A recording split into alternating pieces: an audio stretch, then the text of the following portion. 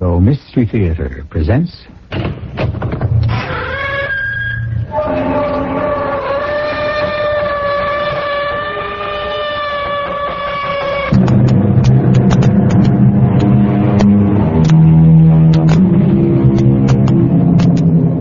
Come in. Welcome. I'm E.G. Marshall. It was Mr. Voltaire who said that if God did not exist, we should have to invent him.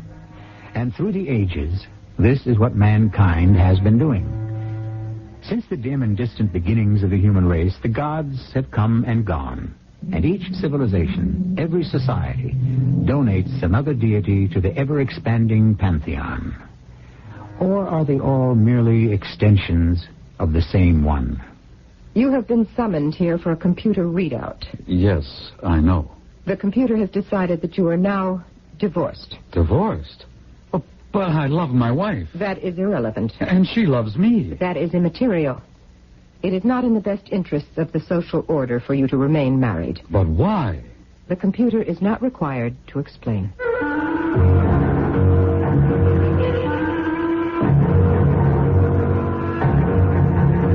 Our mystery drama, The God Machine, was written especially for the Mystery Theater by Sam Dam and stars Lloyd Battista and Patricia Elliott.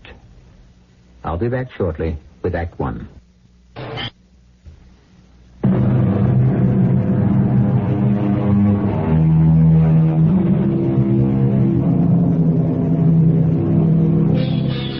Throughout history, there's always been the quest. The quest for what? Well, the quest for the secret. What secret? Once again, which particular secret do you wish to know? The secret of certainty? The secret of success? The secret of wealth, power, immortality? Thousands of years ago, magicians would sacrifice a cow and claim to read the secret in a study of the entrails. We call that superstition. Today, when we wish to ascertain the secret, we send out people with clipboards who ask foolish questions. We call that research. That's the way it goes. Our story takes place at a time in the future. Please be seated. Thank you. You seem nervous. Well, yes, I guess I am. Why? Well, why not? At a time like this. What is there about a time like this to create what appears to be a state of emotional imbalance? Oh, I'm balanced. I'm perfectly balanced. Absolutely symmetrical. It's just, Yes? Well, nobody exactly looks forward to computer readout time, do they? Why not? Well, it's just you never can tell what the computer has decided. It's sort of like learning your fate. Fate. That's an archaic word. I'm sorry. An unfortunate word. Well, I certainly didn't mean... A word which, if stated in seriousness, would indicate a definite need for readjustment. Well, sometimes a word just pops out. The word fate belongs to the obsolete societies of the barbaric past. I agree completely. This discredited, absolutely fallacious belief in so-called fate. What was it? Well, whatever it was definitely wrong. It presumed the inevitability of a course of events predetermined by some agent or agency beyond human control. You see how insidious such a belief can be? Of course. We would thus be relieved of all responsibility for our actions. Well, yes. We, and we alone, through a complete analysis of our own makeup, control ourselves and our society in our best interests. Oh, that's the gospel truth. Gospel? That sounds like another archaic word. What does it mean? Well, I'm not sure. You are obviously reading a great many of the archaic books. Well, it's legal, isn't it? Provided it does not make one's mind unsymmetric, in which case readjustment is indicated. Well, I don't take any of it seriously. That will be determined at your annual symmetry checkup. At this time, as your district programmer, I have summoned you here to inform you of the results of your latest computer readout. Thomas Y, 130546, you have just been married. Married? I am married? Yes. It is estimated that in 30 years we shall require an increase in mathematicians. Genetic Headquarters has therefore conducted an analysis of DNA and chromosome factors. Among others, it has been determined that a marriage between you, Thomas Y. 130-546, and Emma K. 998-727 shall produce offspring who will become master mathematicians. I am married? Yes. The legal documentation is already stored. But I don't know the girl. Why do you raise such an irrelevant point? It's just that the whole thing is such a surprise. Why? Certainly you knew that one day your marriage would be programmed. It's just that I thought... You thought... What is there to think about? Your home has already been selected and furnished. Furnished? In accordance with the registered and adjusted tastes and preferences of both of you. You will report there at once. Where? To North River. North River? Well, that's so far away. From what? Well, from my job. You have a new job. For the next 10 years, you and your married companion shall devote all your efforts and energy to producing your young. Look, I'm very happy with what I'm doing now. The computer has determined that you should be even happier in your new mission. That is, unless, of course, you are out of adjustment. Oh, no. I'm perfectly adjusted. Then let me be the first to congratulate you. Thomas. Oh, it's you, Paul. You're not even ready. You have to be at the port within the hour. Paul, what if I refuse to go? What if you refuse to... Thomas! What if I refuse? We shouldn't be having this kind of conversation. If I can't talk about a thing like this to my brother, to whom can I talk? To nobody. You know what they did to me, don't you? And don't use that word. Which word? They. There is no they. No? No.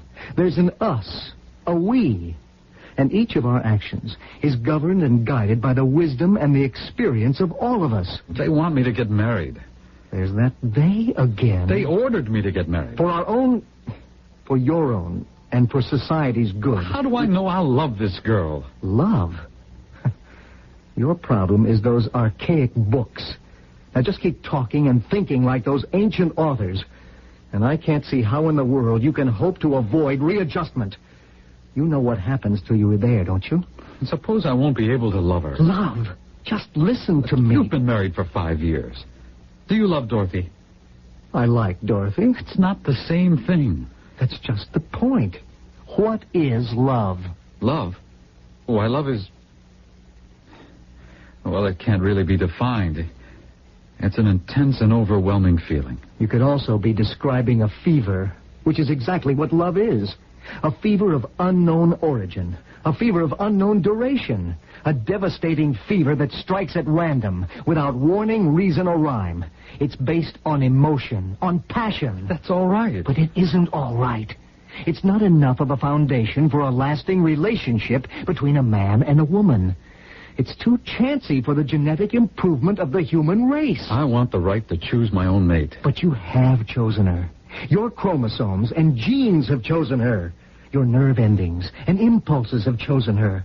Your entire psychic anatomy has chosen her, just as she has chosen you. No, you don't know what I mean. But I do. You would prefer to make this most vital decision on the basis of what? A momentary mood? A passing fancy? A transient emotion? However it works out, it's my own business, isn't it? No. It's our business. Society's business. You are part of the world. You will send children into the world. Well, in any event, Thomas, there's nothing you can do about it, really, is there? No.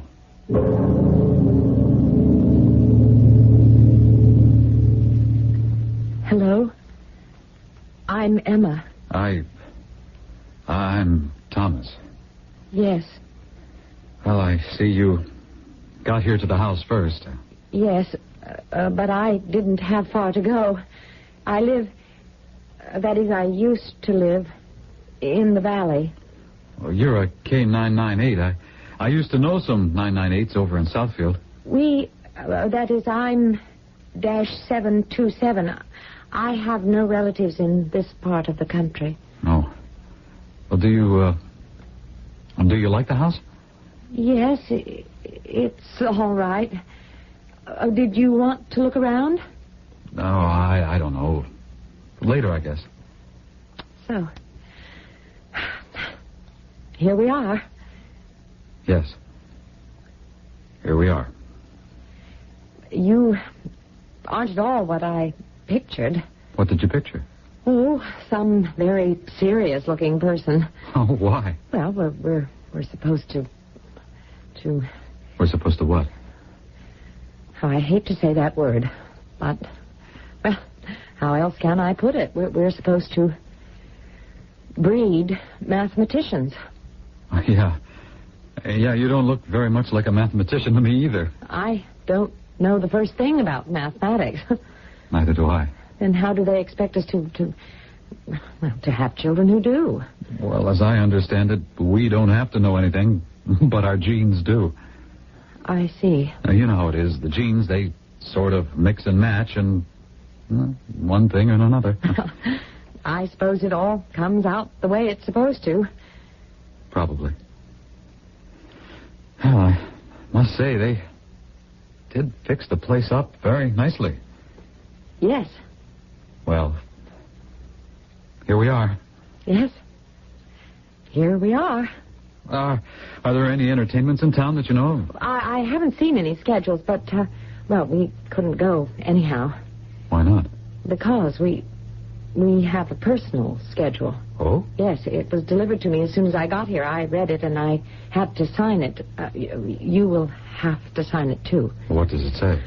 Oh, well, you'd better read it. All right.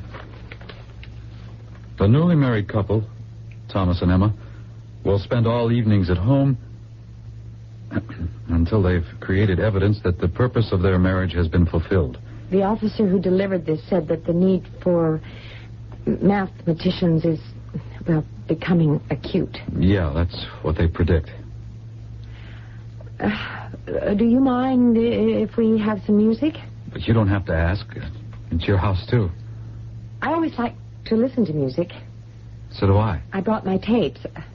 Well, look at this machine we have here. Oh, see what it says? A wedding gift from the computer district. Well, who says the computer doesn't have a heart? I'll just set it in. And now we push this button.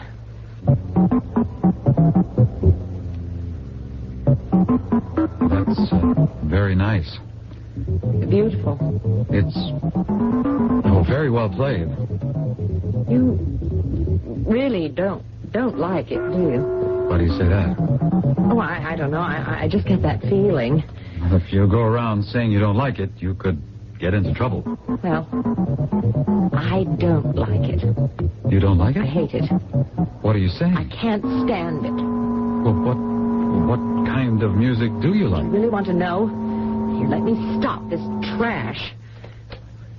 I have a lot more on this tape. Here. Listen to this.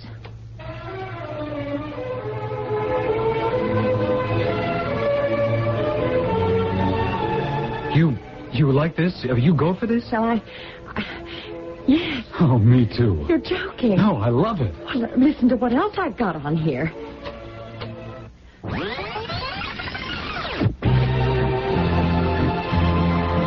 A waltz. By Johann Strauss. The Elder. What else have you got here? I've got Stravinsky and George Gershwin and Gustav Mahler. Then you must be an archaic. Yes, I am.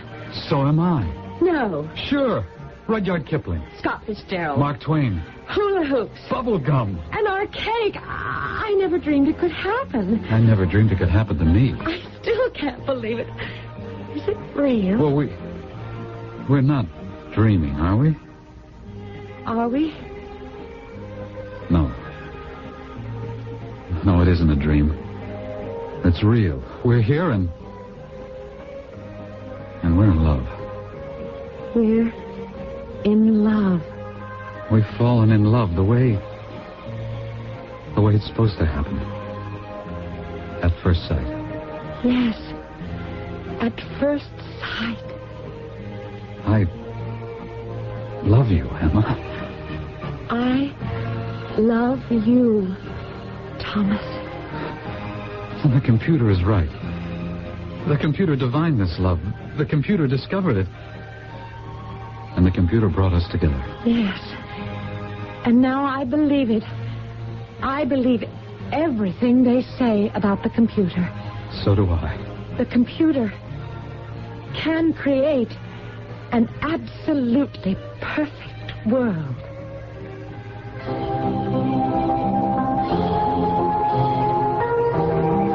Of course it can. And seemingly, it has brought together two people of similar temperament and taste. So why shouldn't this marriage be a most happy success? Why? Well, for one very good reason. We are only just past the first act. And besides, how can you have a Garden of Eden without a serpent? I'll be back with Act 2 shortly. I'm Susan Anton.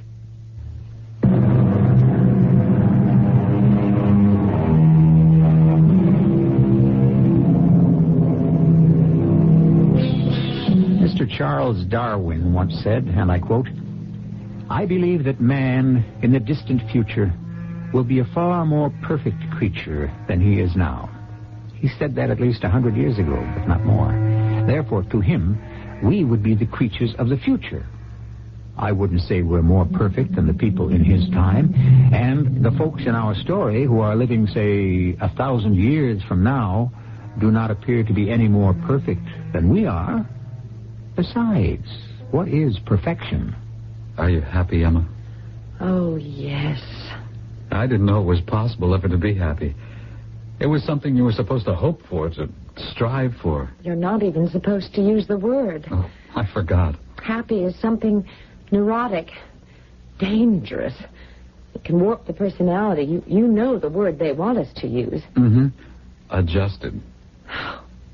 Adjusted. When the one great scorer comes to write against your name, he marks not that you won or lost, but how you played the game. Don't tell me. You know, I don't think I ever heard that one before. Grantland Rice. You really know your archaics. No, he was a sports writer. That's right. They used to have people who wrote about sports. Well, you're going back 1,000 years. At least. What I wouldn't give to see a professional football game or a baseball. That's all been outlawed. I don't understand why. I do. I don't agree with it, but I can understand it. After all, there's an imbalance in a society where an athlete will be paid more than a research scientist. Well, you've got to hand it to the computer. It picked out two kooks like us and brought us together. Do you think they just wanted to get us out of the way? No. They brought us together to produce mathematicians. Well, no one can say we're not trying. A book of verses beneath the bough, a loaf of bread, a jug of wine, and thou. Do you know who wrote that? I give up. It was written by Omar, the tent maker. Oh, how would you like to live in a tent? Oh, all I would need is for someone to see it. I'd be packed in for readjustment. Emma, when did I last tell you that I loved you? About a half an hour ago, I think. Are you beginning to take me for granted? When the children come along... Yes? Are we going to do what everyone else does? Are we going to let them take the kids away from us? Well, will we? They're not actually taking the children away. No? They're just putting them into the nursery. That's not taking them away? Well, they can take better care of them than we could. Well, that's not the point. They're our kids. They'll still be our kids. We'll visit them. It's not the same. Wouldn't you really like to watch your kid while he grows up? Be the one to feed him and clothe him and teach him things? I mean, isn't that the natural way to do it? There's just no way we could ever hope to do that. Well, maybe we could figure something out. Never. We've got to. Oh, look at us. Having an argument on how to raise a child that isn't even born yet. Would you like some music? Exactly what I had in mind. To think. There was a time when people could listen to music like this in public. I know. Why? What have they got against this music? I mean, okay, the books. Maybe they could object to the ideas, but music? Well, the way it was explained to me, music represents the spirit of an era. And in the music of the past is all the restlessness and the conflicts and the neuroses. Well, I think everybody today is crazy. Except you and me.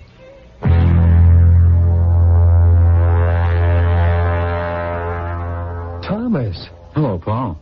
What are you doing here? Well, I have to report to the district programmer. Why? I was told there was another computer readout. Well, I don't see how it can be anything serious. No, neither do I.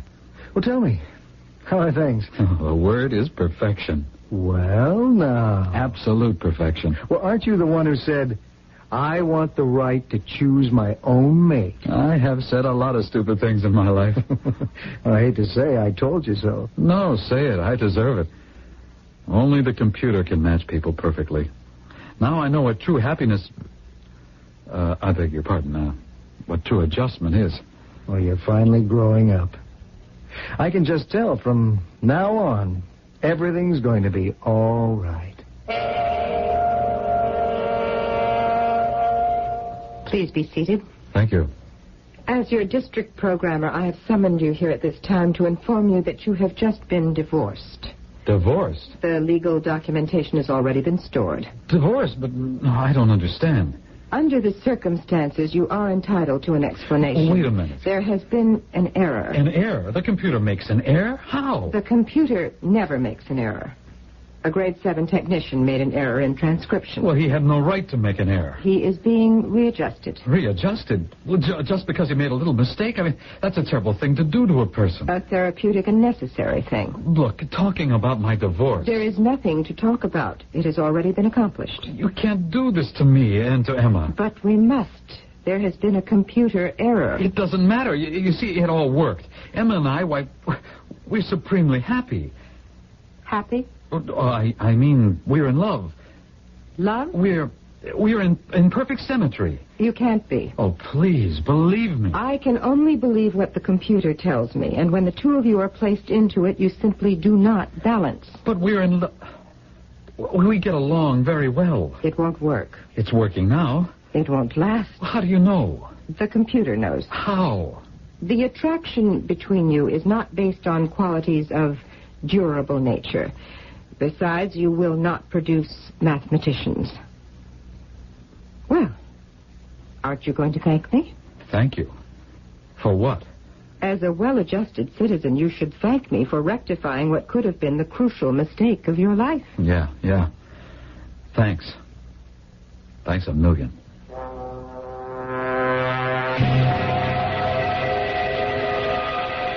Emma. Thomas, what are you doing here? You know about it? Yes. What are we going to do? There's nothing we can do. Oh, yes, there is.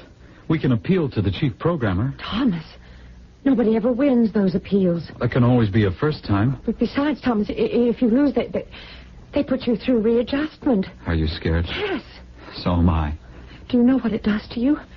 It changes you completely. Everything that means so much to you, it just gets burned out. Don't say that. It amounts to the same thing. It gets blotted out, cut out. Does that sound any better? And you become just like everyone else around here. Even worse. But if we're divorced, and if you marry this guy, whoever he is, with a number almost like mine, well, you know the type of person he has to be. Yes, I'm afraid I do. And living with him, you'll become just like everyone else anyhow. No, I won't. How could you help yourself? Well, I'll still have my privacy, and I can listen to my tapes and read my books. Will that be enough for you? Well, it'll have to be. No, it won't. It always was. It was for me, too. That was until I met you and lived with you. Once I've known what it is to live with you, I can't go back to the old way. And neither can you. Well, both of us, we'll just have to. I'm going to appeal. Please, Thomas. But it won't do any good if you don't appeal with me. But I'm scared, Thomas. I'm so frightened. Emma, we have to do it. How do you do? Well, who are you? Well, I might ask you that question. However, I am Walter V278-664.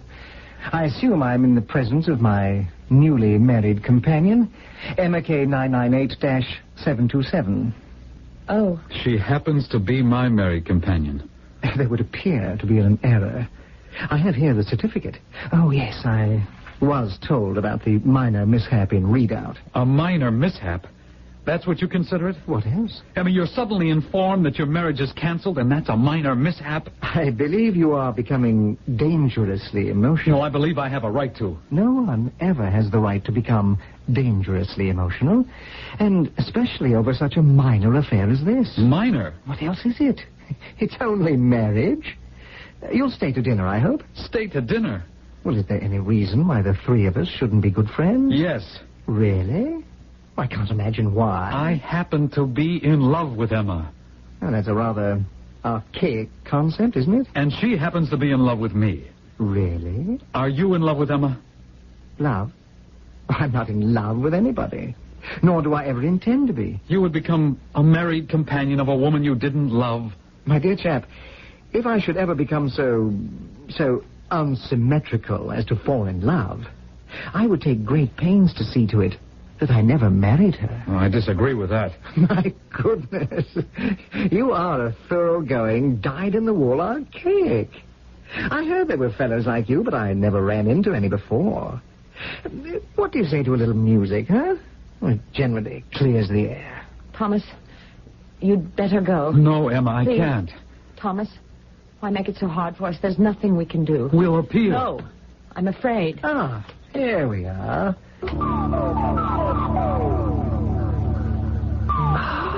Isn't this absolutely fantastic?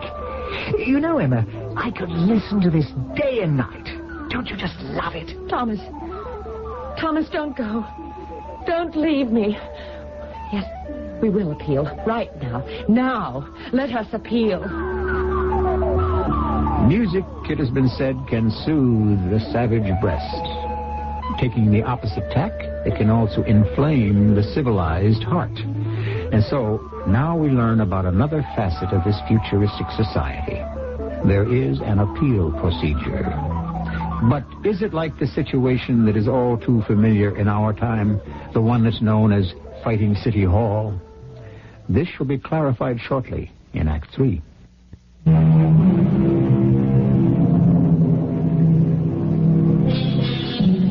Certain things never seem to change, and one of them is the triangle. Not the geometric triangle of Euclid, but the human triangle. 2 men and 1 woman, or 2 women and 1 man. The geometric triangles can always be neatly solved. That is because mathematics follows precise and rigid rules.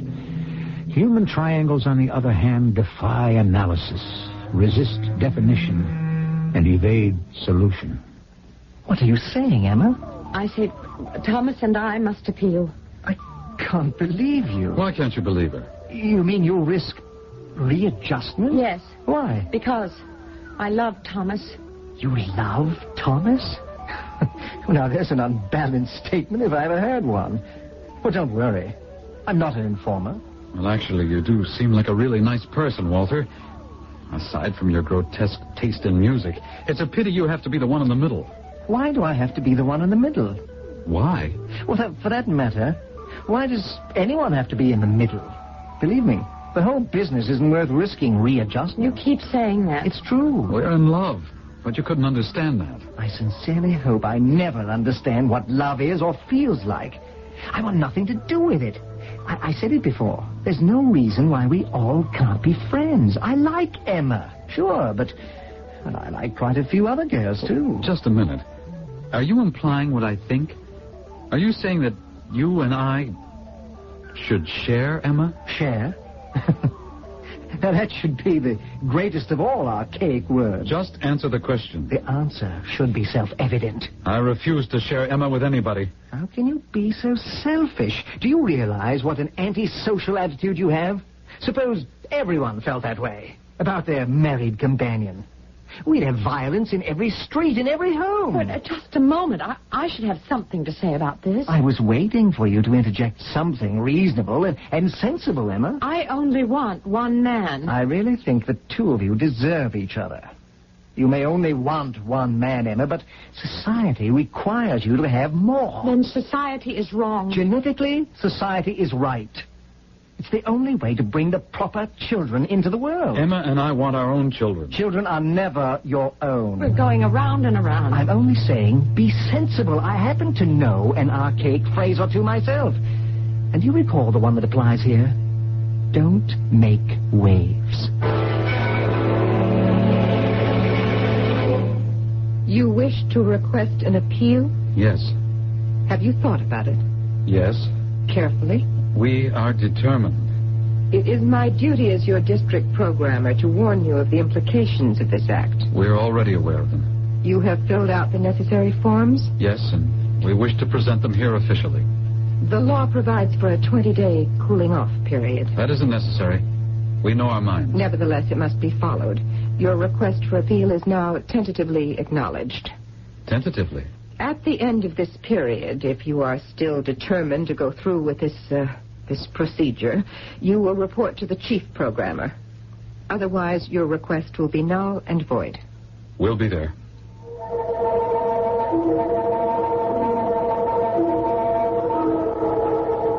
Please, Paul, don't try to talk me out of it. Listen to me. I'll listen, and you'll say one thing, and I'll say another, and we'll go round and round. Do you want to die? That's what readjustment is. You know that? Everything you are, everything you want to be, everything you hold so important is taken out of you. You're just a shell. Now I know what you meant when I asked you if you loved Dorothy. And you said, I like her. Do you like her the way Walter likes Emma? I suppose so. Well, then who do you love? Love? Yes, love. You have to love someone. Even if it's in secret. Who is she? Is that important? I don't care about her name. I don't even want to know her. But she exists, doesn't she, Paul? Well? Yes. Yes. Oh, listen to that. And who was carrying on about love just a little while ago? Who was saying love was a fever? It is. It's a disease. How can you say that? I didn't want you to catch it. Why not? Because you couldn't handle it. What gives you the right to say that? Well, look at you. Can you handle it? You're actually going to appeal on account of it. Why can't you just accept love the way it is? Why must you force it to destroy you? I can't help it. I can't think of her with another man. But Thomas, this is what destroyed the ancient worlds. Passion. Blind, overwhelming passion. Uncontrolled emotions. Don't lecture me. People could be driven to kill. Now confess, don't you want to kill Walter? You see? You're afraid to answer. Is that what you want us to go back to? But what we're doing, it isn't natural. Who says so? No one feels anything. No one really lives. I also know one or two archaic sayings, Thomas. For instance, moderation in all things. Yes, moderation, of course. But it has to be the moderation that I adopt for myself. It can't be the moderation that's forced on me. You're really going to appeal, aren't you? Yes. You're actually going to fight the computer. Yes. After all, what is the computer anyhow? God? Of course. You mean you didn't know that?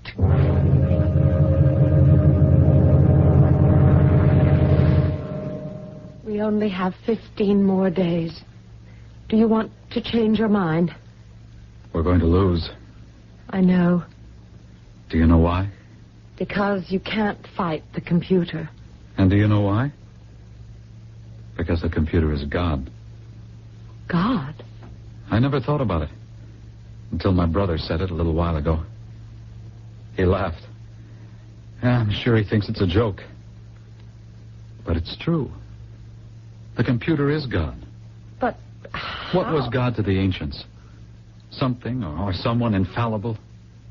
Omnipotent? But the computer, it's something that we make. All peoples make their own gods. Well, even if that's true, how does it help us? What we make, we can also destroy. How can we destroy the computer? Easily. Blow it up. What are you saying? And then the world can start all over again. Blow up the computer? Why not? But you know what they'll do to us. Who? The government. But everybody. Well, maybe. But how can you say maybe? It's a fact. No, I've learned something.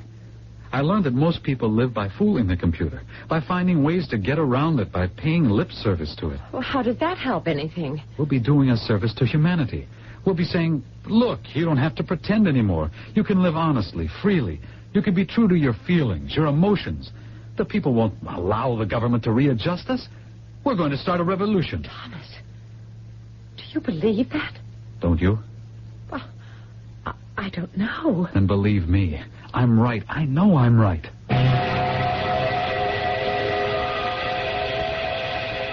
Suppose there are guards. Guards? Why? This is the main computer bank, and, well... Oh, God isn't protected by guards, but by awe, by fear. Please, be careful, Thomas. No, don't worry. This is a very stable explosive. It can't go off until we're ready. Now, it's through that door. But what if it's locked? Why should it be locked? We're going to do it. We're actually going to do it. I can hardly believe it. Here. See? It's open. Look. Yes. Look. All those banks and rows of computers. That's God. That's God deciding on the movement of everybody in the entire world. That's God controlling every thought, every act. Well, we're going to get rid of that idea. And we're going to think and act for ourselves. Thomas. What is it? I was just wondering... If you're starting to doubt, you can get out of it now. No. I'm only wondering if people will really want to think and act for themselves. Or do they want it all decided for them? I am the captain of my soul. I am the master of my fate. But, Thomas, that's just poetry. Just poetry? Isn't poetry something to live by? Yes. Oh, yes, I'm sorry. I'm sorry I ever doubted. Are you sure? Yes. Let's do it. Now we have to wire each row of these... Oh! What's that, Thomas? Intruder! All guards! Personnel! Move at once!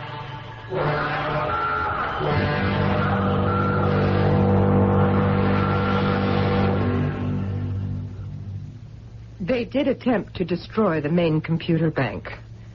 Since they are obviously too unbalanced, too unsymmetrical to speak in their own defense, who does appear for them?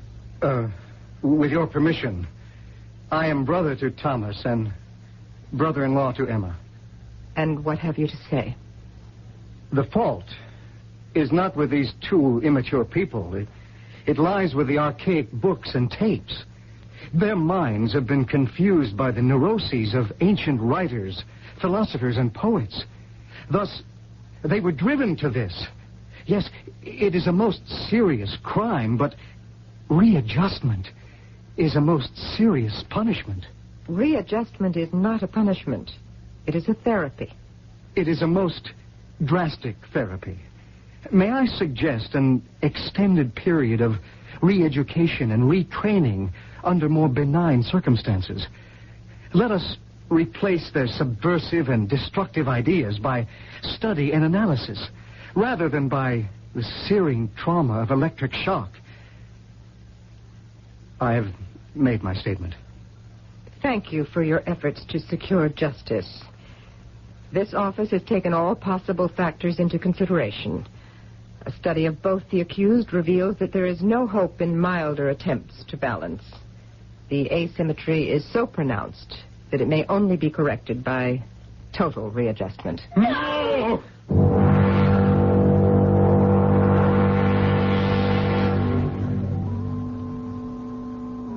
I do believe we have a visitor, Emma. A visitor? Oh, it's Thomas. Thomas. Sit down, Thomas. Let me turn this thing off. I must say, you're looking good. Thank you, Walter. Hello, Emma. How are you, Thomas? Well, what can we do for you? I was just out walking. I'm married now. Yes, we heard. We're supposed to produce marine biologists. Well, it's the coming field, I understand. Well, why don't you bring her over sometime? She's very busy. I hardly get to see her myself. Well, that's the way it goes. I understand. Oh, Emma, my dear, I have an appointment. Are you leaving? It won't be for long. And besides, Thomas will keep you company. Why did you have to rock the boat? Well, I'll see you later. What did he mean by that? Rock the boat? I don't know. Thomas, do I know you? I think we know each other, but I'm not sure. There are things I simply can't remember anymore. Yes. I feel that way, too. Sometimes my head hurts. Mine does, too. And I get the feeling that I'm being punished, but I can't seem to remember why. Neither can I. If only I could remember why I'm being punished. If only.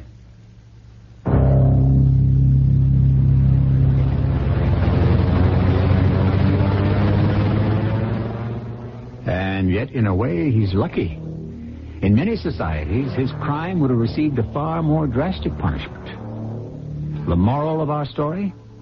We hesitate to offer one. Except, perhaps, that if you want to save the world, you'd better make sure that the world thinks it's in danger to begin with. I shall return shortly.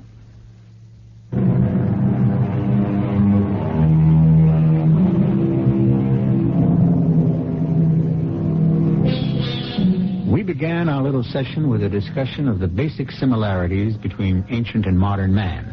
Ancient man had an entire pantheon of gods, and they had to be consulted before each and every venture.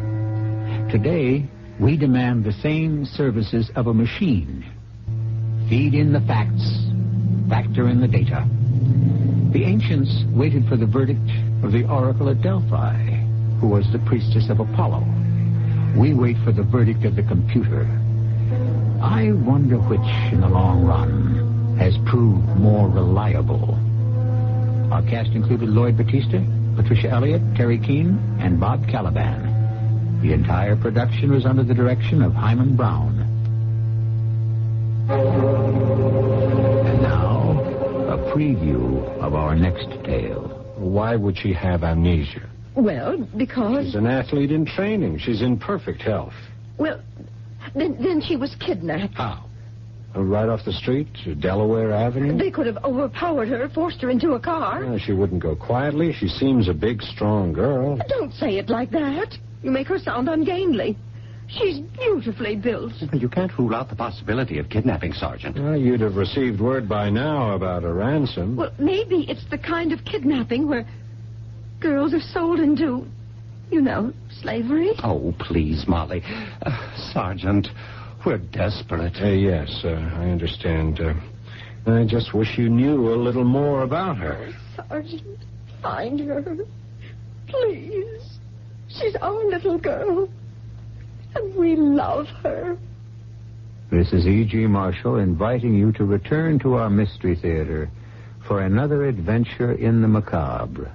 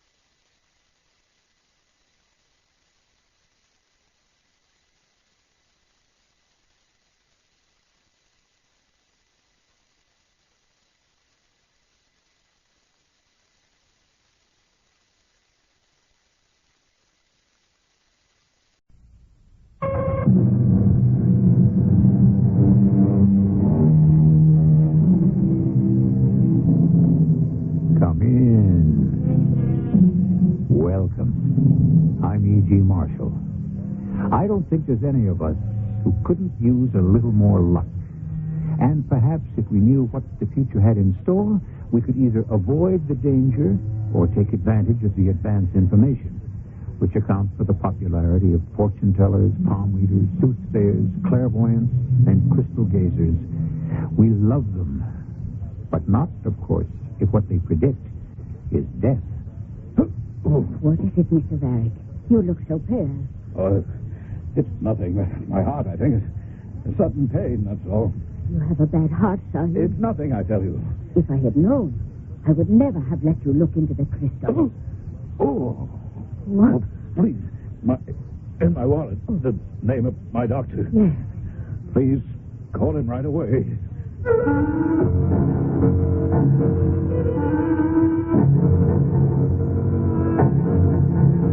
Our drama, The Crystal Gazer, adapted from a story by Jacques Futrell, has been written especially for the Mystery Theater by G. Frederick Lewis and stars Robert Dryden. It is sponsored in part by True Value Hardware Stores. I'll be back shortly with Act One.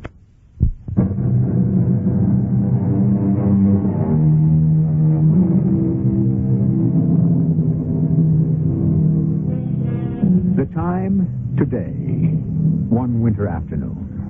The place, a big New England city. No, why be cagey? You're going to find out anyway. The city is Boston.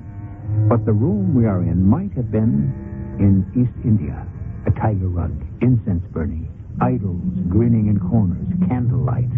And, of course, a beautiful young woman dressed in a sari who has just welcomed a middle-aged American dressed in a business suit. Good afternoon, Jada. Is Adhem Singh here? Varick Sahib, what pleasure to see you. Please, let me have your overcoat. You are covered in snow. I shake up the coat and hang it here in the hall. I couldn't get a taxi in this weather, so I walked. I just had to come and talk to your brother. My brother, yes. He is in the next room with the crystals. He is in meditation. Oh, I didn't like to disturb him, but just this once I must. Something important you wish to convey, Varick Sahib? My gratitude. I wish to thank Adam. As always, he's been 100% right. It is not he. It is the crystals that speaks. He told me to sell Art Craft Preferred, which I did yesterday, Jada, at a considerable profit. The stocks fell through the floor. If it hadn't been for Adam, I'd have taken a nasty bath. Then you must come along with me, Varick Sahib. Perhaps my brother will sense your arrival and leave off his divination. I know his happiness is to see you.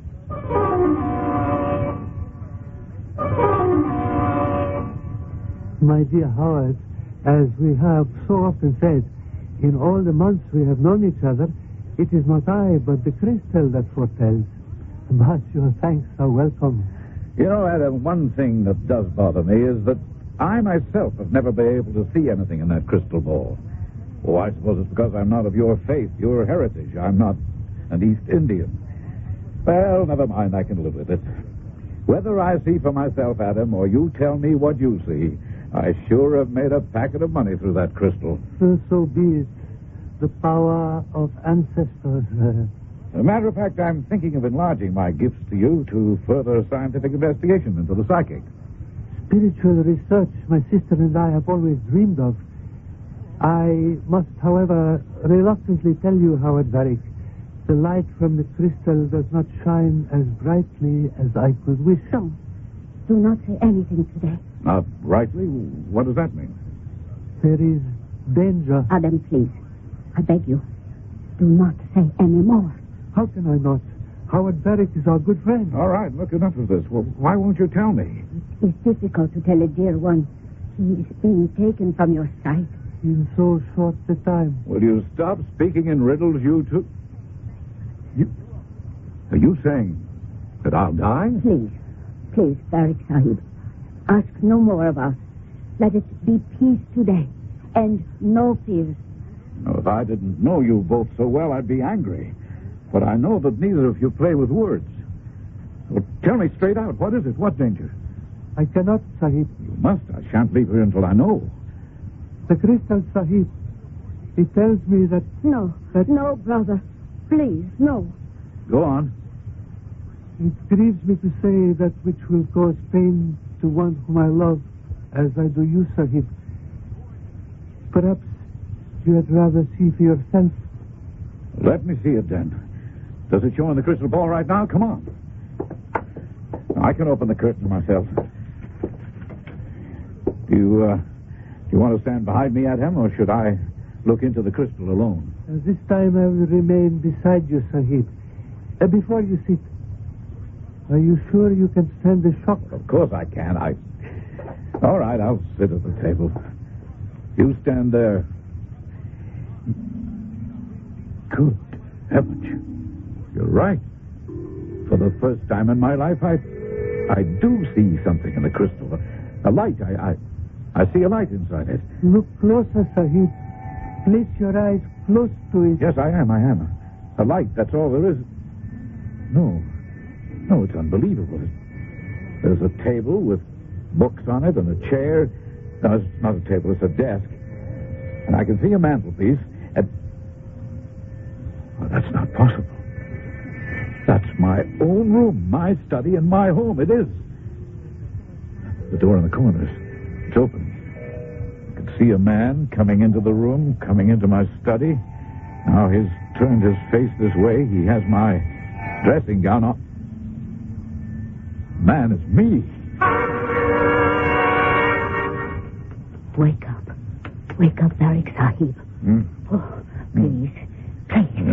Wake up. Well, what happened to me? You fainted, Sahib. My brother carried you to this couch. He has just gone to fetch some water. Fainted? I never fainted before in my life. Ah, dear friend, I'm glad you are awakened. Would you like some water? No, I don't want anything. I can't understand myself. It was a shock. The man in the crystal ball was myself, I'm sure of it. It's absolutely crazy.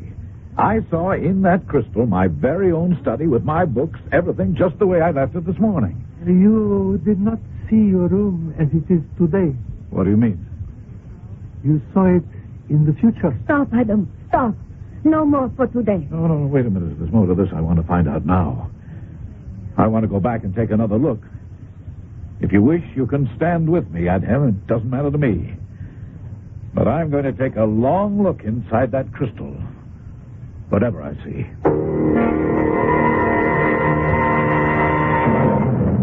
Why is it taking so long? It's still dark. The future is a long way off. Is there no way of speaking to it, telling it how anxious I am to see into the future? The crystal is the medium. It can merely light the way. You in your mind will see the pictures it makes possible. Wait a minute. Look. Yes, there I am again, in my study. Now I'm sitting down at my desk. What is it that's troubling me? My head is down. Look at the way I'm moving my hands as if to say it's hopeless. Hopeless. Am I crying? What's happening? I put my head down on my arms. The door. Behind me, the door. Someone's opening it. There's a man with a knife in his hands. He's moving towards me. Closer.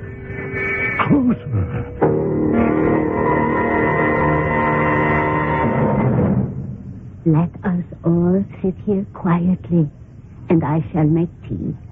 It will calm you, Tariq Sahib, after what you have seen. How long have you known this? I saw it first yesterday. I was horrified. So Judge called to me. I came quickly. And you saw what I saw today also? I did, Sahib. You saw this unknown man creeping up behind me and striking me with his knife, burying it in my back up to the hilt. You saw me murdered. I did, Sahib. Beyond comprehension. When I was looking into the crystal ball, I kept thinking, this is madness. I must be seeing things.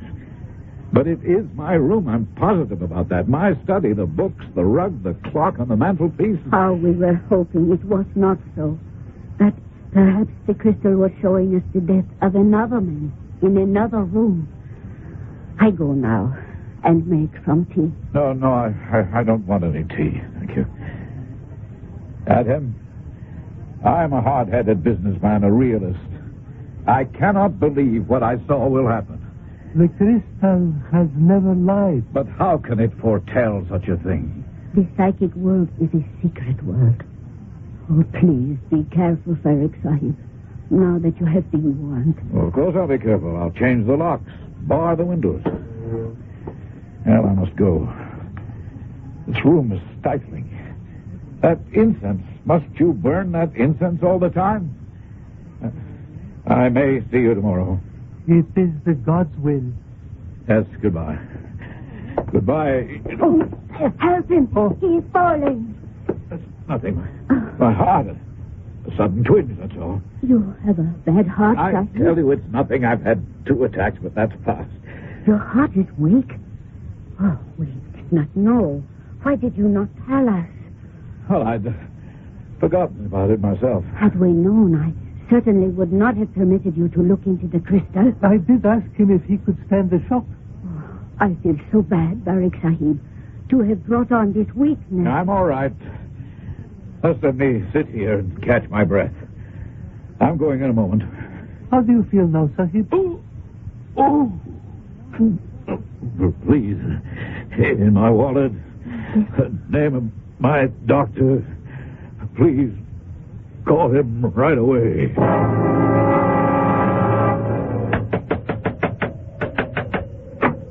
Where is he? Where's Howard Barrack? Are you the doctor? I am. Follow me. He collapsed all of a sudden. My brother did not know whether he should start mouth-to-mouth resuscitation or what to do. Through here, doctor. Of course he should have. Are you Dr. Cole? I have not touched him. I did not want to do the wrong thing. Do you know how to administer CPR? Yes. In England, I took the training. But a man's life, I was afraid to take the risk. He's not getting any better lying here. Move over, please. I want to see if he's breathing. Oh, I am terribly sorry, Doctor. We called you just as soon as he told us your name. Please be quiet. I cannot listen with you talking. I'm not sure. Somebody call an ambulance. I will go. I will do it right away. Hurry. Yeah, we'll squeeze off the nostrils and start blowing air into his mouth. What's your name? Adham Singh. And you're certain you know CPR? I have done it before, Doctor. Good. You start the mouth-to-mouth, Mr. Singh. I'll check his carotid pulse. No pulse. Heart's not beating.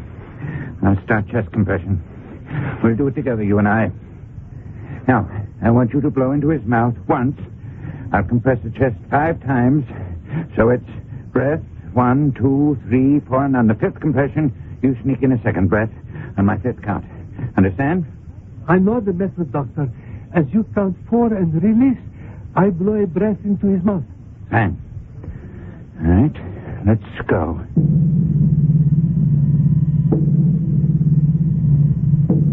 A life in the balance. Any of you who are not doctors or even paramedics, if you have been trained in the Red Cross procedure of CPR, cardiac pulmonary resuscitation, can save a life. Oxygen is pushed into the lungs while the heart pump is being squeezed, sucking blood into the left auricle and pumped out of the right. Anyone can learn it. And right now, Howard Varick's life depends on it.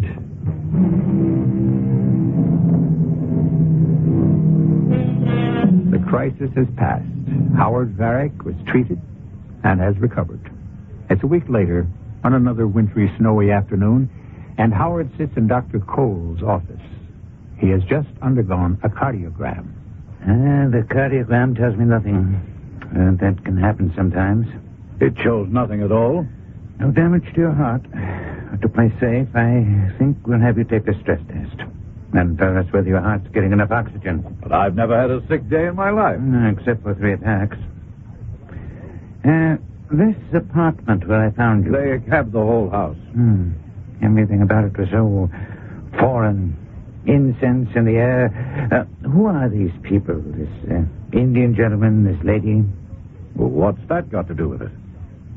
Why don't you give me a straight answer, Howard? Is there something you have to hide? What I'm saying is the whole place and those two seemed a little peculiar. Well, he just happens to be a genius. And the girl, she's his sister, Jada's her name, they work together. And what? Well, Adam Singh is an extraordinary man. He's a spiritualist. He can read the future. And I did learn something that day at Adam's house, which perhaps excited me. Who knows, something I should probably go to the police about. Then why don't you? Because they'd laugh at me. I also doubt whether they'd believe me. They wouldn't do anything anyway. How do you know? Until an actual crime has been committed, they're not interested. Howard, perhaps I can help. If it's so secret, it's so important. I have a friend you should see. He's one of the great private investigators in the country. Anything you tell him will be kept in strictest confidence. Let me call him up for you and set an appointment. Well, who is he? Dr. Augustus Van Dusen. Another doctor? Ah, but his practice is not quite like mine. The disease he fights is crime. What makes this Dr. Van Dusen so different? His methods. Augustus is known among professionals as the thinking machine. He's a mastermind. He is a supreme logician. I see. Maybe that's the kind of man I should talk to. Yes, please arrange it. He sounds like the kind of man who could help me prove or disprove that seeing is believing. If what's plaguing you can be solved by reason, Augustus Van Dusen is the perfect choice. Not many years ago, Augustus challenged a champion chess player, and by the sheer force of logic defeated him. I don't see what that proves, so your Dr. Van Dusen played a better game. Well, that means much more than you think. Augustus Van Dusen had never played chess before in his life.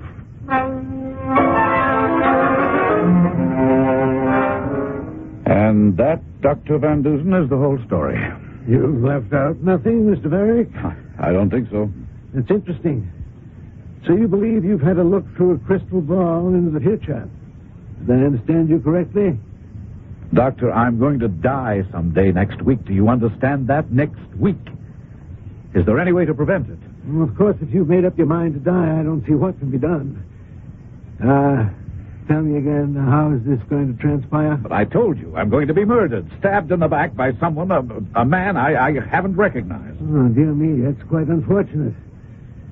I'm not surprised that you're seeing a reenactment of your own murder would unnerve you. Reenactment? It was the real thing that I saw.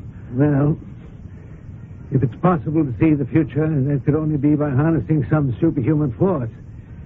And that is difficult for me to assume. Dr. Van Dusen, do you believe in any psychic force? There have been a lot of unexplained horrors from the Salem witchcraft days to today. Poltergeists, what have you. But a peek at tomorrow in such dramatic detail, that's hard for me to swallow. Well, I'm a doubting man myself, but what I saw, I saw. I'll admit this. The good Lord who hung the sun and moon up there has done a number of other things which we may never understand. Tell me, Mr. Varick, how did you first meet this crystal gazer, this Adam Singh? Well, I've been interested in the occult for years. I have a comfortable fortune, no occupation, no dependents. The psychic has been a hobby of mine. I've studied it all over the world. I met Adam Singh in India 10 years ago. I realized that he had a power, so I financed him. 2 years ago, he absolutely convinced me there was something to this crystal gazing. Oh, how'd he do that? By making me believe in telepathy, subconscious mental action, call it what you will. And that power of his has guided me ever since in every important act of my life. But only through him? Oh, yes. Always under a pledge of secrecy? Yes. How did you know? Mr. Varick, has there ever been any taint of insanity in your family? Oh, no, never. How often have you consulted Mr. Singh? Oh, many times. When the crystal told him nothing, he had nothing to tell me. But when he did advise me, it was always to my advantage. Oh? How so? Even in the most intricate stock operations, he has never given me bad advice. One's going to play the market. Surely a good broker could have done the same. Dr. Van Dusen, the only game the stock market is a guessing game. There are no 100% experts. And yet, Adham Singh batted that average. 100%? So, naturally, I've come to believe everything the crystal shows. Can you blame me? This murder of yourself that you saw enacted in the crystal, when is it supposed to happen? Singh was as horrified as I was, and his sister. I asked him that question, and he made the vision appear just for himself. He told me of a calendar on my desk which shows a page for each week. And that's true. It was turned to the week of the 21st, which starts next Sunday. Come with me, Mr. Barry. Where are we going? For a stroll on the Boston Common? In this weather? It's snowing so hard you can't even see your hand in front of your face. Besides, I really don't feel up to walking, Doctor. My life is in danger. I'm aware of that. On the Common, it'll be impossible for anyone to overhear what I'm about to tell you. I shall be with you in a moment. First, I have a telephone call to make.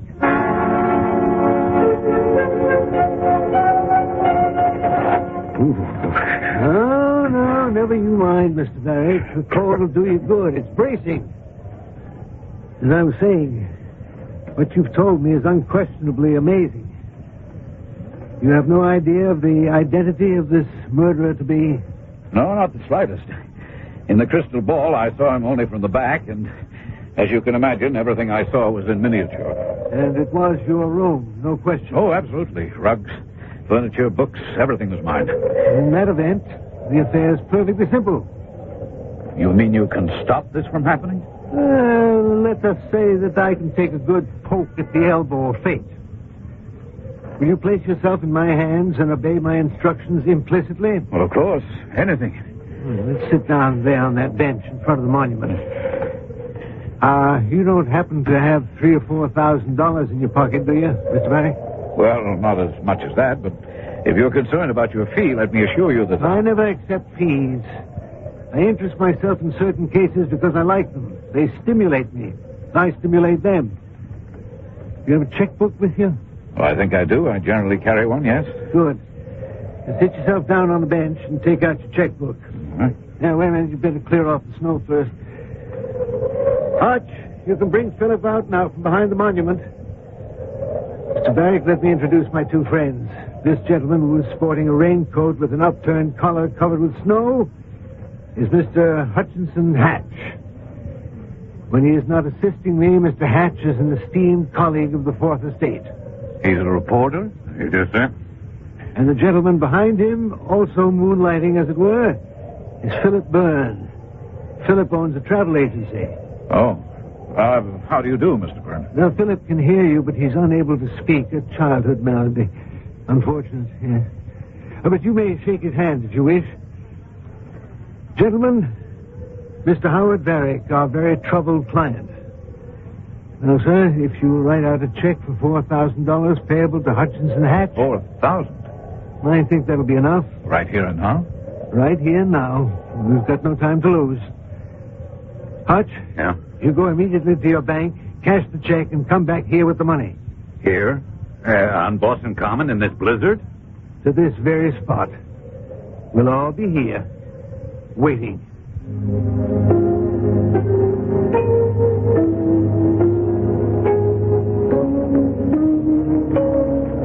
Is that you, Hutch? There it is, Van. Got the money? 4,000 smackaroos of Uncle Sam's best. Thank you. Philip, I want you to take this cash. You're giving my money to Mr. Byrne? Mr. Barry, half an hour ago you said you would place yourself in my hands without question. Oh, I'm sorry, Dr. Van Dusen. I didn't understand. Now you will. First, Mr. Barry, the keys to your house.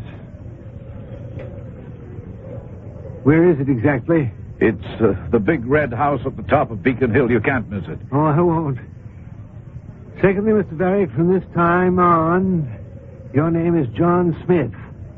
You're going on a trip, beginning immediately. I am? You're not to send a letter, a postcard, a telegram to anyone. You're to buy nothing. You are to write no checks. You're not to speak to or recognize anyone, not even me. But my affairs, my business. You told me you had no business. I know, but keeping up with the stock market, that's vital. As vital as your life? Well, but where will people think I am if I suddenly just disappear? I will have Dr. Cole inform whoever's interested that you're confined to your house and must see no one. After all, you did suffer an attack, so there's nothing strange in being isolated until you recover. I don't follow what you're up to, Dr. Van Dusen. What you do understand, however, and what you truly believe is what you saw in the crystal. That your days are numbered. Yes, of course. I'll ask no more questions of you. Forgive me. But is seeing believing? That's all I think about. Philip, you heard my instructions. It's your job to enforce them. You must lose yourself in this man. Of course, you can't take him abroad because passports are necessary, but from now on, he is John Smith. Take him somewhere to some place, south or west. I leave that to you. When you're there, place an ad in the Boston Herald. It will say, come to sunny so-and-so. And you add the name of the city where you're holed up. For how long am I going to be hidden away? Until the case has been solved. When I do, I'll have a similar ad placed in one of your city's newspapers. My ad will say, come to sunny Boston. When you read that, Philip, bring him in. Come to sunny Boston in this weather? Oh, Hutch, you and Mr. Varick just happen to be the same height and build. I'm going to be Varick. Uh-huh. Until this case is solved.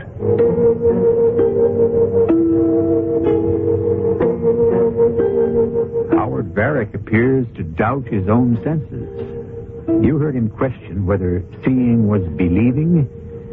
Today we live in an age when every science tells us the impossible is possible. Even so, I have heard of certain doubting Thomases who believed the first man on the moon was only a television show staged in a studio to fool the world.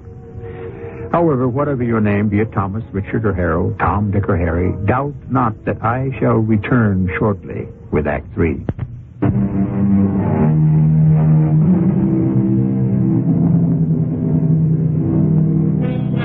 I did tell you, didn't I, that Dr. Van Dusen is known to criminologists the world over as the thinking machine? Blessed from birth with a very large cranium, he has filled it with an unparalleled assortment of knowledge. Until today, he is reputed to have the sanest, clearest brain in science, capable of unparalleled deductive reasoning. It was his reporter and friend, Hutchinson Hatch, who dubbed him the thinking machine. And the two of them are at this moment in the office of Dr. Cole, the medical doctor we met earlier. No, Augustus, I wouldn't say that Howard Varick is fundamentally nervous. He keeps to himself, has since his wife passed away. So, Dr. Cole, you'd say he was in good command of himself. I don't think a man who parlays a $10,000 inheritance into 10 millions is a flighty type. Agreed. What do you think, Hatch? No, not flighty. Pretty scared, though, that he thinks he's got only days to live. You've got to remember, Hatch, when a man's had a heart attack, changes his viewpoint. That's what we've come to see you about, Dr. Cole. Any ideas as to what might have brought it on, other than physical, I mean? That Indian crystal gazer and his sister, is that what you mean? Well, he did say to me that he thought he should go to the police, that there was something going on that disturbed him. That's why I sent him to you, Augustus. Glad you did. Dr. Cole, would it be unethical for you to write a note to someone and say that, in your opinion, Mr. Varick is ill and you have confined him to his apartment, and you recommend a complete rest, and he is to see no one? Augustus, that's exactly what I would have prescribed in any case. Who do you wish me to address the note to? Mr. Adem Singh. I'll get to it right now. Hutch, when Doc Cole has written the note, I'd like you to deliver it to friend Crystal Gazer's house. Okay, so I see that Adam Singh gets the note. Then what? Then you and I begin step 2 of the trap. And what do I do? You're the bait.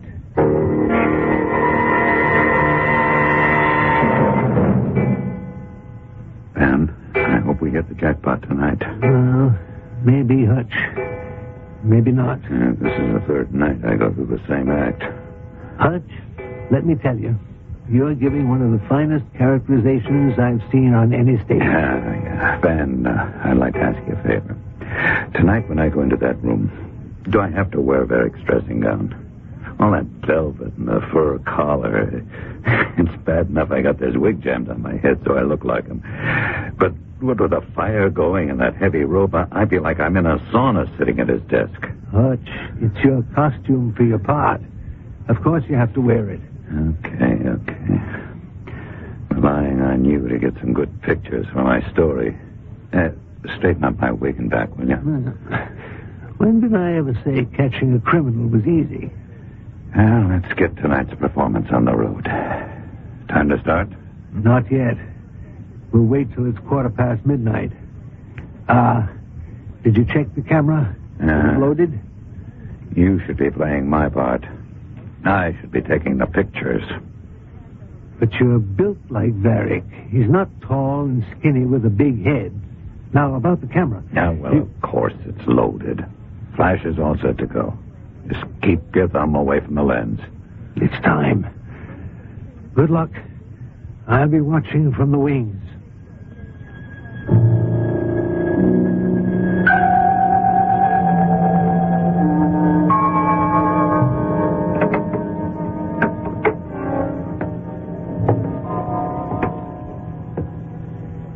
Stay right where you are, Mr. Singh. One more, please. Very nice pictures. Oh, what is this? Who are you? Hutch, if you'll be so good as to turn around at the desk and point your gun straight at Mr. Singh, I think your newspaper will be very pleased with the pictures. A real first. A murderer in action. Mr. Singh, please drop that knife you're holding. Would you mind? I don't understand all this. You might easily have disposed of Mr. Varrick, but you went into such trivial theatrics. He also came pretty close. I could feel him breathing down my neck. I suppose I am your prisoner. Indeed you are. You're charged with the attempted murder of Howard Varrick.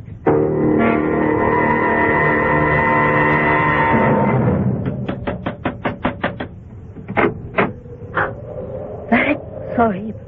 I did not expect to see you. I didn't expect to be here myself. May I come in? Is your brother here? No. I mean, I Where is he? Did you not see him at your house? No, I've been away. You have not been in your house yesterday or the day before? No, What is all this? Please, put your hands off Varrick, Sahib. Jade, you're not going to shoot me. I may. First, turn round and walk to that door. I wish you wouldn't point that pistol at me. Move. I don't understand. You went to the police, did you not? Move, I say. Now, open the door. There are stairs leading down. Yes, Sahib. And you will go down them. I shall be right behind you. Listen, I don't know what all this is about. Jada, what are you doing? I came back without telling anybody because I was sure you and Adam were my best friends, not the detective, nor the man who had me in custody. So you did go to the police. If you do not start down those stairs in 3 seconds, I shall shoot to kill.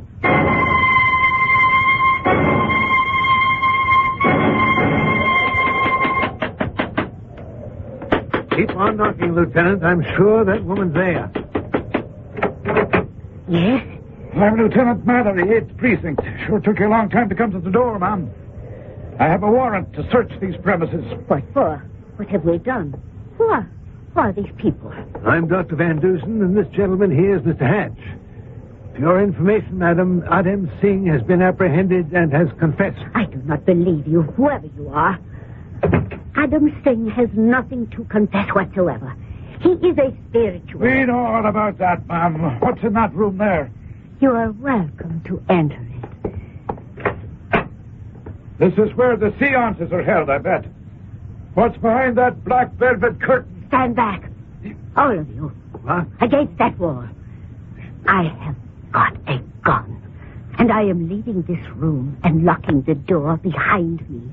It is a strong door, and it will take you quite a while to get out. I've never seen the lieutenant so angry. I've never seen him so powerful. The way he kicked at that locked door and broke it open. That's quite a woman. What an operator. She won't get far. Hatch, let me show you the secret of this so-called peek into the future. Oh, you figured it out? First of all, let's pull this black velvet curtain open. Yeah, there it is on the table. Crystal ball. Velvet-covered tabletop, very nice. Do you see anything in the crystal? No, Swami, I don't. Not a thing. Close the curtain behind us. All right, I've got a flashlight. Good. Now shine it at the base of the crystal ball. What are you doing, Van? Lifting it off its pedestal. Uh-huh. Hatch, give me the flashlight. Now you slowly lift up the crystal. Both hands, that's it. Yeah. Very clever. Look here, I'll tell you what. You sit right here in the dark and keep your eye on the crystal ball, and I'll see if I can't give you a glimpse into the future. Won't take long, Hatch. We're just going down to the cellar. Let me out! Help! Someone, please help me! Let me out! Hold on, whoever you are. The key's in the door. I'll have it open in a sec. Howard Barrick? What are you doing here? Oh, Dr. Van Dusen, am I glad to see you. My heart is pounding. I don't know what. I was suffocating in there. Why aren't you with Mr. Byrne as we agreed? I ran away from him. I had to come back. Oh, I know it was so stupid. I believed Adam Singh and his sister were my friends. I came back to plead with them to use his power so that I wouldn't be killed. And Jada threatened me with a gun and locked me up in that airless closet. I had it coming to me. I have an idea there's a lot more down in this basement than a closet. I see a light at the end of this corridor. You come with me. You did an extremely foolish thing, Mr. Barrick. First of all, you fell for quackery like some ignorant person. You've been hoodwinked for years. But to return alone to this house, I never thought you could be that stupid. Well, now, the door to the future is a little ajar. Shall we push it open? Good heavens. Surprised, aren't you? How did they do it? The how is simple. It's the why that interests me. Do you see anything here out of place? Oh, there's nothing. Absolutely nothing. Everything's exactly the way it should be. This is my study, book for book, the table, the desk. Even my antique lamp has been duplicated. Everything is just the way it is in my own house, which is miles from here. A perfect duplicate. And now I shall sit at this desk and show you how Adam Singh went about a perfect deception.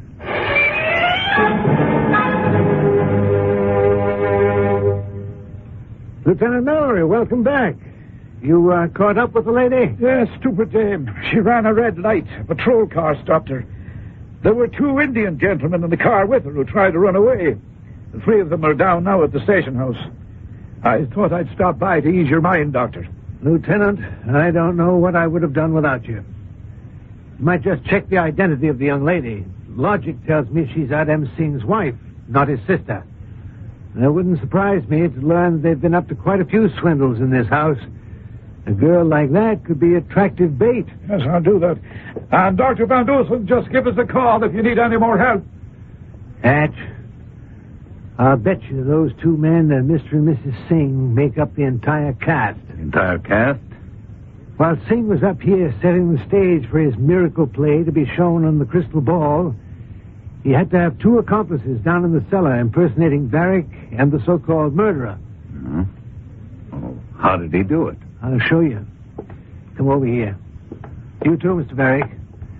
Now, let's just close the curtain. Now, observe.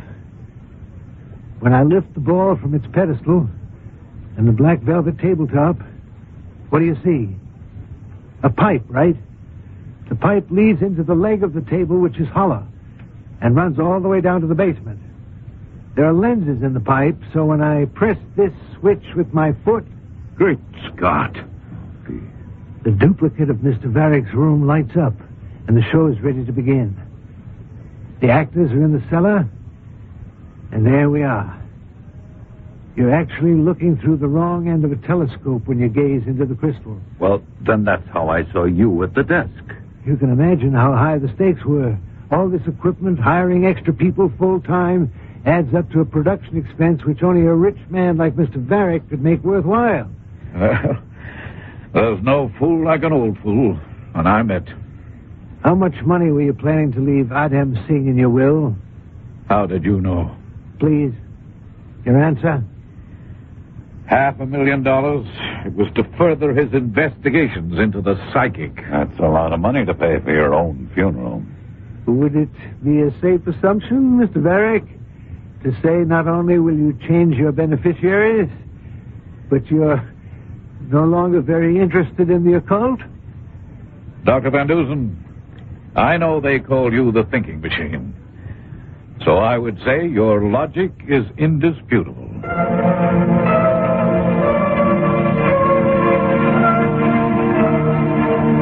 Jacques Futrell, who masterminded this mastermind, tells us that Dr. Van Dusen, the thinking machine, believed implicitly that all things that start must go somewhere. And that if you brought a concentrated mental force to bear upon a given problem, it would no longer be a problem. I shall return shortly. Look to CBS Television for the very best in daytime drama. Stories about people facing each day as it comes on Search for Tomorrow and the new hour-long version of The Young and the Restless. Follow the private lives of people trying to find their way as the world turns and the guiding light. So when you think about daytime drama, think about Search for Tomorrow, The Young and the Restless, as the world turns and the guiding light. They're here for you every weekday on CBS Television. Hi, I'm Jean Stapleton. If you need information on child care, health care, non-sexist education, abused women, displaced homemakers, legal rights, credit, or any other topic concerning women, write or call the Women's Action Alliance. That's the Women's Action Alliance, 370 Lexington Avenue, New York, 10017. Call 212-532-8330.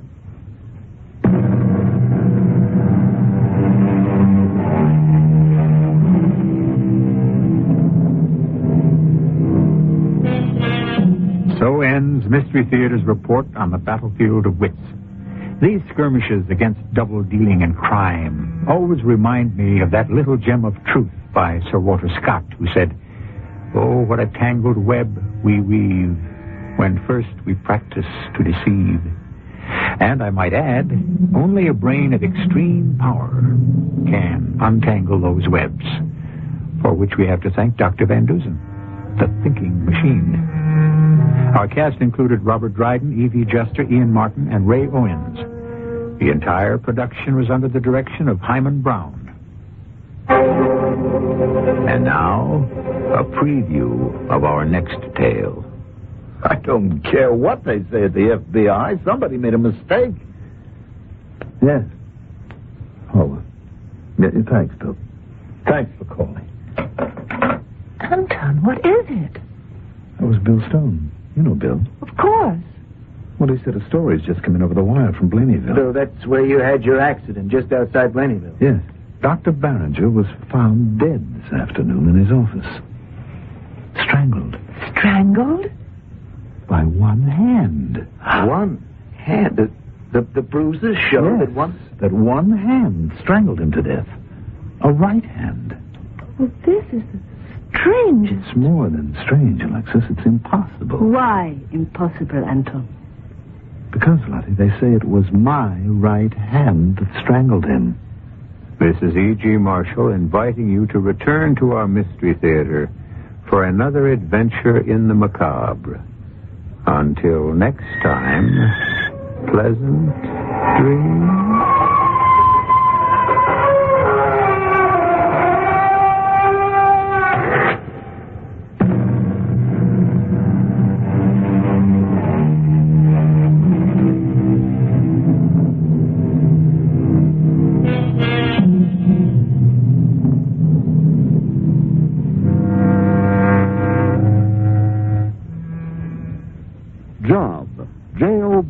Job opportunities for the blind. Can the blind work? Listen. I'm an investigator for the West Virginia Human Rights Commission. I am now working in compliance as an intergroup relations specialist 1. In the 9 months I've been there, I've been doing intake, which is primarily in the office, both on the phone, taking complaints or inquiries, and determining whether or not we have jurisdiction. Occasionally someone will ask me about the blindness, but that's all. No one has ever refused to have me handle them. As far as my co-workers, I've had just fantastic relationship. For further information about employment opportunities for the blind, contact Job, 1800 Johnson Street, Baltimore, Maryland, 21230, or call toll-free 800-638-7518. This message was presented as a public service. CBS Radio Mystery Theater presents...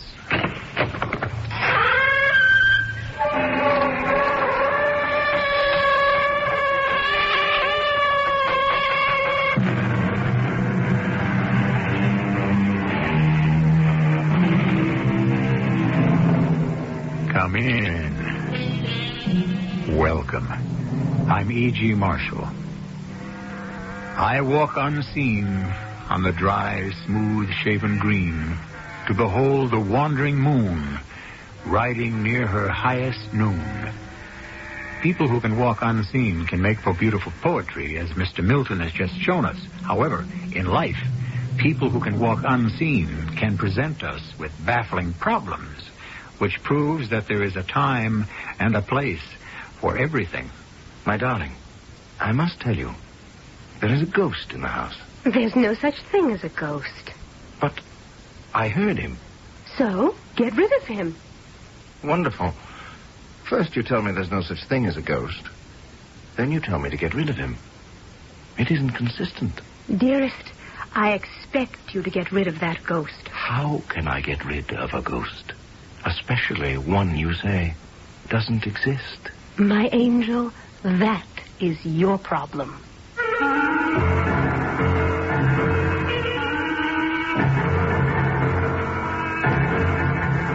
Our mystery drama, That's What Friends Are For, was suggested by a story by Rudyard Kipling and was written especially for the Mystery Theater by Sam Dan and stars Tony Roberts.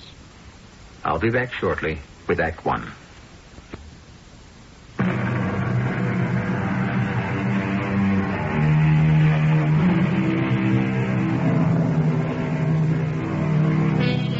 India, when Mr. Rudyard Kipling lived there, worked there, and dreamed there almost a century ago, was a country of some 300 million people, and more than twice that many legends, myths, fables, romances.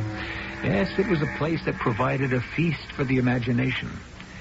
And that was, well, because for many of its people, it would be the only feast they would ever know. James Waddington Tesser was a young subaltern in a regiment which, for reasons that had nothing whatever to do with our story, was called the Inextinguishables.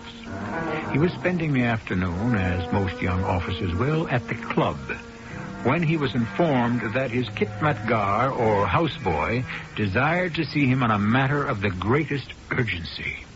Yes, Ahmadine. There is news, Sahib. What sort of news? News of a fantastic nature. Well, it had better be to drag me away from the table just as my luck is changing. News one could hardly believe were it not for the fact that one's own ears give testimony. Am I to stand here forever, Ahmadine? Must I die of old age before I receive enlightenment? I command thee to transmit this news, Ahmadine. There is music. Yes? Music in the house of the Sahib. Art thou telling me that there is music in my quarters? Even so. That's impossible. Sahib, in the house, at this very moment, there is music. What kind of music? Music that is loud. Played by whom? Played by no one. There is music, and thou canst not see who plays it. Ahmadine, thou art a mudhead. Canst thou describe this music? It is the wearing music of the red-haired sahibs on the regiment who dress in the skirts of women. You mean the Highland Fusiliers? Bagpipes? Those leather skins in which are imprisoned the souls of the unburied dead who seek escape, but alas, their cries are unanswered. Right, that's enough, Ahmadine. Enough. Hey, the English, a foolish people. They refuse to understand the most simple things. Well, my sahib and I rushed to the house, and it was even as I told him. Oh, this is impossible. Hast thou searched the place completely? As your honor commanded.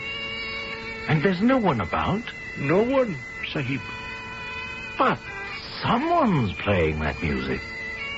Run back to the club and tell Horak Sahib I would see him at once. Lieutenant Horak Sahib was my lieutenant's friend and companion in mischief. The two were always getting into all sorts of scrapes. It was predicted that they would either end in jail or that one should become commander-in-chief of the army. What do you make of it, Billy? Jimmy, you've got yourself a ghost. Well, there's no such thing as a ghost. Don't tell me. Speak to your Highland piper. The silly thing's been going on for hours. Well, there must be some explanation. Well, where can the chap be hiding? Perhaps he doesn't have to hide. You see, the fact is, he's invisible. Well, now you're going too far. He's a ghost. I can't believe that. Jimmy, how can you believe anything else? How long is he going to keep playing? He sounds like a fellow who seems to be settled in.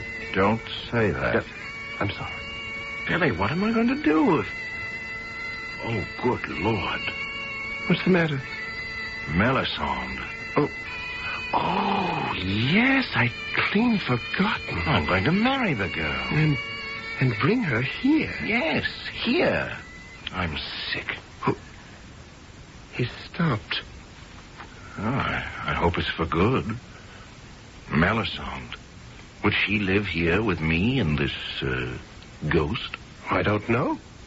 Well, if she loves me enough, she'll just have to put up with it. I'm not sure it has anything to do with love. It hasn't? No, dear chap, it takes a special kind of woman to tolerate this sort of thing. Do you expect Melisande to walk out on me? I'm just trying to provide for your interests as a true friend should. Because the likelihood is that Melisande will walk out on you. I couldn't blame her. I really couldn't. But if Melisande breaks our engagement, what's going to happen to her? No, don't be concerned. If it's absolutely necessary, I'll marry her myself. Oh, thank you very much. Don't mention it. Isn't that what friends are for? Ahmed, said I to myself, is that what friends are for in truth? The fair Melisande, they called her. How difficult it is to understand the English. Fair to look upon, a bit too pale, a trifle too thin. But what do the English know of beauty? The very next day... Good morning, Ahmadine. Thy master is not at home, I trust. No, Mem Sahib. He is with the regiment. Good. I have some work to do about the house. Work? Yes. I shall surprise him, Ahmadine. And I must not say I have been here. I intend to measure all the windows so that I may have curtains made. Oh, we shall transform this place. Did the heaven-born say transform? Yes. Make it a fit and proper place for civilized society. Why, just look at the place. No end of a mess. And the smell. The smell, Mem Sahib? Of guns and oil and saddle leather. Oh, we shall tidy things up and have them ship-shape in absolutely no time at all. If the presence will permit, Tesser Sahib is quite fond of his guns and saddles. Is he indeed? And therefore it follows that these must be carefully greased and oiled in order that they may be preserved. Is that a fact? The grease and the oil, by Mem Sahib's permission, do, by the very nature of things, have an odor. Ah, but thou hast said, Ahmadine, by the Mem Sahib's permission. And the Mem Sahib shall give no such permission. Oh? No. He can store the smelly things in the barracks, or the stables, or wherever. It's no concern of mine, nor of thine, Ahmadine. No longer shalt thou waste time cleaning foul-smelling guns and polishing malodorous leather. Instead, thou shalt be free to pursue more domestic exercises. It shall be ever as the Radiant One commands. Has this news been communicated to Tesser Sahib? Oh, yes. It was discussed and decided upon. One would have thought Tesser Sahib would sooner give up his right arm than to expel his precious riflery and saddlery. Ahmadine, it was a sacrifice he had to make on the altar of love. Am I to understand that Mem Sahib said in her voice that shames the nightingale, choose betwixt me and thy saddles and thy guns? It was exactly what was said, and graciously did he agree. How not? And thou, too, wouldst have done the same thing for one that had captured thine own heart, Ahmadine. If the Mem Sahib will permit, I should not... Wait, thy time wilt come, and she will tie a noose about thine heart, and for the love of her shalt thou, too, sacrifice all.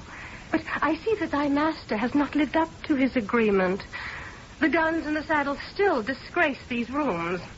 Now then, Ahmadine, gather these smelly things together and place them in the stable. A pipe? Look thou outside, Ahmadine. Do the Scottish Fusiliers parade today? If the Mem Sahib will permit, the music does not come from without. It does not? No, it arises from within. From within? Have we a piper in the house? It is even as the Mem Sahib says. A piper? How intriguing. Here, in the house? Where? If it should please the Sublime One, everywhere. Everywhere? What dost thou mean, everywhere? With the Resplendent One's permission, he is right here. Who is right here? The one who has imprisoned the souls of the unburied dead. That shall be absolutely enough of that nonsense. A bagpipe is a musical instrument. That is, it is an allegedly musical instrument. It is not a repository for... Oh, what superstitious rot. Where is this piper? The piper, if it pleases the Glorious One, does not exist. Then how can he play? He is here, in spirit.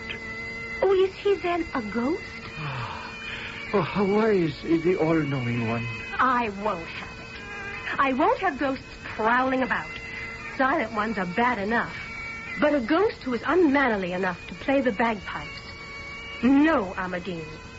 Get rid of him. Immediately. The foolish English. Can we, the living, command the dead?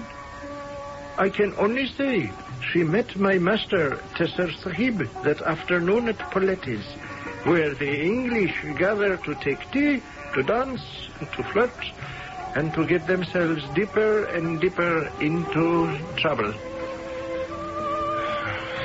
Sorry to be late, Melisande, my darling. I dare say, my angel. Do I detect that small cloud, no larger than a man's hand, forming on the horizon? It is forming right here, at this table. My dearest, this is the eve of our wedding. Our wedding is still a month away.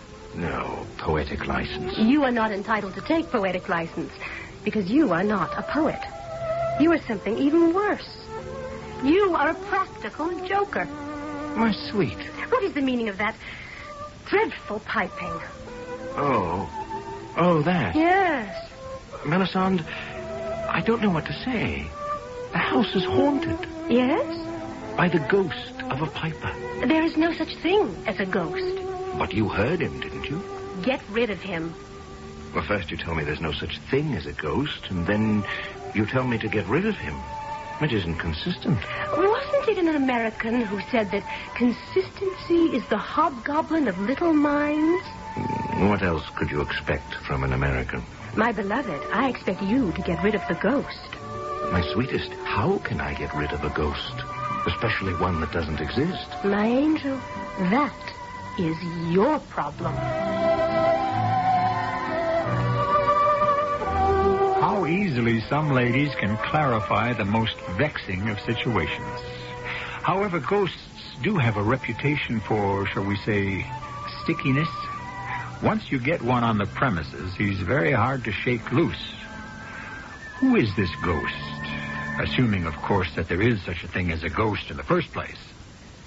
Perhaps enlightenment awaits us in Act 2 shortly.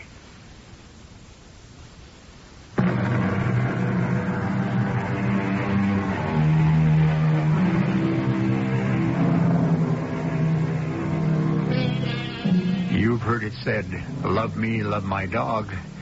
Shall the hero of our story, Lieutenant James Waddington Tesser, be compelled to say to his fiancée, the adorable Melisande, love me, love my ghost? Some ghosts, as you know, are properly polite and unobtrusive, but not Lieutenant Tesser's. This one actually plays the bagpipes. Even now, the lovers are discussing it at Paletti's.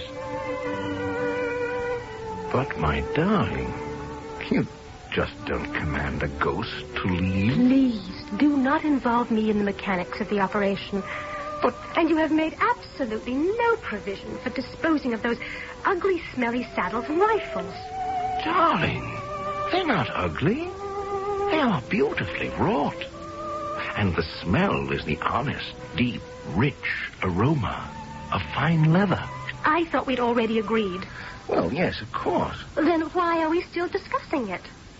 Well, because two mature, intelligent, sensible people who love each other can always reopen any subject. Are you telling me that you intend to break your promise? Oh, no. Are you trying to suggest that you shall not get rid of those offensive articles?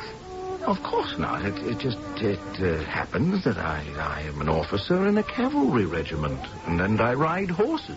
Do you find it necessary to keep your horses in the house? Well, hello, you two. Billy, Horace. Oh, won't you sit down and join us? Oh, thank you. Well, Jimmy, as they sing in the old Irish regiment, the days of the Kerry dances, the sound of the piper's tune.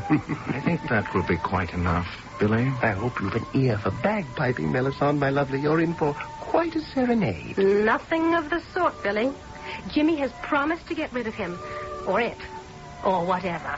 Have you indeed, Jimmy? Well, then consider it done. Once our James turns his hand to a task, how do you propose to go about it? Will you please get out of here? Can't a man have some peace and quiet with his fiancée? I think you're horrid. And I do want to dance, Jimmy. And all you can do is sit there and sputter all sorts of nonsense about a ridiculous ghost. I'll dance with you, Melisande. Oh, I thought you'd never ask. Excuse us, old man.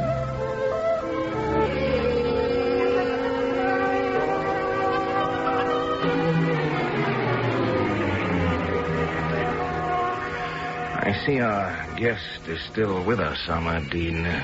I hear thou hast been looking for me. Yes, Sahib, there is news. Oh, no, I couldn't stand any more news. The Colonel, Sahib, has sent orders.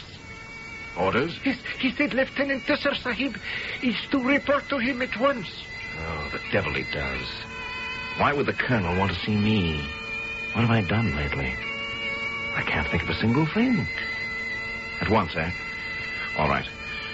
Say a prayer for me, Ahmadine, to whichever of thy gods would be appropriate to the situation. Sahib, I shall have to pray to all of them. Lieutenant Tesser reporting as ordered, sir? Yes, quite, sir. I understand about to be married, Tesser. Yes, sir. The girl, I take it, is Melisande Trevor. Yes, sir. Granddaughter of Major Hugh Scott Fellfield Trevor, was that? I believe so, sir. Splendid officer. Killed in the mutiny, my first company commander. I feel a sort of responsibility for the young lady. Do you understand, Lieutenant? I think so, sir. No, I don't think you do. You're a young rogue. Don't deny it. No, sir. I don't believe you're the marrying kind. What have you to say to that, eh?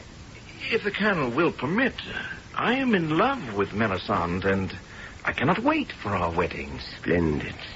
Because, Lieutenant Tessa, if you do anything to hurt that girl, to disappoint her, to spoil her happiness, in short, should you change your mind about this marriage... But, sir, nothing in the world could ever prevent our marriage. I'm gratified to hear that, because should you leave her waiting at the church, I promise you that I shall make your life hell on earth. Do I make myself clear, Lieutenant Tessa? Yes, sir.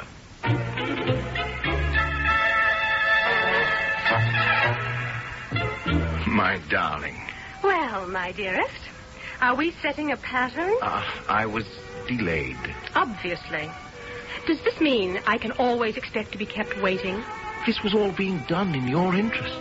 I was examining the house thoroughly, inside and out, top, bottom, in hope of exorcising that confounded ghost. Oh, you were doing it in my interest. I would assume that it was being done in our interest.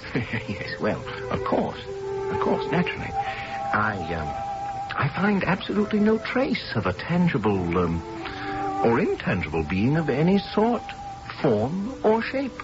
Are you saying you cannot get rid of it? My darling, could there be a chance that perhaps we might become used to it? Used to that infernal din? I'm just trying to make the best of the situation. No, my precious.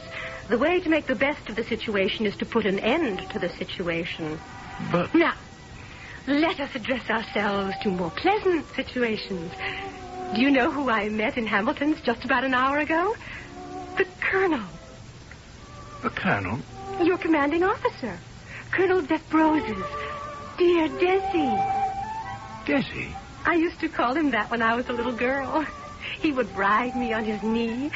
How is that scoundrel Chester? He asked. If he gives you any trouble, come to me. I'll put the bit between his teeth soon enough. Oh, he's so thrilled at being invited to the wedding. He was overjoyed when I asked if he would give the bride away. Oh, that's such marvelous news. Why don't you devote the rest of the afternoon to getting rid of our little problem? And, what shall you do? Oh, I shall sit here. Alone? Oh, I know so many people here. Ah, there's Billy. Billy Horrocks. Come right over. Over here. Well, hello, young lovers. I would have come over sooner, but, three's company. Lieutenant Jimmy Tesser is going to desert me for the remainder of the afternoon, Billy. Oh, the more fool Jimmy. He must come to some sort of understanding with that mysterious Scottish piper. Have no fear, Jimmy. I shall take excellent care of Melisande for you. Isn't this perfectly heavenly music, Billy? My toes are tingling. Why don't we dance? Oh, you don't mind, do you, Jimmy? Why should he mind? That's what, friends are for.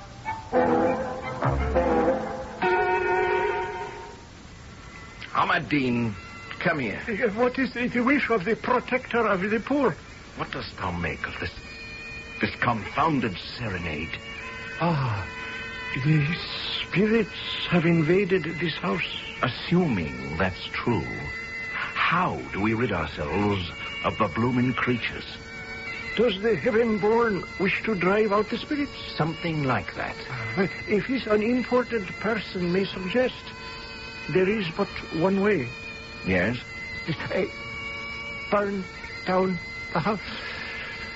No, Ahmadine, I don't think so. Then one must learn to enjoy it. See? It does not play all the time. only when it is moved by some great sorrow, and then it pours out its heart. Wait. Why do I talk to thee, Ahmadine? This is not one of thy native spirits. What would such kind know of bagpipes? No. This is a Scottish spirit. The thing is plain. Plain, Sahib? Yes. Listen closely. Go thou to the regiment of the red-haired sahibs, those who wear the short skirts of ladies, and tell the pipe sergeant major that I wish to speak with him. At once. Pipe Sergeant Major Cathcart McMoney's reporting, sir. Stand easy, Sergeant Major. This is unofficial business. Yes, sir. Now, can you tell me, is there a piper missing? A piper missing? From the regimental band. Oh, no, sir. Well, why would one piper be missing? Well, that's a good question, Sergeant. I was hoping you could answer it. Well, is there news of a missing piper? News? No, not exactly. What we do seem to have is the missing piper himself. Yes, well then, where do you have him? Here. Here, sir? On the premises. Well, might a man ask, where on the premises? Here and there. Everywhere. Sir, would it be asking too much if I should request you to produce the man for me? Well, have a bit of patience, Sergeant, and he shall produce himself. In what way? Here he is now. Oh, is there a man in the next room? No, Sergeant. With your permission, sir. Go look, by all means.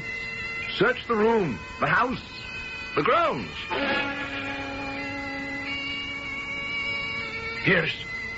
There's no one here. My point exactly, Sergeant. And yet, 'tis plain, 'tis a pipe. Yeah, a pipe. Who can it be? Well, No, it can never be. But who else? What are you saying, Sergeant? Stewart, man. 'Tis Jock Stewart. D. Stewart himself. Oh, listen. That's all I've been doing, is listening. Stewart.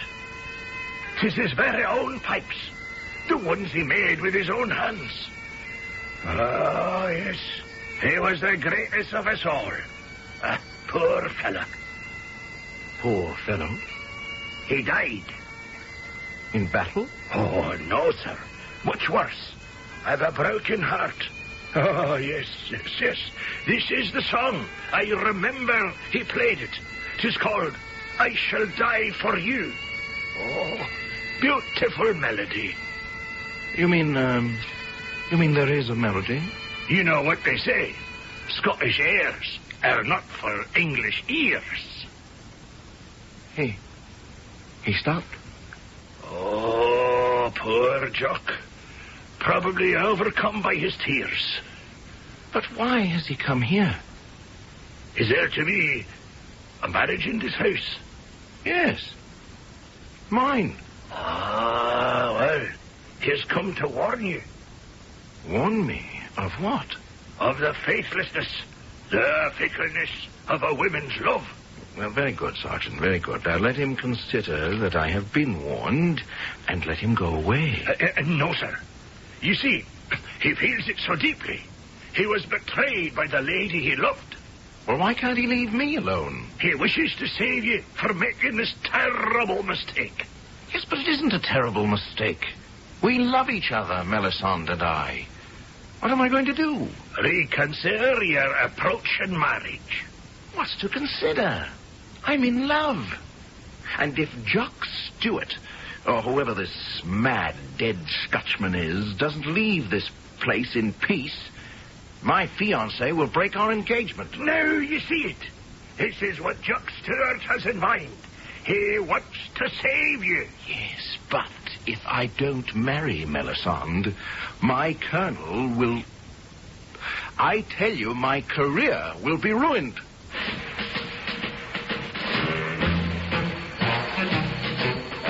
Choices, decisions. Ghostly pipers, fidgety fiancés, querulous colonels. How are we to sort all this out? And to top it off, we're in India. Mysterious, unfathomable, inscrutable India, where sometimes the practical answer is the one that makes no sense at all. I shall return shortly with Act 3.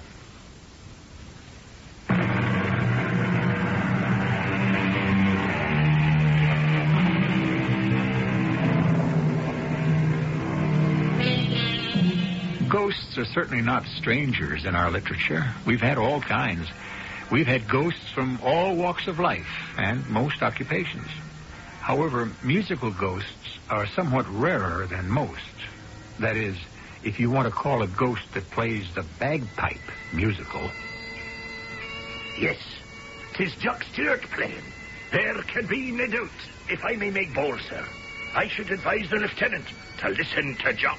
Listen to Jock and do what, specifically? Break the engagement. Sergeant, I would like to thank you very much. You've been of tremendous help. You're quite welcome, sir.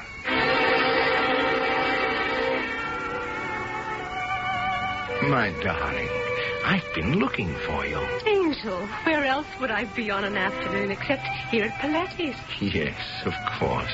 Then it's settled. Settled? What is settled?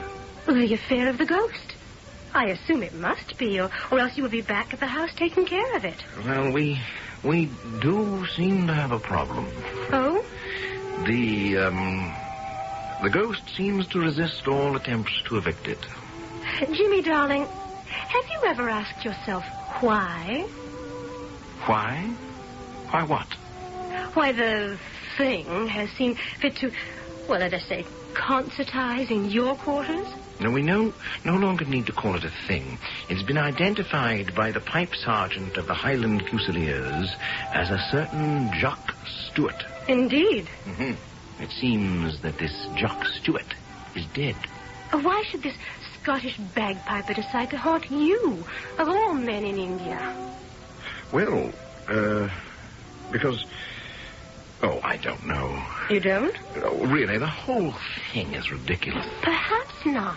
Now, have you ever murdered anyone? Certainly not. Then, this Stewart, would you have wronged him in any way? I never even knew anyone named Stewart. Well, hello. Oh, Billy. So good of you to drop by. Jimmy, I passed by your quarters just a while back. That ghostly old Highlander is still concertizing. Plays some catchy tunes, what? Say, shouldn't you be back at Regiment? Whatever for? Don't you have some reports or something of that sort to... No. It's all serene, as far as I'm concerned. Oh, I forgot. Lucky thing you mentioned the regiment. The colonel's been looking for you. The colonel? For me? Whatever for? Oh, I would imagine to talk about your step. My step? Of course, your step up to captain. Captain? Oh, how marvelous. When a lieutenant marries, especially such a beauty as Melisande here, it's time he was promoted and received by his company. And that's why the colonel wants to see Jimmy. No. Somehow I don't think so. Oh, my darling, you're so modest. Go to the colonel. Immediately. But I shall be leaving you alone again. Oh, I shall not be alone. Billy Horrocks is with me. Yes. Billy. I really cannot impose on you to keep my fiancée company. Oh, why not, dear chap? Isn't that what friends are for?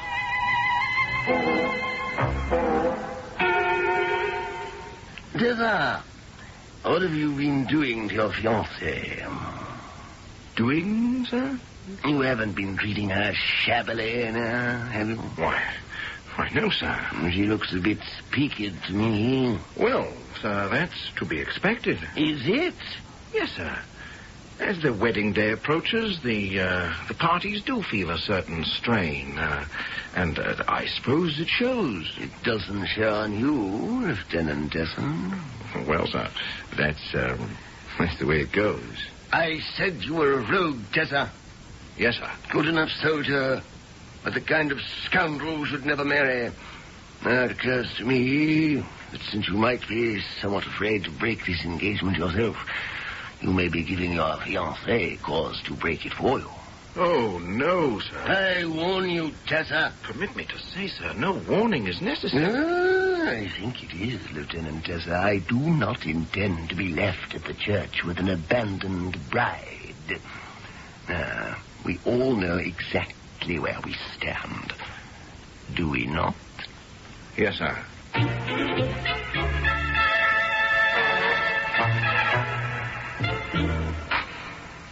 Ahmadine. The presence has returned. Has the music stopped? It comes, it goes. Ahmadine, what am I going to do? How am I going to get rid of this ghost? We must call Hunifa.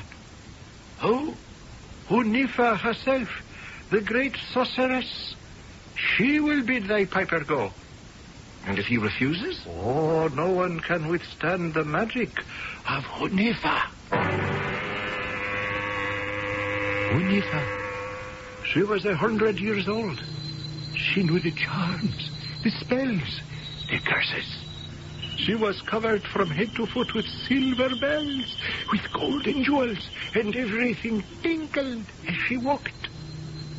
And she came to the house of Tisser Sahib, and he told her everything that the red-haired Sahib in woman's skirt had said.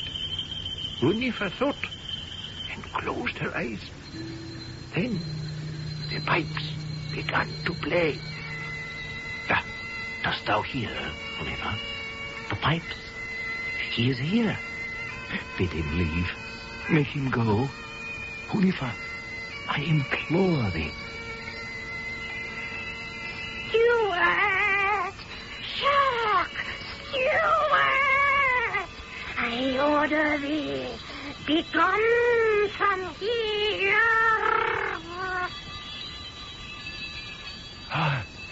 Yes, he's gone. Thou hast done it, Hunifa. He is gone. No, I guess he's not gone. Try it again, Hunifa. Steward! Jacques Steward! I command thee, begone! Please, return to the land of the dead, and take thine unburied spirits with thee. Yes, how they did battle for victory. The dead red-haired Sahib in the short lady skirt, and the magnificent Hunifa, the greatest sorceress of India. And the battle went this way and that, first to him, then to her. But in the end, no one who is alive may triumph over one who is dead. Therefore, it was the music of the pipes that emerged victorious. Sahib, I cannot make him go. But you must. No, he sings the song of Vish, the goddess of true love. You don't understand. Yes, Vish bids him play in the home where love must fail. And until the Sahib tells his fiancée that all must be over, the red-haired one shall make his music here. But I can't do that. The goddess has spoken. Who can turn the will of the goddess? There was no more that my Sahib could say to her. Oh, my poor Sahib shook his head and then bade me harness the mare to the carriage and drive him to Paletis. Melisande, my dearest. Back so soon? Oh, that must mean good news. Good news. You've finally gotten rid of that silly noise. Isn't he marvelous, Billy? Congratulations and salams, all that sort of thing. The truth is, Melisande, my precious, I haven't gotten rid of it. Oh? And what's more, I'm sure I never will get rid of it. Then, Jimmy, you place me in an extremely uncomfortable situation. I don't know what to tell you, my dearest. Jimmy, I love you. But perhaps I do not love you strongly enough to live with that unearthly wailing forever. I understand, my darling. So, therefore, I must release you from your promise. Oh, no, you can't do that. Well, yes, I suppose you can. Poor Jimmy. He's too much of a gentleman to say that if he breaks the engagement, the Colonel will ruin his career. Oh, no. Oh, yes. But, Jimmy, you're not the one who's breaking the engagement. I am. Doesn't matter. The Colonel will believe that Jimmy drove you to it. Oh, this is awful. I simply could not ruin your career. There may be a way out. Now, listen. The Colonel has said, I do not wish to be left at the church with the abandoned bride. He really doesn't care who marries Melisande. How can you say that? As long as she's happy. And she will be. She'll walk down that aisle glowing, radiant. All we need to do is change the groom. You mean that Melisande should marry someone else? Oh, why not? The present arrangement is making everyone unhappy, isn't it? Well, who should she marry? Me. You? Why not? Melisande, what do you say to all this?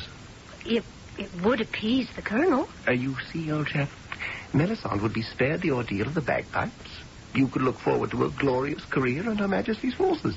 Billy, I couldn't ask you to make such a sacrifice just for me. Oh, but of course you could, Jimmy. After all, isn't that what friends are for?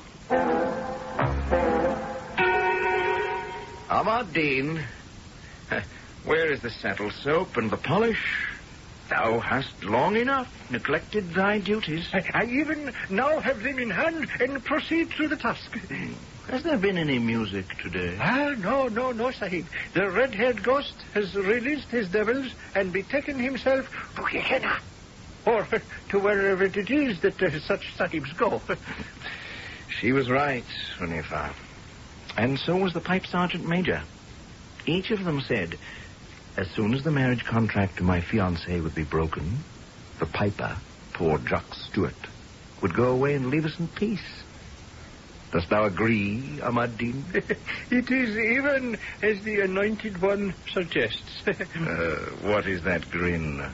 Dost thou make sport of me? Oh, I dare to make sport of the center of the universe? Why, I should be consumed by flames. Go about thy duties, Ahmad-Din, and do not speculate in matters that concern thee not.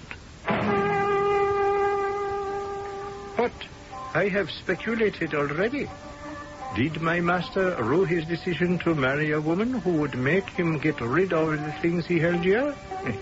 Did he then arrange somehow to hire a piper whom he was able to hide somewhere? Or did the lady herself rue her choice and plan with Horak Sahib along similar lines? Or was there, in fact, and in truth, a ghost? Yes, I know what I believe. And do you, Sahibs and Sahibas, do you know likewise? Well, do you? It was Mr. Kipling himself who said that anything can happen in India, and that everything does. Was it Lieutenant Tesser who arranged the plot? Was it a ghost piper? Perhaps. And this would be in keeping with India. Was it both? I'll be back shortly.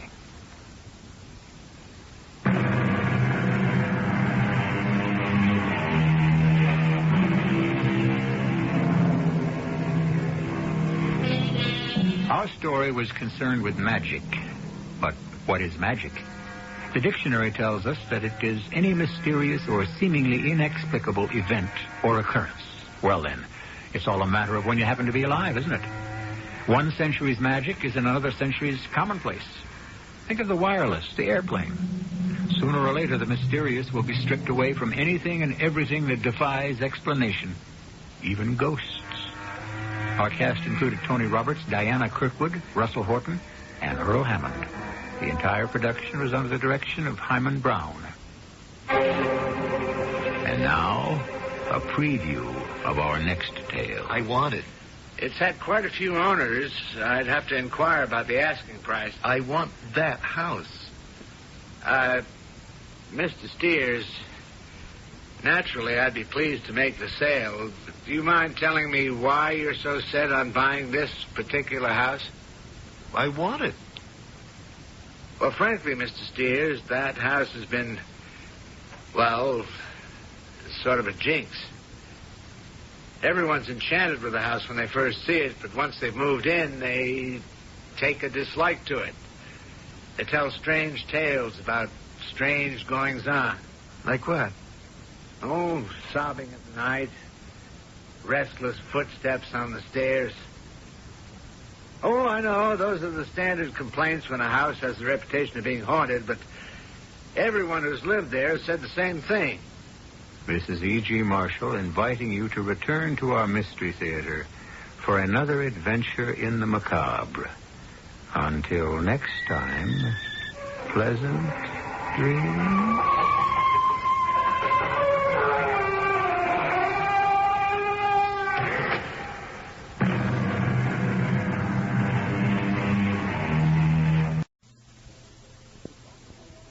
Chicago. CBS Radio Mystery Theater presents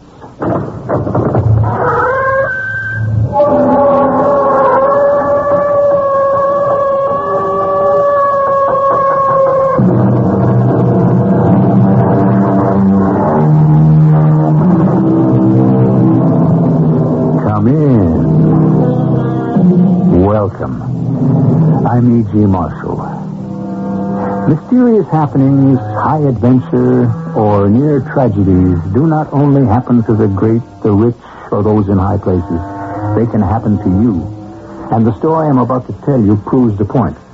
For even Tom Roberts were as honest, hard-working, and upright folks as you're likely to meet. It all happened because they went on a Thanksgiving vacation, which was destined almost to be their last. Tom, we've got to turn back. No. Stay right where you are here. I'll go down the mountain alone and see if that rock slide hit our camp. I'll come with you. No, don't. Wait here with little Johnny. But supposing there's another slide and you get caught in it.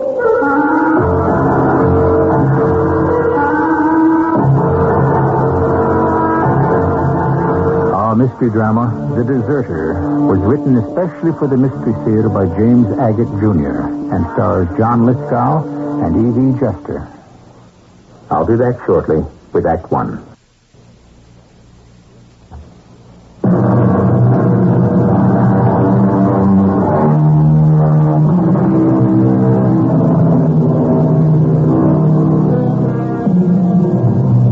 It was a beautiful November day, sunny, cloudless. Even Tom Roberts and their one-year-old child are heading out and up towards the California Sierras. The camper is stocked for a week's trip with food for the grown-ups and the baby, that stuff in jars, dried milk, and so on. But just for an emergency, you understand. Because after they've made it over the Carrara Pass, there are plenty of towns along the road where they could buy anything. Even Tom and little Johnny, the baby, would never be out of the reach of civilization. How are we doing? Okay, I guess, Tom. You mean, how is Johnny doing? Yes, that's what I mean. Oh, he's asleep. Such a good baby, really. You know of any other couples who take their one-year-old on a one-week trip and think nothing of it? I'll pin a medal on you if you pin one on me. No, really. He's a very good-natured, healthy baby. Like his daddy. Thank you. How fast are you going? You mean how slowly? This camper doesn't do more than 30, especially on a climbing grade. My ears are beginning to pop. Now, you sure you know the way, Tom? Like the back of my hand. My dad used to take me up over Mount Hillary, and then we'd camp, find a stream, and go fishing. It was much wilder then. It looks awfully wild to me. Deep, too. Around here, there was nothing but forests and mountains and wild game until the war. Anywhere you pitched camp, as far as the eye could see, nothing but pine. That's all I can see now. About 50 miles on the other side of Hillary, they turned it into an army camp. Bulldozed an airfield, Quonset huts, everything. A staging area for the West Coast. What war was that? My dad. Right after Pearl Harbor. Starting to come down, isn't it? That's so fast. Don't you think we ought to pull up somewhere? Yes, maybe we should. Problem is, the road keeps turning and climbing, and there's nowhere to pull off. Tom, you've got to stop. It's dangerous. A camper is a big, unwieldy thing. They're not made for this. Besides, honey, you can't see a foot ahead of you, even with the windshield wipers. I'm slowing up. Can't you see that? If I can get further over to the right edge. Now, there's a big tree growing out of the rocks. We'll be protected under there. Not under a tree? Are you crazy? If you get struck by lightning, what'll happen to us? All right, okay. You don't have to get so head up. The storm will blow over. They always do. What time is it? It's a little afternoon. 5 minutes. Are you getting hungry for some lunch? I'd like to put another 5 miles behind us. The view up here is just tremendous. Oh, yes, if you could see it. It might as well be midnight. It's so dark out there. Tom, please. I'm scared. Will you stop driving right now? In the middle of the road? Yes. There's not enough room for anyone to get by me. There's the place. Look up there. You see? Where that rock face goes straight up? That ledge hanging way out over the road is like a big umbrella. Now, there's a camper under there. Just ease her over to the right. Close to the rock wall as I can get. Under the ledge. How's that? I'll turn off the ignition to save the gas. Tom, I'm afraid. You sure this is a good place? That's the trouble with you girls. Born and brought up in the city. You have no idea what's dangerous and what's not. I tell you, it's nothing. Just sit quiet. We stay here and wait out the storm. But they haven't perfected silent thunder yet, but they're working on it. I don't know that this trip up to the Sierras was such a great way to spend Thanksgiving. What am I going to do with you? You know it was the only week I could get off from the paper.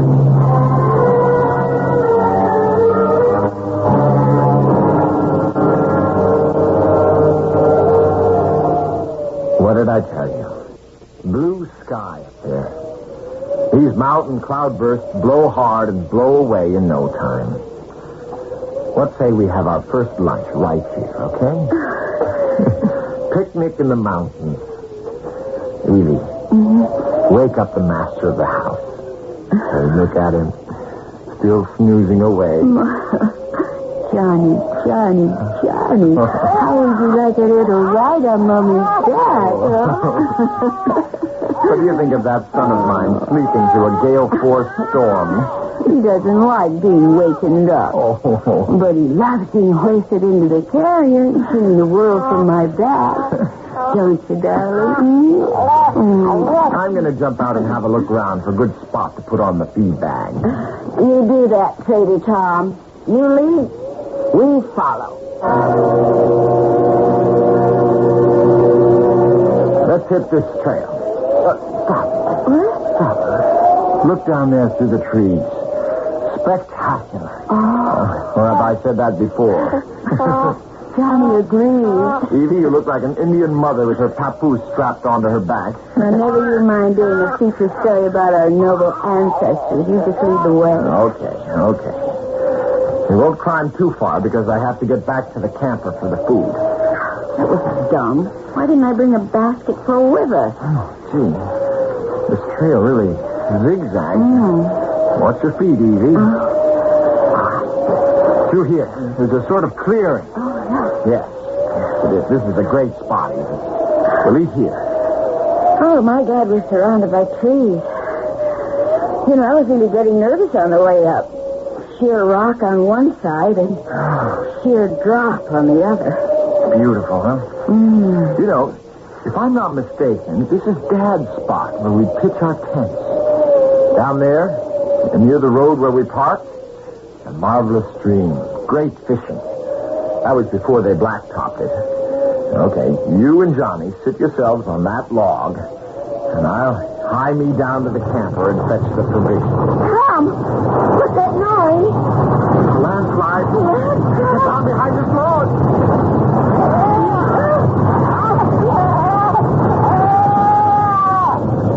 Tom, we gotta go back. No, stay where you are. I'll go.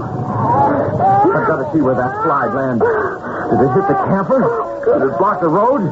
Here, you'll both be perfectly safe behind that big log. No, don't leave us. Don't go, Tom. Let go of me, Edie. I've got to go.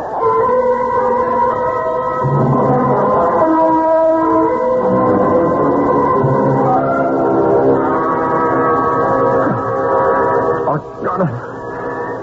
What a dumb thing to do. I've got to get myself out from under here. My legs are caught. It was like a slow motion thing. Camper tipping over on me. I couldn't believe it. Tom? Where are you? Tom? I'm over here, honey.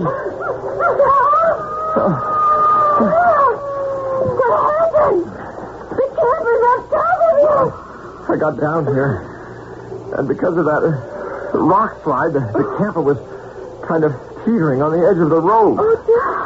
I thought it was going to fall down the cliff for sure, so I got some heavy branches. I tried to prop it from falling, and I went around to this side, and everything inside the camper must have shifted, and it tipped over on me. Are you hurt? Tom, can't you get out? Oh, now, don't get excited. You'll have little Johnny all upset. Look at him. He thinks I'm playing a game. What can I do? Is there some way of lifting this side of the camper? Oh, Samson himself couldn't lift that. You've got to go and get help. It'll be dark in an hour. See if you can get around those stones. Try to find what's left of the road we came up on. Maybe there'll be someone coming down this way. You won't have to walk it all the way back to town. Tom, you're bleeding. Yeah. That's blood, isn't it? Is it in your legs or what? No, it isn't anything. It'd be hurting me a lot worse if I'd done some real damage. Probably just an abrasion where the wheels came down on me. You like this? Oh, it's wet. It's still bleeding. You have to get help, honey.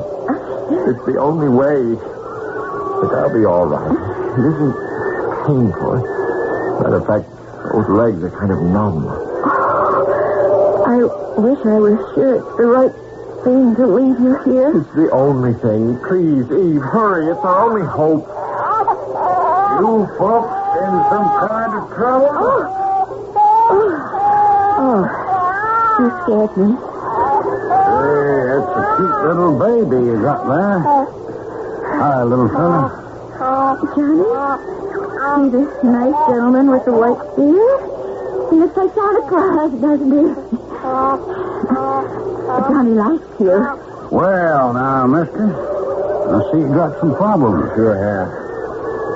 Think you could give me a hand? Oh, you'll be needing more than a hand, mister. Ma'am, I advise you to move yourself as far away as you can get. Up over by those trees there. Just in case a couple more rocks decide to drop in on us. Oh. We wouldn't want that baby to get hurt now, would we? See, that's a right-handed carry-on. You got him sitting in, strapped right snug on your back. Never seen one like that before. Well, you just sit, both of you, right over there. You can watch us. This your husband? Yes, he is. How you feeling, mister? Not too good. Can't move my legs at all. Don't see how you're able to pull the camper off me. Oh, don't aim to do that. Just pry it up a couple of inches. Just enough to free you, mister. I hope you can. The name's Tom Roberts. Mine's Chad Walker. Pleased to meet you, I'm sure.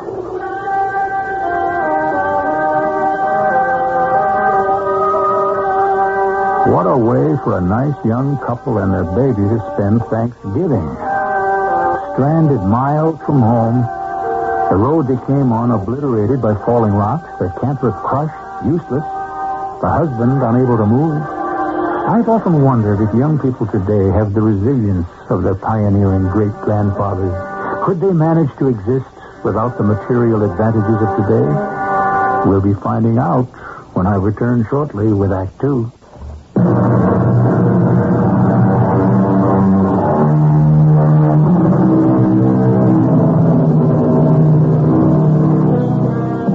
night is long, the cold November night, high in the Sierras. Chad Walker has freed the injured Tom, carried him to a sheltered place, built a fire, and by its light slung together a lean-to to protect the couple and their baby. Alone, Walker dug into the wrecked camper, found food and supplies, and fed the strangers. Then he wrapped a blanket about himself and lay down nearby, keeping watch. Tom? You can't sleep? No. Neither. You know what time it is? It's hard for me to move with my legs all strapped. If I can just twist my arms so I can see my watch in the moonlight. It's 3 o'clock. Baby's fast asleep.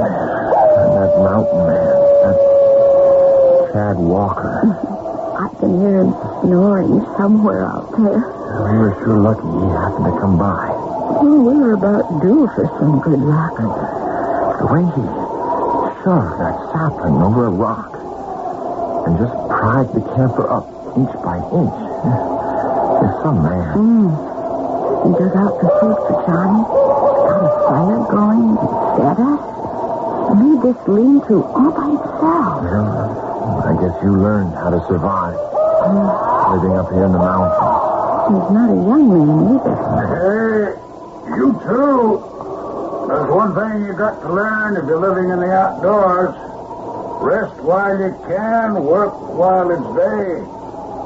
Sleep when it's night. I'm sorry we woke you. I was just being grateful. The way you made these splints for my legs and got us food and everything. I'm sorry, too, Mr. Walker. But I hope we won't have to learn much about living in the mountains. Oh, is that what you're hoping? I hope tomorrow you'll be able to show me the best way to get to town so I can get an ambulance or something for Tom. I wouldn't count on that. What do you mean? Just what I said. I'm not showing anyone the way out of here. Well, but I'd be lost without a guide. I have to help. Tom can't walk with both his feet injured. I don't know the way by myself. I agree with you, ma'am. You got a problem. Tell you what, I'll help you live. You and the baby and your husband. You can hang out here. Wouldn't bother me none. These mountains are my home. I don't aim to leave them. For no one. And for no reason.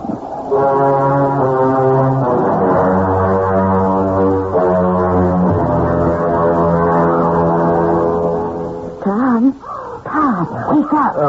Wake up. Chad has got everything up from the camper. Everything. It's all piled outside. What? No. My legs still hurts like blazes. Did you hear what I said, Tom? Why did he do that? Good morning, folks. Oh, morning. Gonna rustle up some chow now.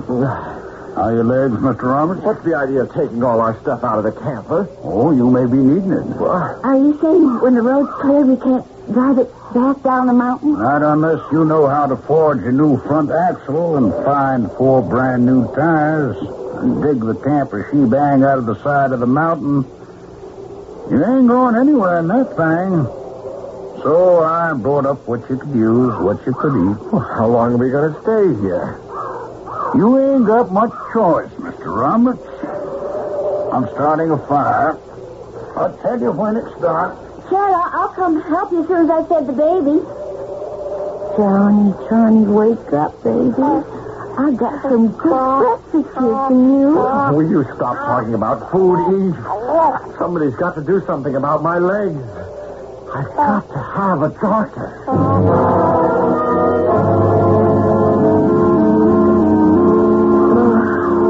It's a beautiful fire. You just have to know how, ma'am.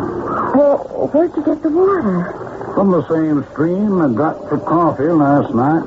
This morning, since the rain yesterday, it was more like a waterfall. What's going on? Where's the food? It'll be ready soon, Tom. Chad's gonna fry some eggs. Well, get a move on, will you? Chad, I apologize for my husband, who's just not used to being helpless and unable to do anything about it. Oh, I know. Sometimes bad luck gets to you. It's hard to have your hands tied, not be able to fight back against bad luck. Okay, 3 fried eggs coming up. You know, Chad, if Tom wasn't injured, I'd really be enjoying myself. Mrs. Roberts. Call me Edith. I'm calling you Chad. And call Tom, Tom. Sunny side up or once over lightly? Sunny side up. For both Tom and me. Mrs. Roberts. Eve. You will call me that, won't you? Done. You mean you will? I mean, the eggs are done.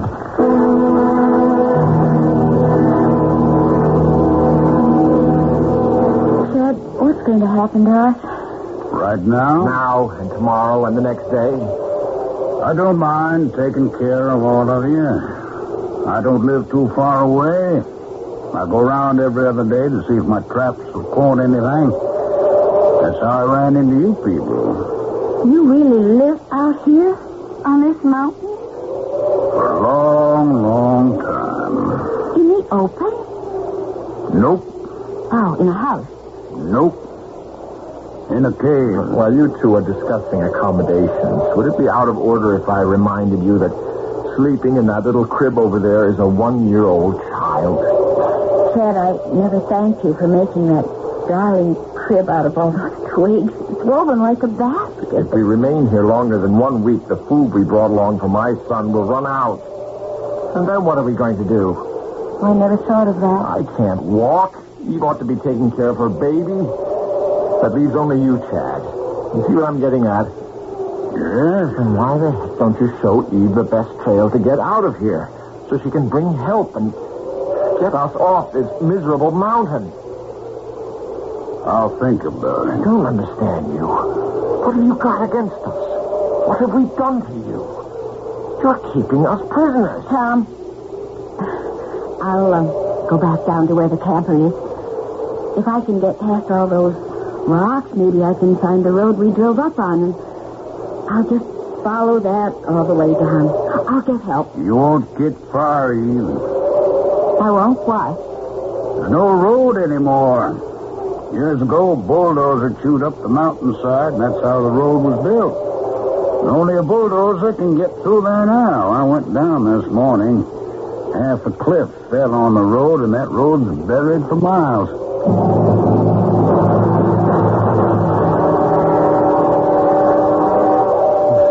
That man's crazy. I can't think of a rational reason why he's keeping us here. Very strange. Tom, he made this great lean-to for us, made a doorway, covered it with his own tarpaulin, made a crib for Johnny. He brings us food, keeps the fire going. Now, what more do you want? I want out. That's what I want. I've got to get my legs looked at by a doctor. If anyone can show us the way out, he can. Why won't he? Well, I think he's afraid to. Why? Afraid of what? He didn't tell me. I just got a feeling. Hey, Chad, come on in.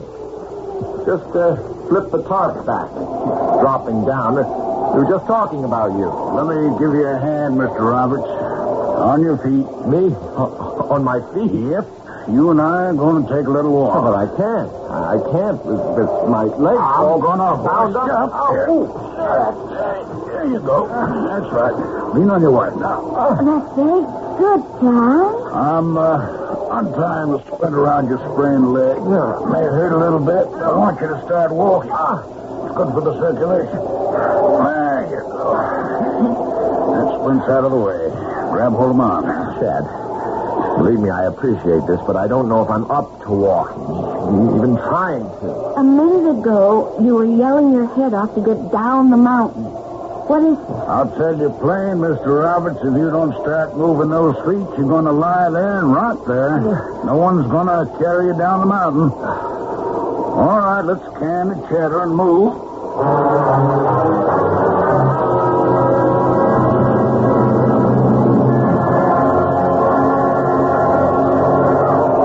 Eloise, you're out early this morning? How's the patient? I don't know, Chad. I felt his forehead. It's awfully warm.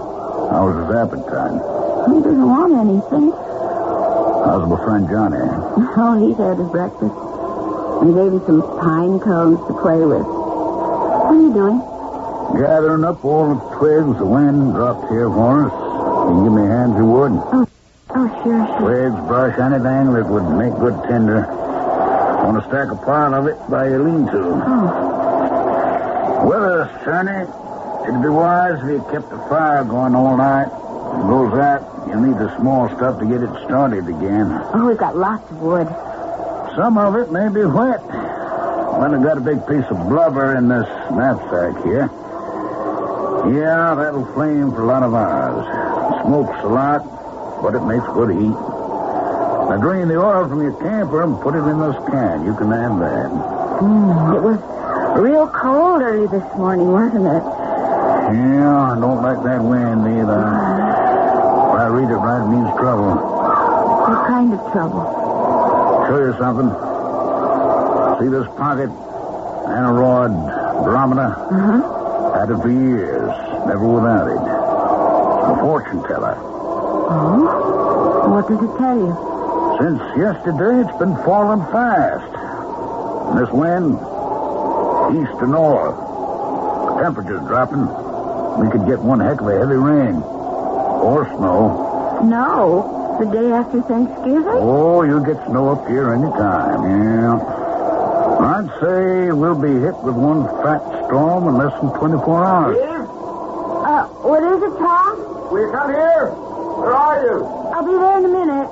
On your way, Eve. Take that whole bunch of twigs and tie it up. Chad, I know what you're thinking, but it's not Tom's fault. He's always made the decisions, and there he lies, helpless. Can't move by himself. He has to depend on me for everything. But, Chad, why won't you show us how to get out of here? Because I won't, that's all. But what's going to happen? The baby's food will run out in one day. If I'm careful, 2 days. I don't know what'll happen. I haven't made up my mind yet.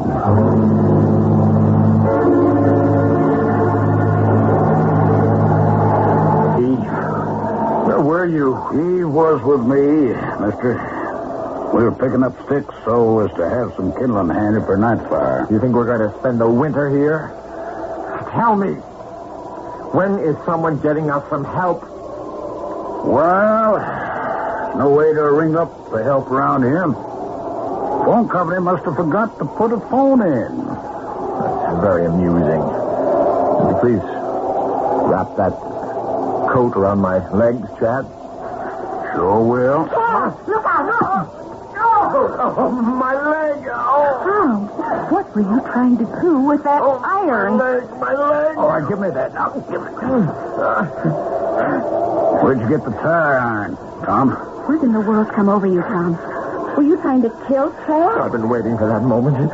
If you hadn't warned him, I would have smashed him right in the head. Oh, instead I hit myself. Eve didn't warn me. When you live in these woods as long as I have, you got your sixth sense working for you all the time. I knew the moment to bend over your legs with that coat that you were up to something. Either you're going to help us get out of this mess or you're not. If you're not, just get yourself out of here. I don't want to see your face. And you're making a big mistake, Tom. Of course he is, Chad. He doesn't know what he's saying. I don't need you either, Eve. I see what you're up to. Cozying up with this mountaineer with your Chad this and your Chad that. Tom, I can't talk to you when you're like this. Supposing you had hit him with that tire iron, cracked his skull, then where would we be? Where are we now? Yes. And Johnny, my son, where is he? You'd better get smarty, or we're going to end up 3 bodies. 2 adults and 1 baby that someone will find in the Sierras next spring.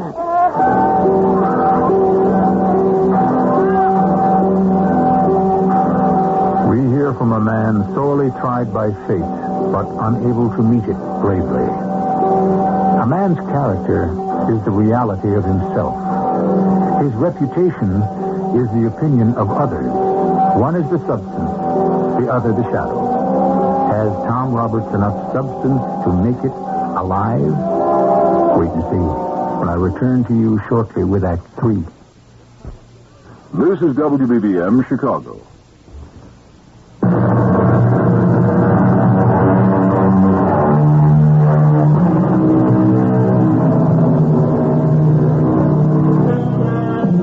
Where are we and who are those of our mysterious drama?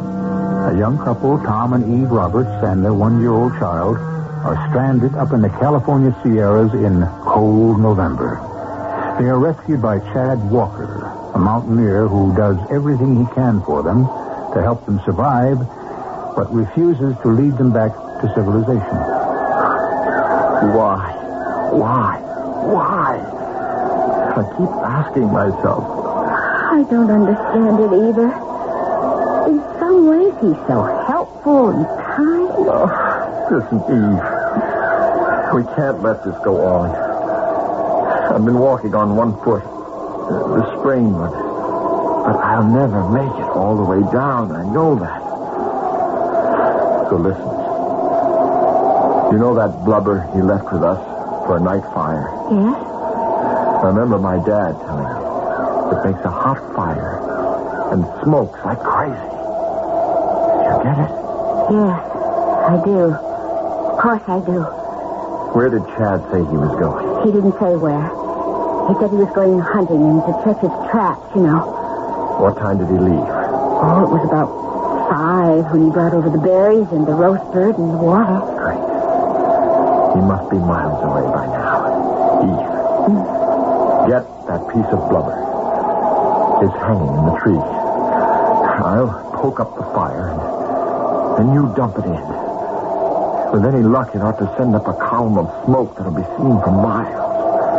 Maybe somebody will get the message and come and find us.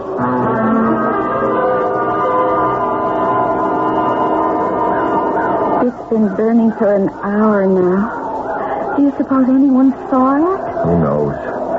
It was getting so hot, I was afraid we'd start a forest. Hey, what do you two think you're doing? Hi, Chad. What's up? This fire in broad daylight? I got a little chilly, so we threw on that hunk of blubber you gave. I'm going out to my cave and get me a spade. A couple of shovelfuls of earth ought to take care of this. You're not going to put it out, are you? You're darn right I am. I know what you're up to. You're signaling.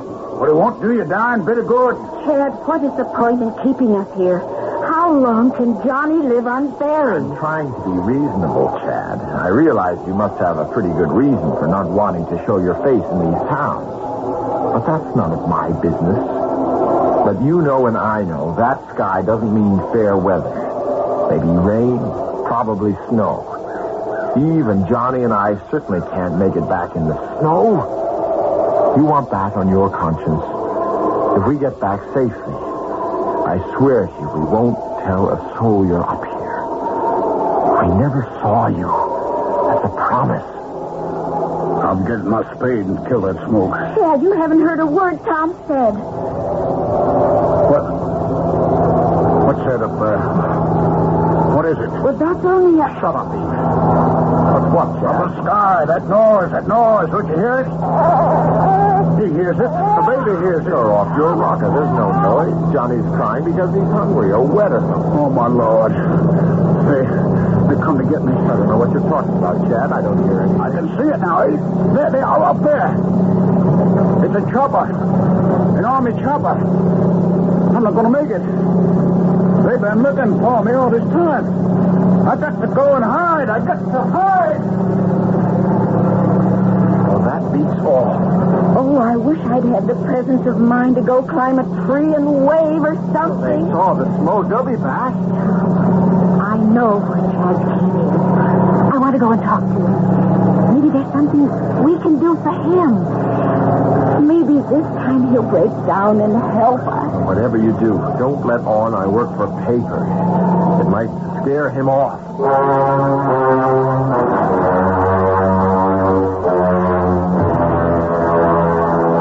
Eve? Evie, is that you? Yes, Tom. We're back. You've been gone a long time. Did you persuade him? Yes. Yes, you did, Tom. Chad said he had something he wanted to tell us both. Sure. Well, I feel I can trust you folks. Let me sit here by the fire. I talk better sitting. You see, I was born and brought up in a place you probably never heard of, in Arkansas. Never wore shoes, didn't go to school much. Learned everything from my grandpappy. How to trap animals, how to make a trail, hunt, shoot, fish. It was 1943, and my ma, she cooked me up my favorite meal. They ain't gonna feed you so good in the army, Chad, so mind you eat good. You're gonna need all your strength to fight that Hitler and that Toto. Ma, I ain't gonna eat them to death. I don't know what they're gonna have me doing. Well, I hope that Uncle Sam knows he found himself the best shot in Arkansas. You draw bead on any of them Nazis, Chad, and they'll be dead Nazis. Oh, Ma, I'm worried enough for both of us. So please, will you just let me enjoy my food without reminding me in a couple of hours I've got to go away and kill people? If only your pa was alive, he'd be proud of you, Chad. Well, next thing I know, I was at Bakersfield learning how to be a soldier. Learning how to make my bed with hospital corners was pretty easy. Keeping and cleaning a rifle was a cinch. The hardest thing was wearing those big leather shoes. Well, I was standing by my cot one night talking with my buddy, Bill Finley, when the sergeant come in. Oh, Walker? Yes, sir. Sergeant McKenzie, sir. Eddie. Sir? Walker, I've been noticing you're pretty accurate with a rifle. Yes, sir. In fact, it's come to the colonel's attention. Sir? He'd like to send you over to the air base. Put you through their training. See if they can make a bombardier out of you. Sir? Bombardier. Air Force. Good pay. You like that? Yes, sir. Well, so would we. I was pretty proud of myself, although I knew it was all my grandpapa's teaching. Well, that night, my buddy, Bill Finley, and I tied one on that would make a lush blush.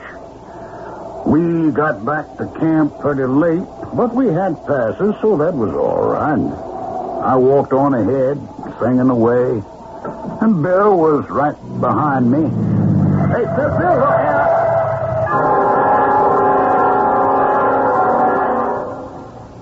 Walker. Sir? We couldn't do nothing for Finley. Oh, sir. He was so drunk, didn't know where he was going last night. Walked right into a Jeep, chewing along at 40 miles an hour. Thought I'd tell you, seeing as how you knew him pretty well. If you like, I could give you a pass to go to his home and tell his folks. Will you do that, Walker?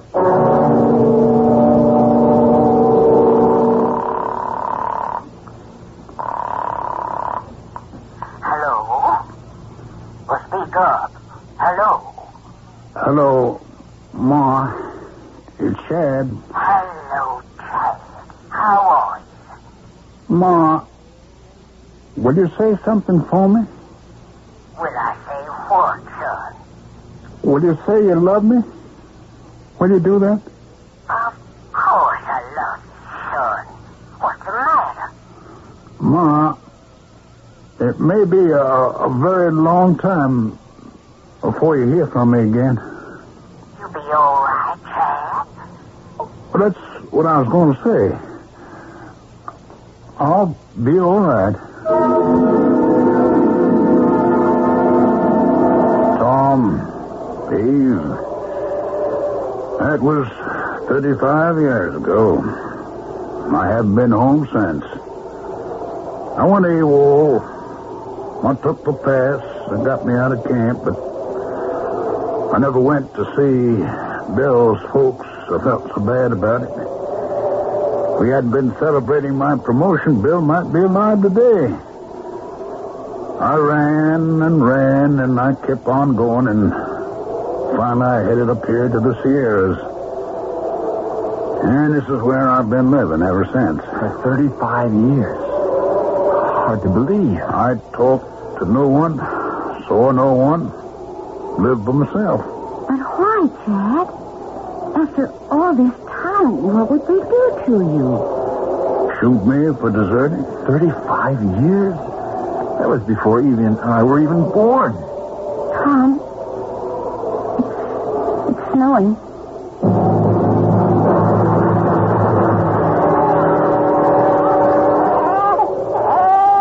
Morning, Tom. I'll pull the top stack so you can have a look. You look at that snow. Must be a foot deep. Mommy's sick. I could kill that Chadwater. That lousy deserter. Now he's deserted us. What are you going to do, Tom? In my wildest nightmare, I never thought we'd end up like this. To be caught in a snowstorm with a madman. Hey, pull that top down. You'll have snow putting out your fire. How you feeling, folks? Hi, Johnny. I thought I heard you crying outside, Johnny. That's better. Look at him smile, will you? Because he doesn't know any better. He doesn't know who's his friend and who isn't. Is it going to stop snowing? No. We're getting out of here. You really mean that? How? Am I riding piggyback on your manly shoulder? Oh, sort of. I built you a litter with skis at one end. We'll strap you in, and I'll guide you down the mountain. Eva got some heavy mackinaws, a couple of pair of socks. You can wear my boots. Well, I got food for the four of us all packed. So, we'll be getting started.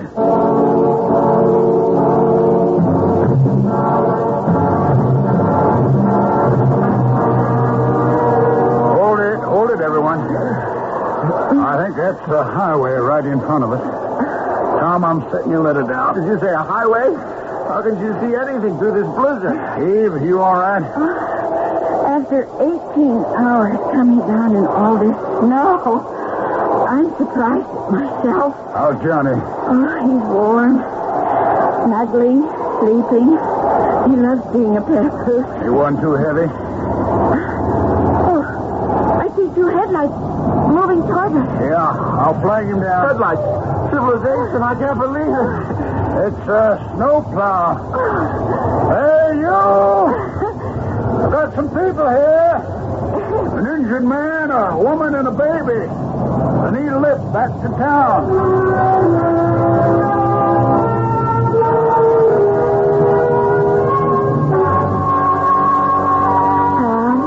May we come in? Eve, come in, sure. Chad, how are you, old boy? Oh, pretty mystified, Tom. Chad doesn't know how to figure.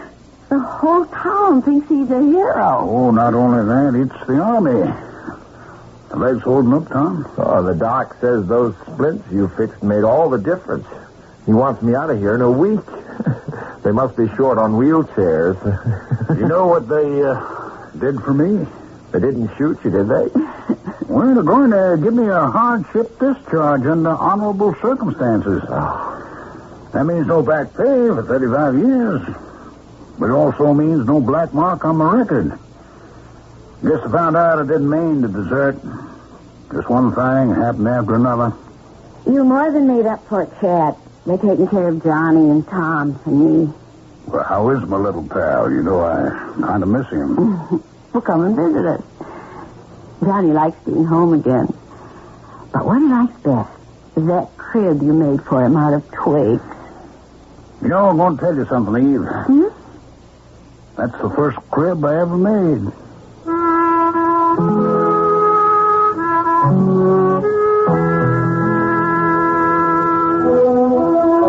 It isn't often that a man can come down a mountain and land on his feet. But it seems that's what happened to Chad Walker, the deserter. Chad and Tom and Eve and even little Johnny all turned out better for the experience. Maybe just to keep going is the secret of life. And that's why I thought this tale belonged on the Mystery Theater. I'll be back shortly.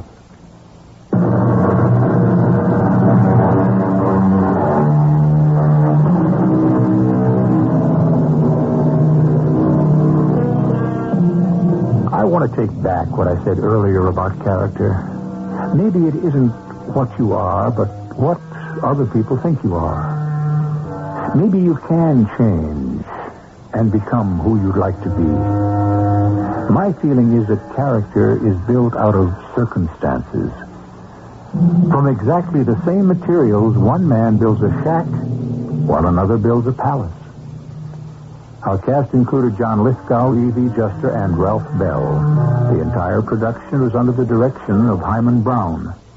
This is E.G. Marshall inviting you to return to our Mystery Theater for another adventure in the macabre. Until next time, pleasant dreams.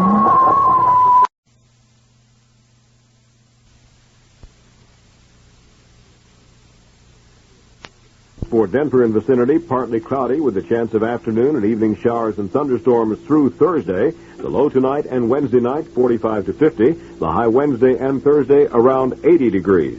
The probability of measurable rainfall, 40% tonight, 30% Wednesday and Wednesday night.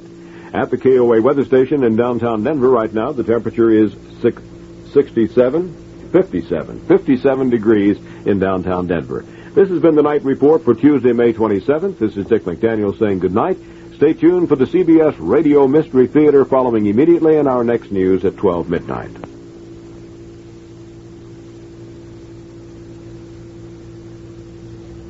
The CBS Radio Mystery Theater presents...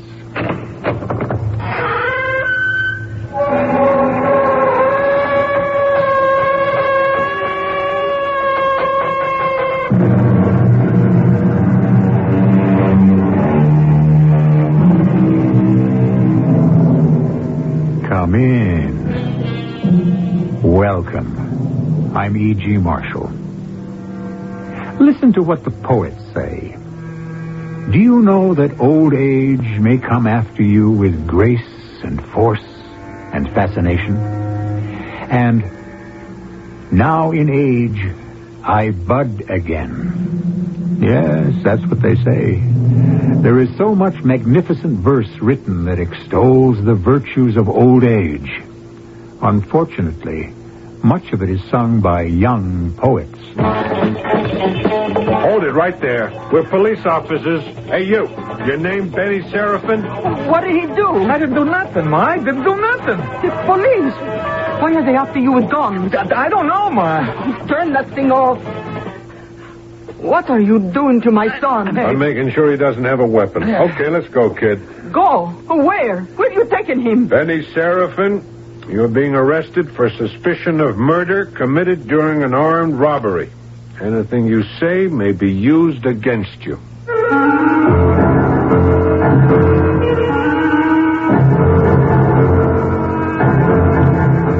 Our mystery drama, Talk to Me, was written especially for the Mystery Theater by Sam Dam and stars John Beal and Paul Hecht. I'll be back shortly with Act One.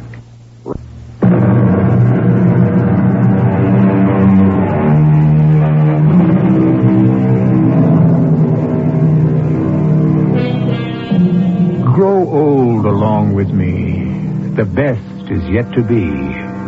The last of life, for which the first was made. That is according to Mr. Robert Browning. And why not? After a lifetime of labor and responsibility, doesn't a man deserve to enjoy the fruits of old age?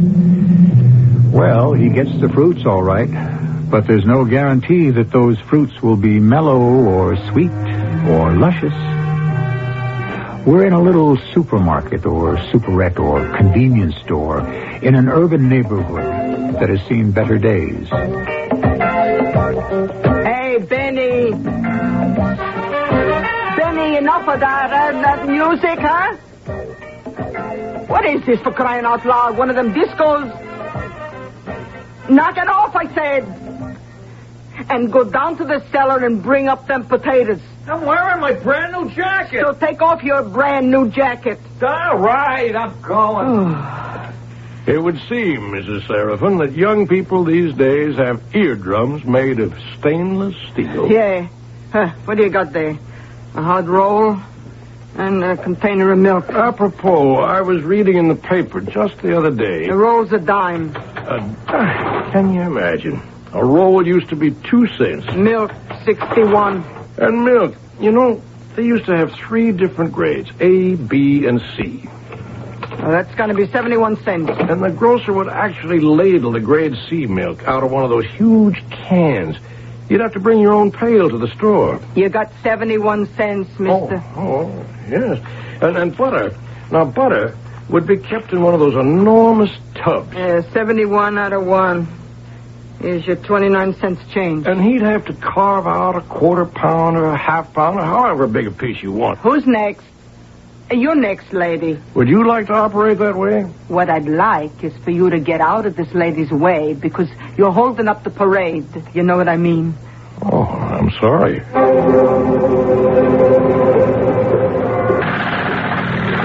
Yes, it is a hot day for this kind of work, isn't it? I've been living in this neighborhood, years and years. I've seen this street torn up and repaved. I've forgotten how many times. What are you fellas filling for this morning, oil? Mac, you just want to stand out of the way, huh? Oh, I beg your pardon.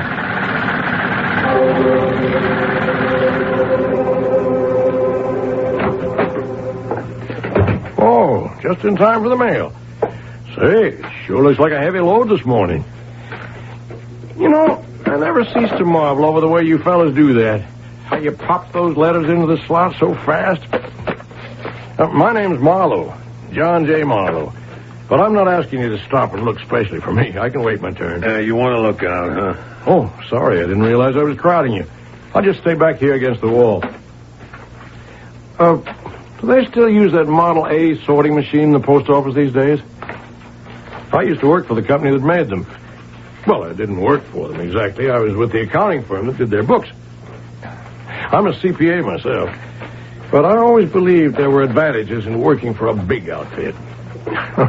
Well, say, you work for the biggest outfit in the country, don't you? I guess that's all the mail, huh? Well, have a good day, even though you didn't bring me anything. Say, do you mind if I ask you this?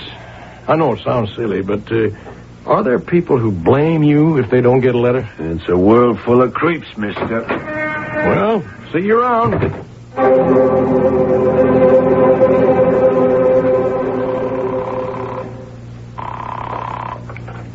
Hello, this is Johnny Marlowe, Jr.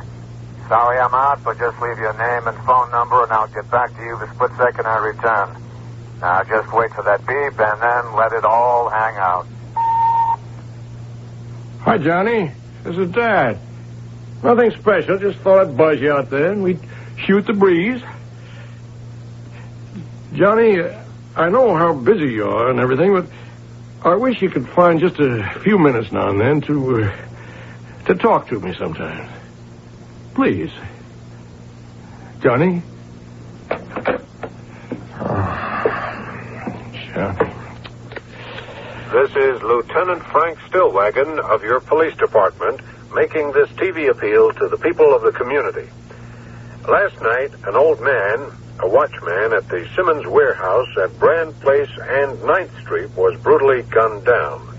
Now, if anyone has seen or heard anything or has any information at all whatsoever, please telephone this special number, 555-2211. Let me repeat that, 555-2211. Please, call and talk to us. No matter how unimportant you think your information might be, we want to listen to you. Thank you. $555 2211. 555 2211.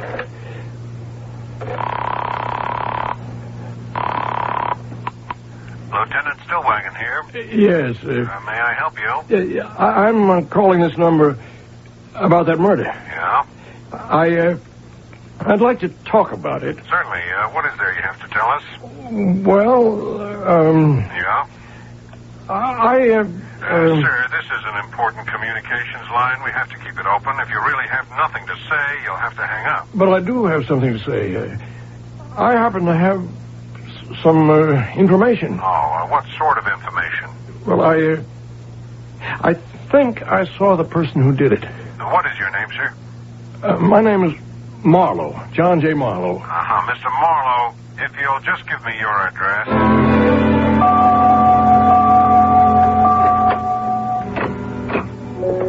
Mr. Marlowe, Lieutenant Stillwagon. Oh, please, come in. My credentials? Oh, I believe you. I recognize your voice. Won't you sit down? Here, at the table. I've prepared some tea.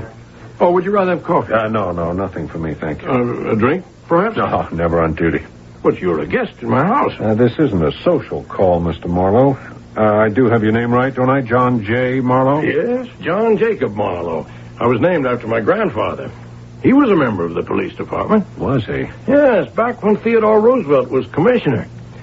Is it generally known today that Theodore Roosevelt was once the police commissioner of New York City? I couldn't say.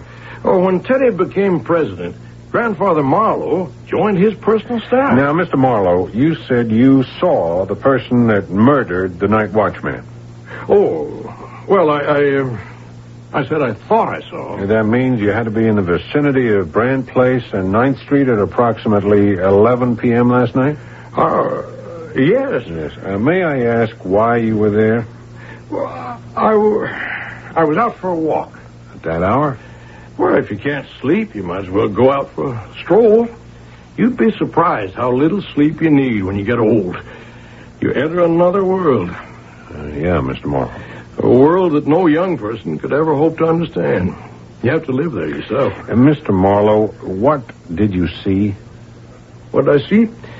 I was passing by the front of the Simmons warehouse. On 9th Street, yeah, go on. And I saw a young man. He must have been running up from Brand Place. Yeah, the break-in was on the Brand Place side. Where'd he go? Where? He just kept going up Brand Place. And how far were you from the corner of Brand and 9th? How far? Oh, maybe 30 or 40 feet. Did the person see you? Oh, I don't think so. He was too busy running. Had you heard a shot? Well, I may have, but I'm not sure. Mr. Marlowe, you were 30 to 40 feet from the corner. Now, it was a dark night without a moon. How could you tell he was a young man? Oh, I got to look at him as he passed under the street lamp. I could see he was young. Somewhere about 20. Not very tall. Perhaps 5'6". Anything else? Yes. I could see a scar on his cheek. Yeah, that would have to be on his left cheek. Yes. And he had black hair. Long. Came down on his shoulders. How was he dressed? He was wearing jeans. And a red and white jacket. Okay, Mr. Marlowe, this is very good, excellent. Oh, let me see if I can remember something more. Well, if you do, just give us a call, huh? Thank you. Must you go? Oh, Tom, forget the rest of the files. I just came across a mug shot of the suspect we want. Name's Benny Seraphin. Place to look for him's probably over at his old lady's grocery store on 10th. Get Harry, we'll pick him up.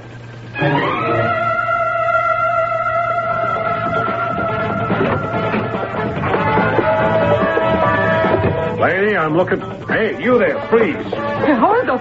Please, don't shoot. We're police officers. Police? What do you want? You, keep your hands where I can see them. Your name, Benny Seraphin? What did he do? I didn't do nothing, Ma. I didn't do nothing. It's police. Why are they after you with guns? I don't know, Ma. Turn that thing off. No. What did you do? Nothing, Ma. I swear. Check him out, Tom. Hey, what are you doing to my son? Clean, huh? He must have gotten rid of the weapon. Get rid of what? All right, kid, let's go. Go. Go where? Where are you taking him? Benny Seraphin, you are being arrested on suspicion of murder committed during an armed robbery. Anything you say may be used against you.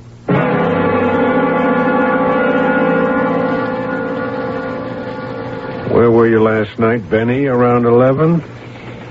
I was out walking. Yeah, that's right. In the neighborhood of Brand Place and 9th. I was nowhere near it. I was uptown. Doing what? Rolling drunks? No. Oh, excuse me. I guess you never rolled a drunk in your life, huh? Did you? Yeah, just once. And I paid for it, didn't I? Oh, you're stepping up in class, Benny. Armed robbery. No. And you sure bungled it, huh? You thought you could get him to open the safe, but you panicked and shot him. So all you could get was his wallet. I didn't do it. And all he had was $60. How do we know, Benny? His wife told us.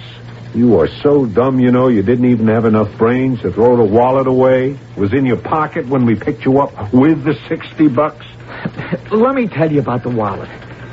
It's about, I don't know, 3 in the morning. I'm just walking down the street. I see this wallet laying on the sidewalk. It's a real leather wallet. So I decided to keep it. You want me to believe the killer threw the wallet away and you just happened to find it? It's true. With the money inside. The money's mine. Now, where would you get $60, Benny? You're not working. I got it from the cash register in my mother's store. You mean you swiped it? So I swiped it, but I was nowhere near that warehouse last night. Benny, we got a witness. You can't have a witness. How could there be a witness? How could somebody have seen me if I wasn't there? You were there, Benny. You were there.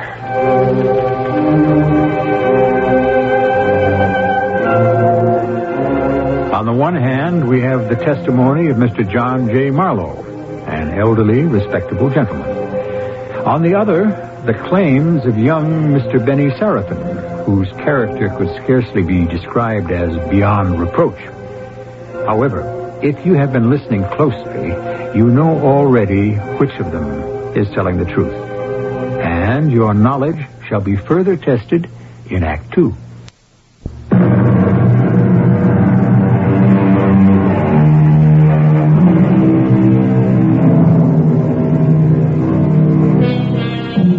God sends us nothing but riddles and contradictions which exist side by side. So said Fyodor Dostoevsky. And since this is a story of crime and most likely punishment, we can turn to no wiser authority. So here we have the accusation and the denial. Each may be true. Each may be false. How can this be? Listen. Consider. Mama. So, here you are, Benny.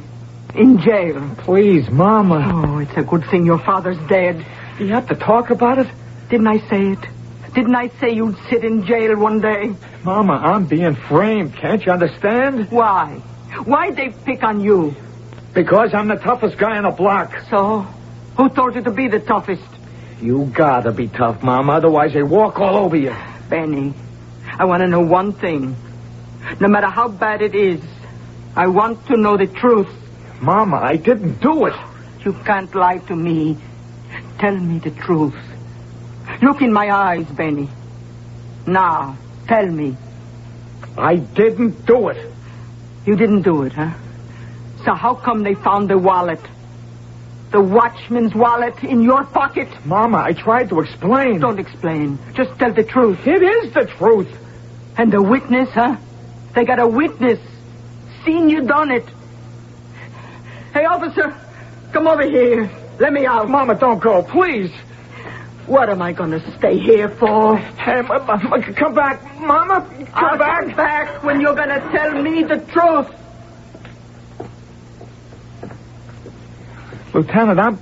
I'm being framed. Come on, Benny. Lieutenant, I may have stepped out of line once or twice, maybe. Once or twice? Okay, but I could never kill nobody. Yeah, there's always a first time. I know it looks bad, but I ain't a killer. You gotta believe me. Benny, your own mother doesn't believe you.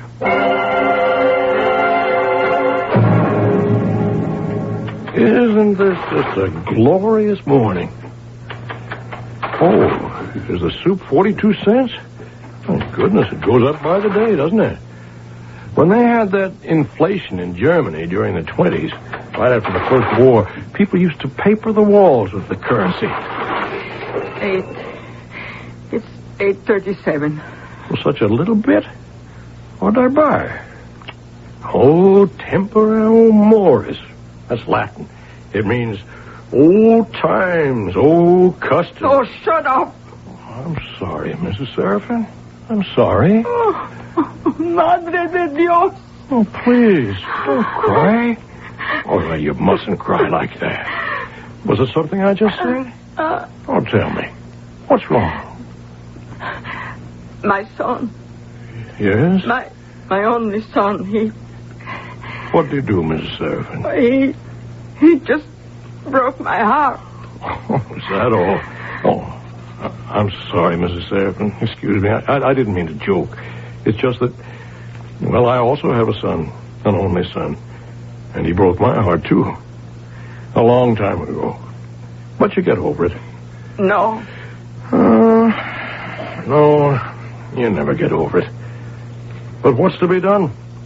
Perhaps they were born to break our hearts. What did I ever do to him? I don't know. Well, I know what I did to mine. I was a failure in his eyes.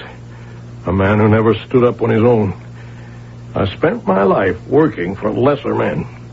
But it was the only way I could be sure that he and his mother would be decently taken care of. Shouldn't that count for something? Oh, I am sorry. I have no business to bother a customer. Oh, it's perfectly all right. You don't come to hear my troubles. Well, let me help you. Oh, how can you help me? Well, someone with a fresh perspective. Just talk to me. I promise I'll listen. Just talk to me. My son. He's a bad boy. Yes, but not a real bad boy. You understand? Certainly. I say to him, you go to school. What kind of job can you get if you don't go to school? Why is it so hard to make them see it? He laughs at me. So now he's 24 years old. What's he going to do? Nothing. Get into trouble. He steals. He fights. But one thing he don't do. He don't lie to his mama. Till now. Till just now. The police, they say he killed a man. Your son? Tell me the truth, I ask him. I'm innocent, Mama, he says. I'm innocent. Well, isn't he? How? The police have evidence. And a witness. Oh. A witness. A man who seen my son on the street that night. And so, my son lies. Well, perhaps the witness might be mistaken. How? He's on the street. On Brand Place and 9th. What? And he sees Benny come running from the warehouse. And he sees everything. He sees Benny's face with the scar and... The witness described your son? This alleged witness actually described your son, Benny? And now I know. My son is a liar. And a murderer. No. He's not. What's the use? Mrs. Seraphin, I didn't mean to do it. I didn't mean to. I better close the store for a while. Lie down. Listen to me. I didn't mean to describe your son. I'll have to go to the police station right now. What are you talking about? I'm the person who... I'm the witness. You? I didn't know it was your son. I never would have... Well, I'll have to tell him I was wrong. I didn't see anyone that night. I'll say so. You? I see you come in here. An old man. I never stop to talk to you. I'm so busy and tired and...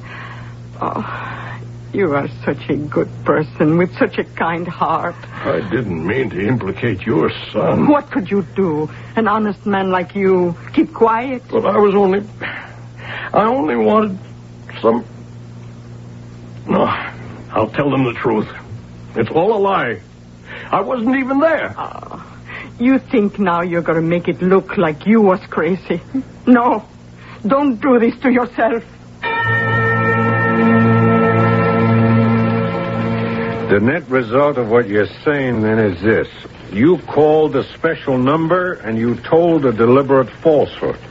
Yes, Lieutenant. Why? I was lonely. Oh, I see. You were lonesome. No, that's not what I said. I said I was lonely. There's a difference? May you never know it. Go ahead. I had to have somebody to talk to. You mean in this whole city, 9-10 million people, you can't find a single person to talk to? That's right. I find that hard to believe. Why? One morning, Lieutenant, you wake up and you look around you and you say to yourself, where'd everybody go? You've outlived your friends. You've outlasted your enemies. And you've overstayed your welcome. So, you called up just to have someone to talk to, huh? Yes, sir. You realize that such an act is against the law, deliberately misleading the police. I can see that. Fortunately for you, it isn't true. What isn't true? I don't believe a word you're saying. Lieutenant, I've told you the truth. You see, there's one thing about people. Whether they're honest or crooked, they're true to their nature. You've been a law-abiding citizen all your life. People like you don't lie to the police.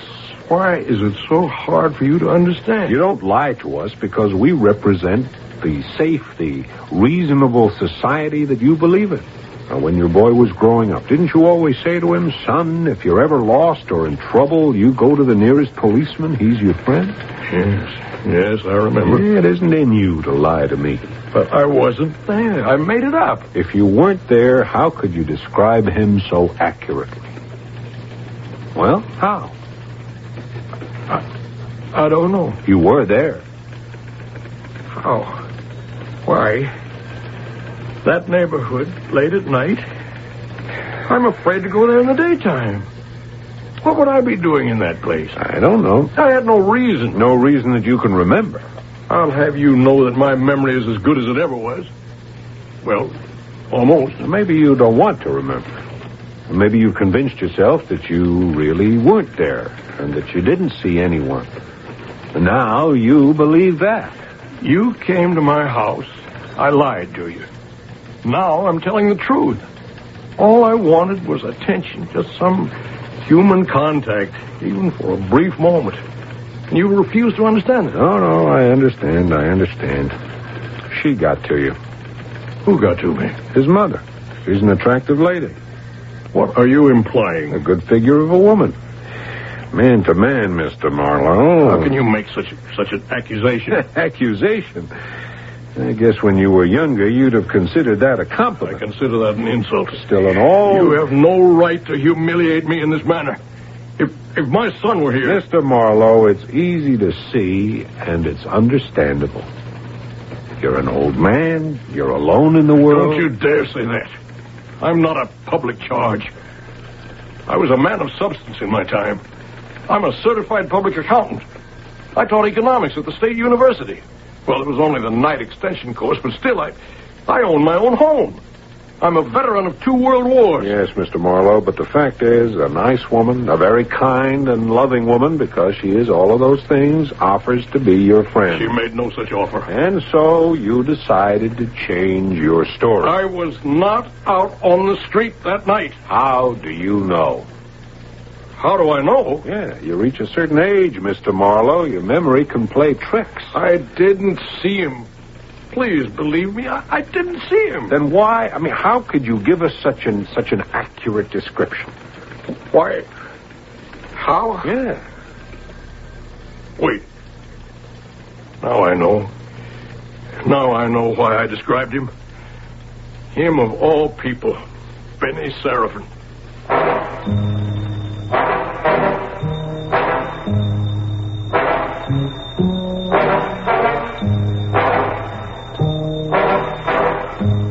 If he knows why, then he knows something we don't know. Wait. Perhaps we do know. The reason, the impetus, the motivation was all there to be seen. Or I should say to be heard. If you know what to look for, it's right out there in the open. But enough of this cryptic commentary. I'll return shortly with Act 3.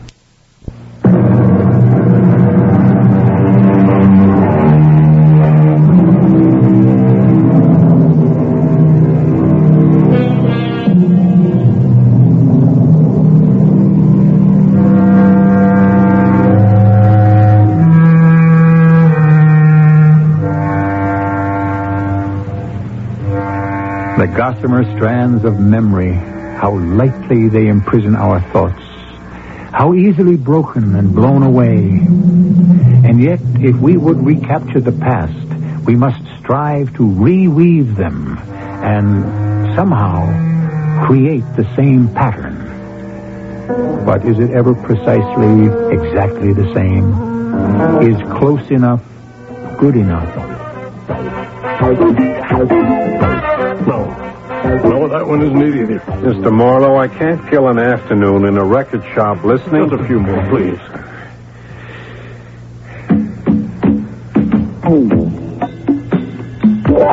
Nor is that the one. Oh, I'd know it the moment I heard it. What are we doing? It'll come to me. What's going to come to you? It had a certain kind of rhythm. Now, look, Mr. Marlowe, I'm trying to humor you. Please don't say that. Just listen. Why do I have to? This one. This is it. What? This music will prove my point. What point? Listen. Well, I can't. I'll make it lower. It's very strong, dramatic. That sort of rhythm makes a very vivid impression. Yeah. Well, doesn't it? So? That morning, I was in his mother's store, and this music was playing. It was extremely loud. Mr. Marlowe, I can't see what you're driving at. Actually, it was very annoying, distracting. So what else isn't it? His mother was angry. She shouted at him. That's when I saw him for the first time. He was leaning against some shelves in the rear of the store, and this loud music was coming from one of those big transistor radios. What are you getting at, Mr. Marlowe? I almost became physically ill because she was angry and he was angry, and this music was blaring, and I suppose it all seared itself on my memory. Yeah, now, please, Mr. Marlowe. Now, you're a police officer. Surely you're aware that there can be an atmosphere of violence. And it was there. I saw his face with this ragged scar, the long black hair, and the stark white against the blood red of his jacket. Okay, Mr. Marlowe. Hear me out. That moment, the picture of him burned itself into my mind, perhaps my subconscious mind. And then it passed. I didn't think anything at all about it. Okay. I take your word for it. And then I heard your appeal being broadcast. I needed someone to talk with, but I could only talk to you if I had information about the killer. And then that song came back into my head, and the picture of a long-haired, scar-faced boy in a red and white jacket flashed through my mind. I no longer knew who he was, but he was someone I could talk about. I see. I no longer associated him with a real person.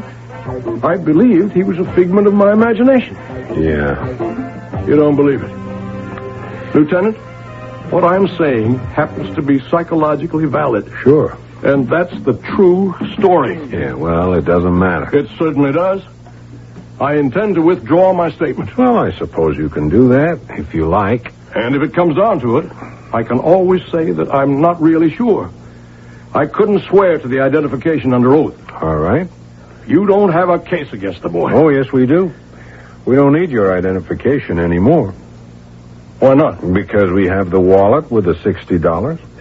Your call to us served to direct our attention towards certain specific faces in our files. And once we knew enough to pick up Benny Seraphin, the case just laid itself out. But he's innocent. Then how does he account for the wallet? But I made the whole thing up. You refuse to believe me. Yeah, well, even if I did, you know what they say, truth is stranger than fiction. Oh, Lieutenant. Mr. Marlowe, are you okay? I don't know. I don't know. Are you feeling sick or something? Is it possible that I'm becoming senile? Did I really go for a walk that night and not remember? What am I going to do, Lieutenant? Look, why don't I give you a lift home? You can take a little nap. As if that would settle everything. No. There's one way I can find out. Do you suppose you could take me to the jail?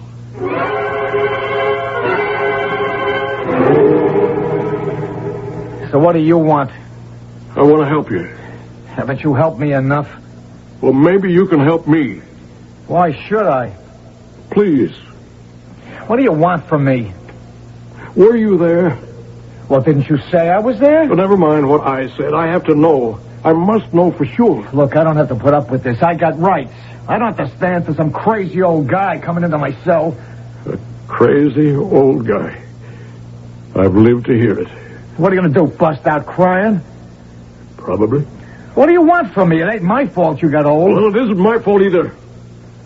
Please, tell me. It's so important to me. If you were there that night, then I was there too. And I never knew it. But if you weren't, then I wasn't there either. And I only saw you in my subconscious. What does all that mean? Please, just tell me the truth. My life, or whatever little is left of it, depends on it. Okay. I was there. You were? But not when you said. Not 11 o'clock at night. 4 in the morning. A long time after it happened. I was coming home. I took a shortcut through Brand Place. There it is, laying on the sidewalk. This great-looking wallet. Just like I told the cops. And that's the truth? Yeah. For all the good it's going to do me. I believe you. Yeah, with that and a token, I can get a ride on a subway. Nah, I'll never get out of here. I'll never ride on a subway again in my life. I never thought I'd miss it. I remember when they built part of the subway.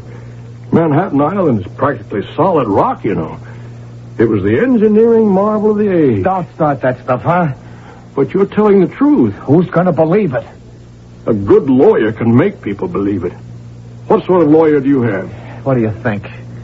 Oh, sure, there's lawyers could beat this rap for me, but my old lady don't have $1 million. So you know what I get?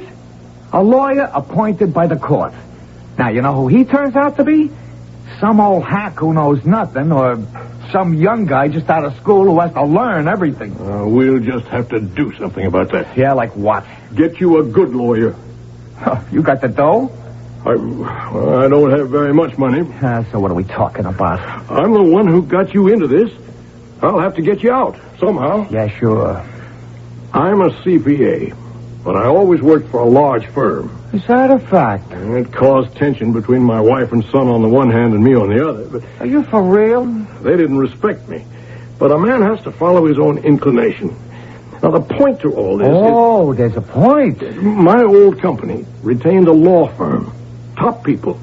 And the senior partner owes me a favor. I haven't spoken to him in years, but he'll remember.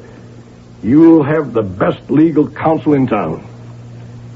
You know, Pop, you look kind of tired. Why don't you go home and take a nap, huh?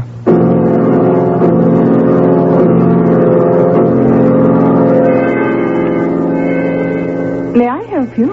I see by the plaque that your name is Miss Rawlings, huh? Yes. Well, you must be new here. Oh, I should hope not. It's been 13 years. 13 years? Mm-hmm. Has it been that long since I was here last? Yes, I retired 14 years ago. Well, what may I do for you, sir? Well, my name is Marlowe, John J. Marlowe. Is J.R. here? I don't have an appointment, but we never stood on ceremony. Oh, I beg your pardon, sir, but whom did you wish to see? J.R. Oh, well, look, this is J.R. Stebbins and Associates, isn't it? Oh, old Mr. Stebbins. He's no longer with us. Say, what'd that old codger do, retire? He swore he'd die at his desk. He did. What? Oh, I'm sorry. It's at least 8, 9 years ago. J.R. He's dead, huh? Yes, well, did you wish to see someone else? Someone else? I don't know. It's just that I was counting on... Oh, maybe Bill Runciman. Oh, Mr. Runciman is no longer with the firm. He sold his interest and moved. I think he's in Florida. Most of the older partners retired. Would you care to see Mr. Slade? I don't know him. Mr. Stein? Mr. Arliss? Mr. Torrance? I don't know any of them. I suppose you could say it's an entirely new firm. Yes. Sir, are you all right? What? Well, thank you very much for your courtesy.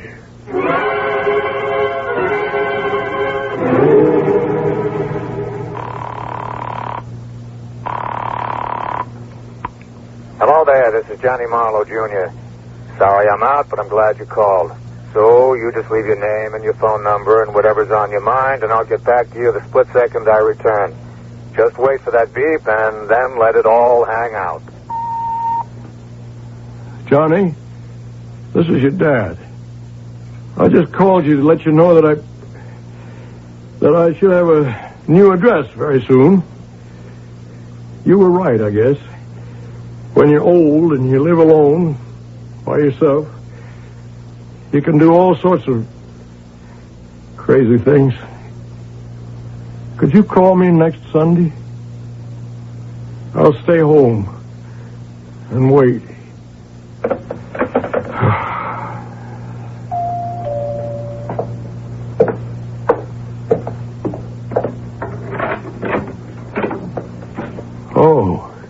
Mr. Marlowe, mind if I come in? All right. Thanks. What's it all about, Lieutenant? Yeah, what's it about? That's a good question. You suppose we could figure out the answer over a cup of tea? Oh, certainly. I always have a pot on the stove. Won't you sit down? Yeah, thanks. I have some cookies also. Would you like some? Sure. Oh, very nice. Oh, that warehouse holdup, Mr. Marlowe, and the murder, you know how that kind of thing gets solved? If at all. You know how we catch that type of killer? If we ever do. Oh, wait. Haven't you been saying that you've already got the guilty party? Benny Seraph? Yeah, well, no. Seems that the guilty party is a fellow named Eddie Smith. I don't follow you, Lieutenant. Eddie Smith is a punk, a hoodlum, a drug addict. I don't know which comes first. But the way you catch the Eddie Smiths of this world, usually, is when some other punk or hoodlum informs on him in order to buy himself a deal with the police. Or a jealous woman, which is what just happened here. Then Benny Seraphin is innocent. Yeah, Benny Seraphin is back on the streets, and I hope he learned a lesson. You're a man of the world, Mr. Marlowe. What do you think? Maybe. Maybe not. Yeah. Well, Eddie Smith killed and robbed that night watchman, but he's been two-timing his girlfriend, and so, to get even, she turned him in.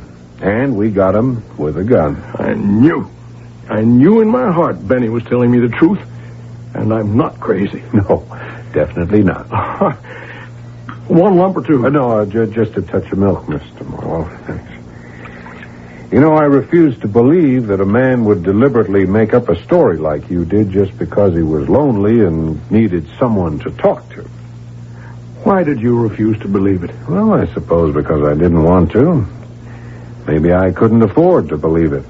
I didn't want to face the implications. Do you believe it now? You know, Mr. Marlowe, you're a very interesting gentleman. You really mean that? You have a great fund of information. Experience. You don't suppose I could drop around now and then for a cup of tea? Why, certainly, Lieutenant. I'm at home to callers every afternoon. At home to callers. Yeah, that's how my grandmother used to talk. Tell me about your grandfather. You know, the one who was on the force when Teddy Roosevelt was police commissioner?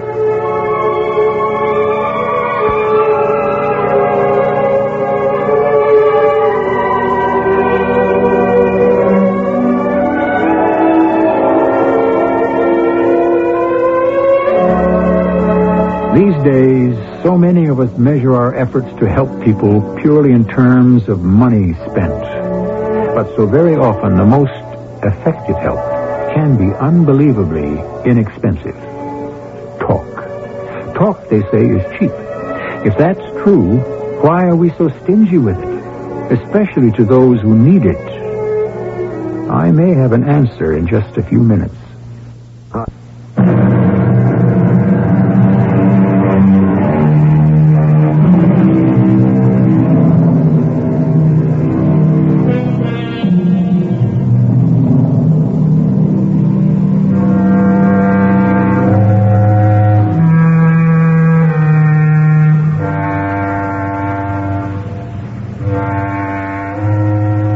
Today, there is so much talk of the waste of energy and natural assets. But there are human assets that are also being disregarded. You see them everywhere. Sitting on park benches, walking slowly through the streets. The elderly people, the retired people, the people with nothing to do, nowhere to go. And we think of them as being used up, washed up, finished. But inside them is so much knowledge, wisdom, experience. Somehow we must find a way to use it, enjoy it, be enriched by it.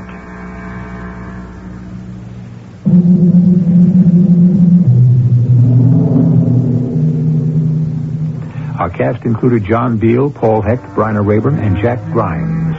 The entire production was under the direction of Himan Brown. And now, a preview of our next tale. Lang is too busy breathing.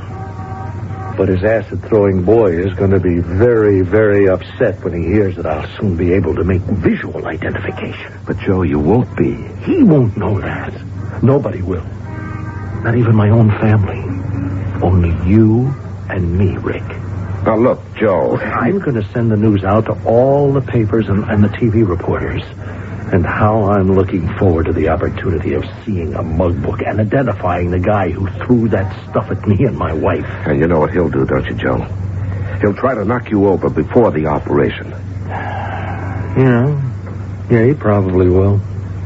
You think you can trap this guy by setting yourself up as a target, huh? A game of blind man's bluff, huh? That's the game, Ray. And I don't intend to lose. This is E.G. Marshall inviting you to return to our Mystery Theater for another adventure in the macabre. Until next time, pleasant dreams. Stay tuned for the CBS Radio Mystery Theater. The CBS Radio Mystery Theater presents...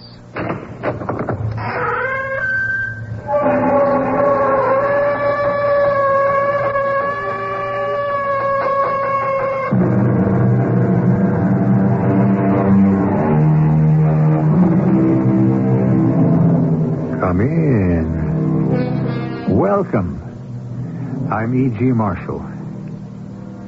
My wife doesn't understand me has always been a rather common complaint. And classically, it has been uttered by harried and put-upon husbands who insist that they stray far afield only to enlist the sympathy and commiseration that seems to be denied them at home. And yet, how often do any of these poor, deprived fellows think to put the proposition in reverse and say, I don't understand my wife? Mr. Parrish, describe in your own words what happened. Well, I walk into the house, and there she is. There he is, both of them, half-dressed. I reached for the gun. I wanted to kill him. But part of me says, no, you can't. And then I see that smile on his face. Oh, that was it. I pulled the trigger. This, then, was the first time you knew she was unfaithful? The first time and the last time. You think I'd hold still for my wife carrying on? What kind of a man do you think I am?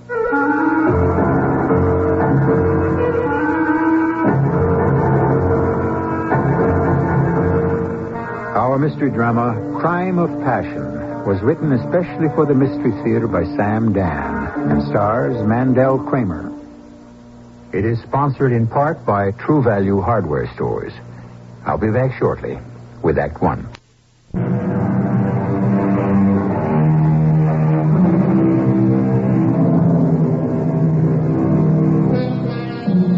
intelligent woman is a woman with whom one can be as stupid as one wishes.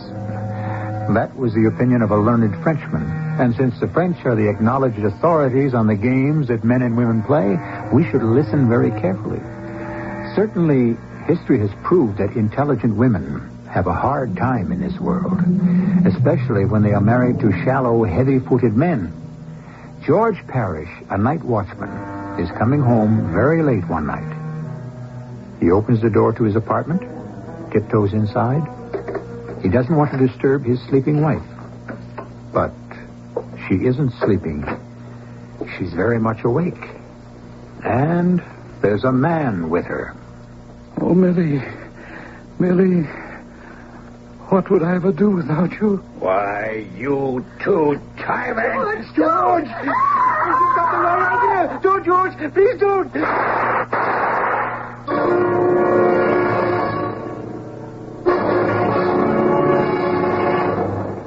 Good morning, Phil. Am I upsetting your schedule? You're destroying it, Tom. Well, being a law firm's top client does give a man privileges. Go ahead. The clock is running. I have a case I want you to handle for me. The man's name is Parrish, George Parrish. He came home last night and found his wife with another man, and he shot her dead. I want you to defend him. Why me?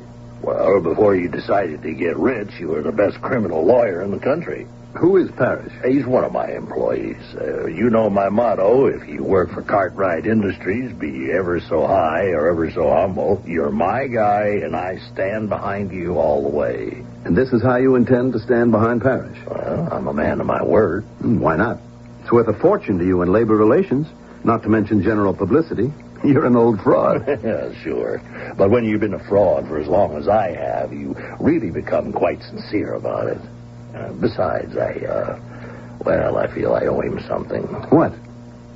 I feel guilty about it. Why? I want you to get on this thing for me, Phil.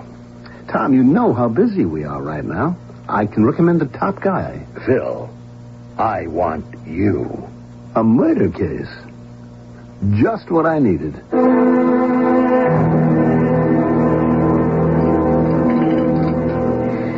What's new in the paper this morning, dear? Oh, just the usual bad news. Oh. I'm sorry, darling.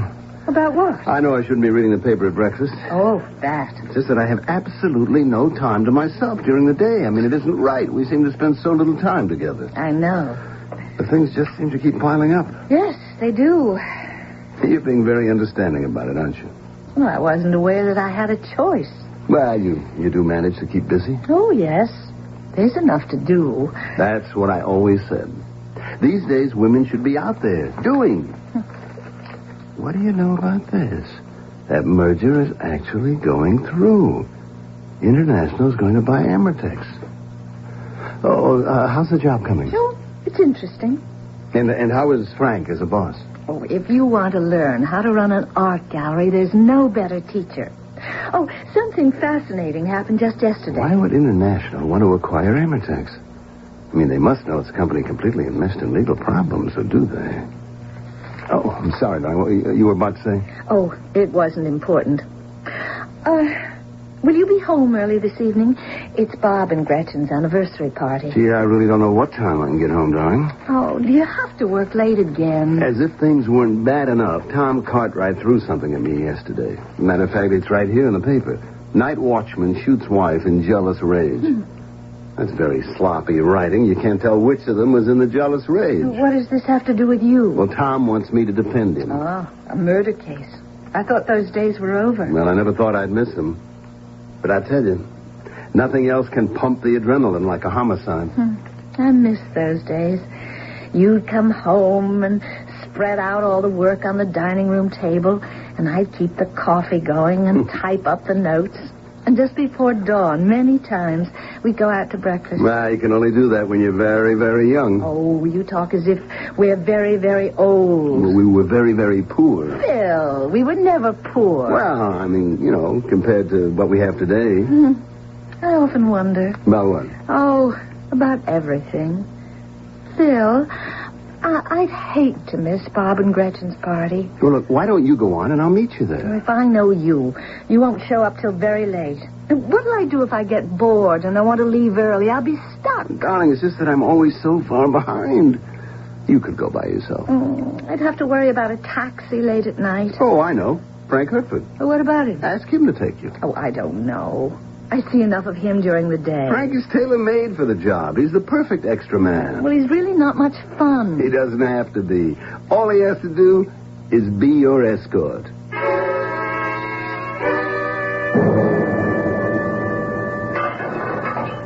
Thank you, guard. Parrish, I'm Philip Wilcox. I'm your attorney. Parrish? She's dead. Yes, we know she's dead. I killed her. Yes, I have your confession. Yeah, I confessed. I want to read it to you. I don't want to hear it. You say, I came home early and I caught her with James Axford. I don't want to listen They were to both it. half-dressed. I knew they'd been together. I got so mad. Don't read any more. I pulled the gun out of the holster. I was going to kill them both. I fired at her first, then I was going to shoot him too, but he fought with me. Then other people came into the room. I can't believe she's dead. Is this substantially the way it happened? Huh? Oh, yeah. If that's what I said, that's what happened. Did you mean to kill her? I got so mad I couldn't control myself. Next thing I know, the gun is in my hand. Well, you didn't exactly surprise them in what might be called a compromising situation, did you? What's he doing there that hour of the night wearing pajamas and a bathrobe? Who can you trust in this world? Nobody. Just one person. My buddy, Tom Cartwright. Well, he wasn't my buddy exactly. He was my battalion commander. He knew the name of every guy in the outfit. Now, Parrish. After the war, you lose track. And he was an officer. I didn't have an easy life. A lot of things went wrong. Now, look, here's what we have to establish. I was hitting 57, 58. What's the best I could do? Night watchman for this big company. Did you at any time, prior to the moment that you saw them together... These important guys come in, see, and this big white-haired fella, he looks at me and he says, "Hey, I know you, George Parrish, B Company, rifleman." Did you have any reason to suspect they were having an affair? Said, "Look, George, anytime you feel you're not getting the right deal, you just come and see me." Parrish? I have to know this. How he always was, Big Tom Cartwright. Hey, you must be the smartest lawyer in the United States of America, because that's just who Tom said he'd get me. Answer this. Did you have any reason to suspect that they were having an affair? No. Who is James Axford? A runny little guy. He lived down the hall. He'd sit around with us and drink coffee. You want to know how stupid I was? I'll tell you. I used to think it was great that he'd drop in to keep her company while I was working. You mean you didn't suspect anything? Suspect what? He looked like a light breeze could blow him right over. Besides, she wasn't all that young or great looking. I mean, how could I figure she'd even be thinking of that kind of thing? How could this happen to me? I tried to give her everything. All right, Parrish. I think I have enough for now. Maybe I should have spent more time with her. You know how women are. They want you around all the time, but what was I going to do? I had to work nights and part-time. I couldn't help it. Why couldn't she understand that?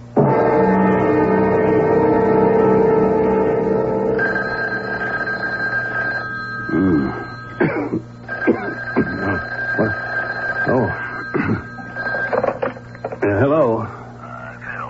Phil, it's Tom.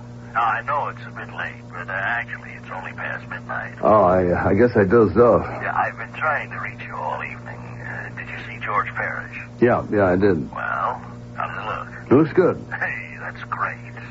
You know, in cases like these, you usually have to explain the gun. You know, if he didn't mean to use it, why did he have it? Well, he had to carry it on the job. Exactly. And that's a big plus.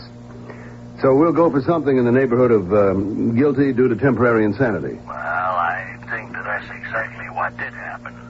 you're telling me that he'll do okay. Unless something unforeseen comes up. Like what? If I could tell you, it wouldn't be unforeseen, would it? I appreciate this, Phil. I want to help him. Oh, I'm sorry if I disturbed you. Good night. Yeah. Good night.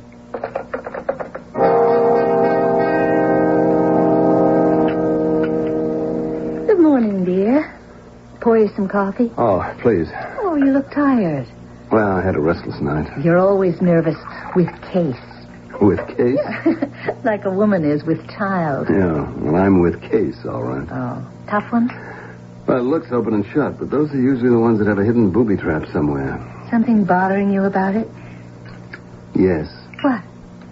Well, that's the trouble. I don't know what. You must have come home rather late last night. Mm-hmm. I guess we all lost track of the time. Oh? Oh, it was a marvelous party. Everyone hated to see it end. What time did it break up? Oh, it was before midnight. I was still up around midnight. I didn't hear you come in. You know what happened? Frank and I walked home. You walked home? That's right. All the way from Bob and Gretchen's? At that hour? Well, that was very foolish. You're right. Why'd you do it? Darling, you're looking at this in the cold, clear light of the morning. But it was such a beautiful night. You have to admit that. I'm afraid I didn't notice. There was a kind of magic in the air. Magic? What kind of magic? Oh, you should know. You're the one who first told me about the magic in the night air. I did? Don't you remember? In the air of the night are all the gossamer dreams and fragile fancies. They wither and die in the glare of the burning, brilliant sun, but in the soft and kindly glow of the friendly moon. Huh. Oh, I often wonder. You know, you never told me. Did you read that somewhere, or did you actually write it? I don't even remember. I think you wrote it. You used to write a lot of poetry while you were going to law school. I remember you said that it was the only way that you could keep your sanity. I was just a kid. And one of the greatest lawyers in the world, Chief Justice Oliver Wendell Holmes, was a fine poet. Margaret, getting back to this foolishness. I mean, walking all that way in the dead of night. Well, you and I used to walk at night for hours. I remember. Yeah, well, those were different times. Yes. I thought you said you found Frank Hertford rather dull. I never said that. Didn't you say he wasn't much fun? Oh, yes. But that's only during the day, at the gallery. He's all business there, which is good. But away from the gallery, he has an entirely different personality.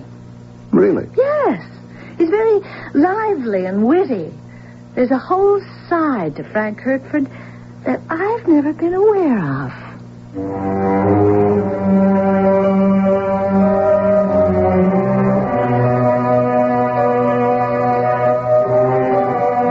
On that line, let's take a break and see how things seem to be shaping up in our little drama.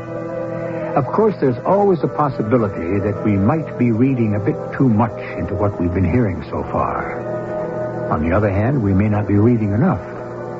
We'll just have to wait for Act 2 for a clearer definition.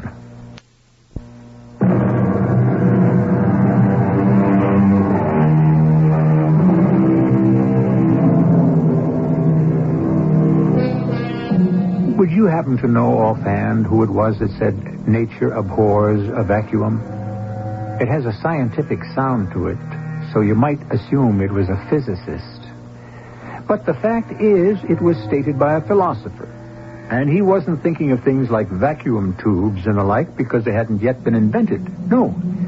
What he had in mind were human affairs and what people will do if their lives are empty.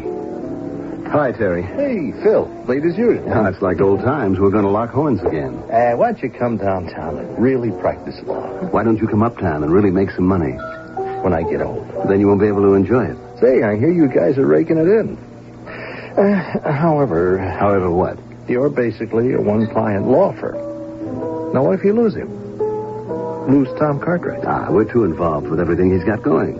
It's as if we were welded together. How could we lose him? Well, the outfit that had him before you did lost him. Thanks. You just made my day. Yeah, all right. Now, getting down to cases. The George Parrish thing now. This is the quintessential crime of passion. That's your story. Well, you admit that it's open and shut. I don't have to admit anything. Oh, why don't we save the taxpayers' money? Oh? You want a plea bargain? Look, why don't you ask for manslaughter? We can wind up with guilty because of temporary insanity. Oh, how nice of you. And for you, too. You get the word guilty in the verdict. I'm going for murder 1. You have to be kidding. The public perception of these insanity things, it's completely negative these days. You see, man on the street thinks all you have to do after you kill somebody is have a smart lawyer claim you were temporarily insane and you beat the rap. But I do have temporary insanity here. Oh, do you? Yes, I can get psychiatric testimony. It says so. I can get psychiatric testimony that says you don't. All right, so our shrinks cancel each other out. And what's left is this poor, pathetic-looking, put-upon slob. He's your hard-working, hard-luck guy who never got a break. And a war veteran, too. That doesn't carry the cloud of youth. Got a Purple Heart. Probably shot himself cleaning his rifle. So, what? Your client is lying. Well, I believe him. I don't. Why not? He walks into his house, all unsuspecting. And he's suddenly confronted by the infidelity of his wife. Now, in a sudden, wild, uncontrolled fit of rage, he shoots her. You're stating my case. And it's a lie. No man or woman, for that matter, is ever unaware of infidelity. Come on, Terry. How can you say that? You mean a fellow doesn't always know his wife is being unfaithful, How could he know? Are you telling me if Margaret were having an affair, you wouldn't know about it? Margaret would never have an affair. Oh? Why not? She's not the type. Well, what is the type? And besides, realistically, she's older. Older? Look, the truth is, why would anyone want to have an affair with Margaret? Have you seen her lately? Well, as a matter of fact, at the gallery. See, my wife dragged me there to look at some art. Just last week. Oh, she looks great. Yeah. Now, look, getting back to your basic point. Which is, a man has to know that his wife is having an affair. He has to notice the change in her. What change? Well, she treats him better, or she treats him worse. She's either laughing or crying. She's light as a feather or heavy as a rock. See, but whatever she is different. And you claim a man can see that? Oh, well, see it, hear it, feel it. Now, he knows it. But he may categorically reject that information. Why? Because if he faced up to it, he'd be forced to make a move. A move that might change the world he lives in. Maybe he simply can't handle it. So if you're right, why didn't my client go on evading the issue? Why did he kill her? Because you could only lie to yourself for so long and no longer. You see, you're taking a terrible psychological beating. You have to blow up. And suddenly, something happens which may be completely unrelated to the marriage, but it's a terrible trauma, and that's when a guy goes home and makes her pay for it. Well, you'd better be able to prove that to our 12 good people in True. That's why we're having a trial, isn't it? Phil? Is that you? Yeah? You didn't say you were coming home, so I didn't bother with dinner. Oh, well, Hey, look at you. You like the dress? I don't know. Well, it's a bit daring. Oh, now, Phil. Well, let me put it this way. You usually dress with an eye toward suggestion rather than display. Well, I hardly think you could call this display. Well, for you, it's certainly something new. New? I've been dressing more or less like this since... Oh, it's been over a year now. I never noticed. Well, actually, Phil, you're very rarely home. Well, it has been a hectic time. I'm sure you understand that. Of course. You see me mostly at breakfast, and then I'm in my robe and my hair isn't done. No, just wait a minute. What did you just say, that I only see you at breakfast? Mm-hmm. We have breakfast together, and you leave the house. Then you generally come home very late for dinner. Darling, we are swamped in the office. Oh, of course. So when you do come home, I'm ready for bed. Sometimes I'm already asleep. But you do look different. I would hope so. You haven't really consulted me. What I mean is, every time you buy a new dress or decide on a different hairdo, you'd always ask my opinion. Darling, how long has it been since my hairdo or my clothes have been of any interest to you? Actually, you've become careless about my appearance. certainly you've been much less strict lately, much less demanding. Well, I have had some very important concerns. Well, maybe my appearance isn't as important to you as it once was. Oh, now, come on, Margaret. Look, there's nothing personal in this. It's just a basic truism of married life in a great many marriages. Well, now that you're all dressed up, are you going somewhere? Mm-hmm. We're having a special showing at the gallery tonight. Oh. But it's going to be quite an event.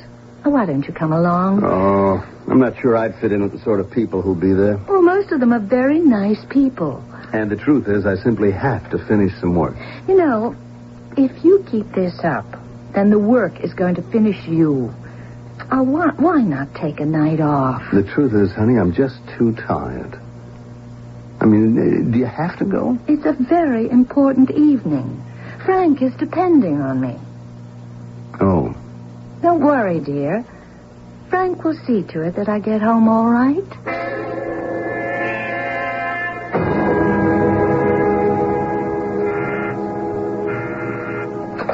Yes.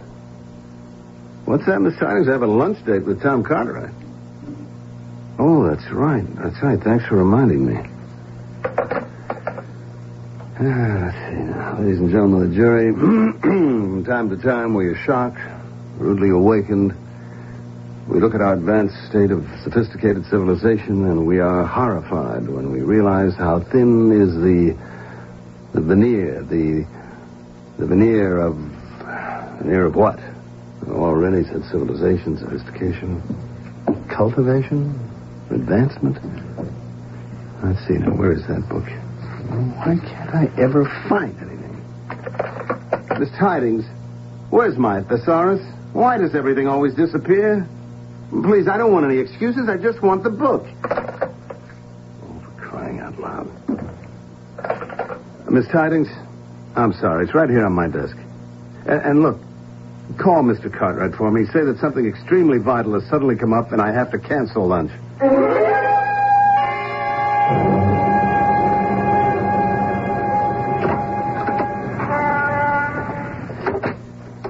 May I help you? Yes, I'm looking for Margaret Wilcox. Did you have an appointment with Mrs. Wilcox? Well, I don't usually make appointments with Mrs. Wilcox. I'm Mr. Wilcox. Oh, how do you do, sir? Was Mrs. Wilcox expecting you? Well, it's just that I happened to be in the neighborhood and thought I'd drop by and take her to lunch. Oh, well, they're not here at the gallery just now. They? Margaret and Frank Hertford.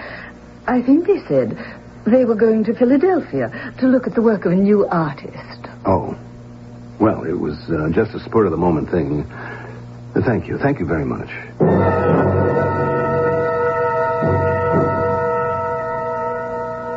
How are we doing, Counselor? Mr. Parrish, I have to ask you one question. You sure should. Did you have any idea that your wife had been unfaithful to you with this Axford fellow before you found them together that night? You already asked me that. Well, I'm asking again. Well, I told you before. I never knew. Is that possible?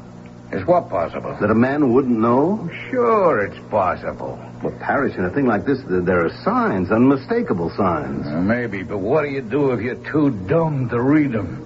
Too dumb, too trusting, maybe too happy. Now, listen, I'm your lawyer. You must tell me the truth. I'm telling you the truth. The worst thing you can do is lie to your lawyer. Why do you keep saying I'm lying? I'm not saying that you're lying. I'm only asking you not to do it. I'm building your whole case on the proposition that you didn't know what was happening. I'm telling you the truth. Now, just remember, if you're not, I can get blindsided, ambushed, and destroyed in that courtroom. All I stand to lose is the case. I'll go on to something else. But you won't. Well, do you think I'd have held still for it? I'm not that kind of a guy. When I found out about what she was doing, I put an end to it. Right then, right there. Did you ever argue with your wife? How can you be married and not argue with your wife? Loud, angry arguments that the neighbors could have overheard? No, never. I mean, I have to make sure that they can't spring a witness on us to testify that he heard the two of you having some serious shouting matches. Whoever says anything like that would be lying. All right, that's what I have to know. So, how does it look? If you're telling me the truth, you've got a chance.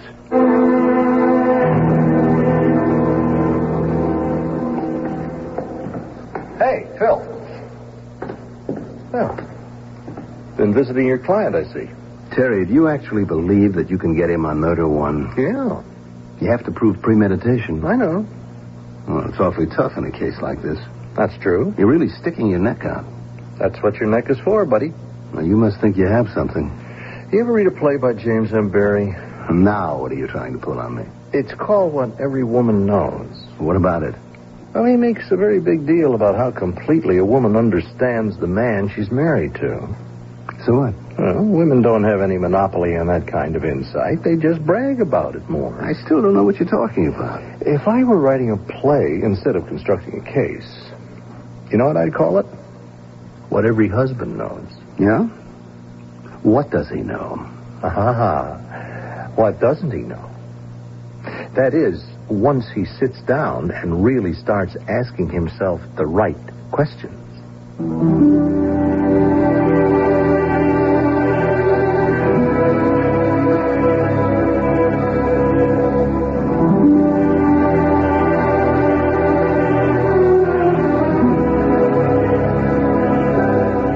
Well, what does a husband know?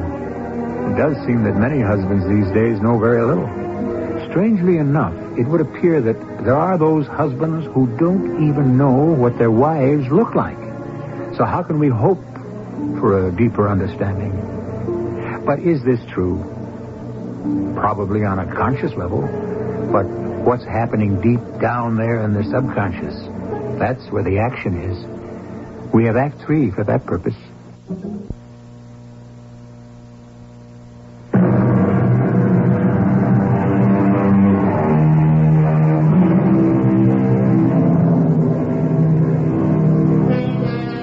We have the word wedlock, which is used to define the married state.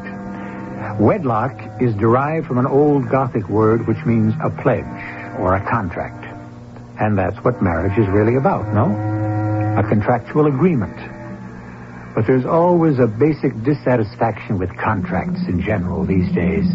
One of the parties is always looking to get out of it somehow.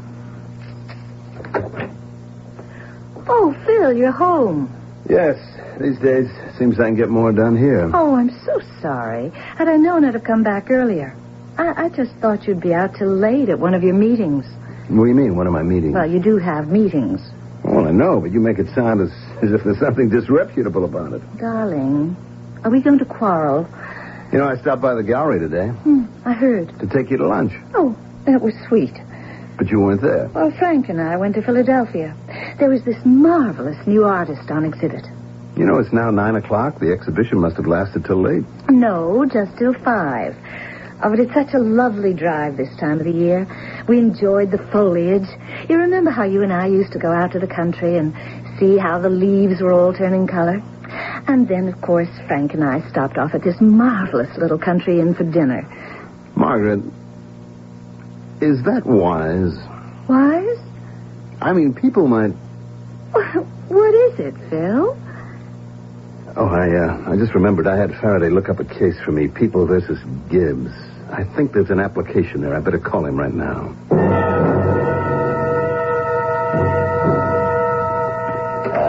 Phil, you got a minute? Oh, come in, Tom. Sit down. Well, thank you. I don't see you at the club. I don't see you anywhere these days. And what's this? A sandwich at the desk? I'm in the middle of a murder case, remember? And you'll get him off, won't you? Well, a man doesn't get off in a situation like this. He still has to pay a price. Well, okay, a couple of years, maybe. That's the same as getting off, isn't it? Phil, you're worried, aren't you? I always worry when I'm in court. Sure. He killed his wife.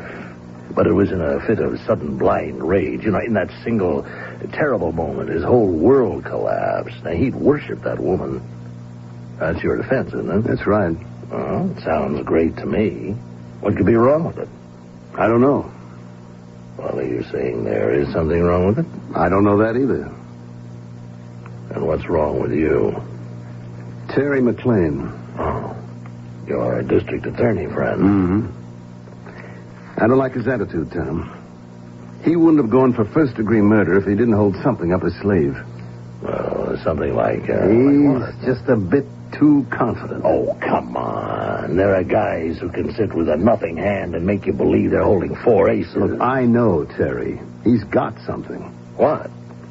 Premeditation. George Parrish isn't that kind of guy.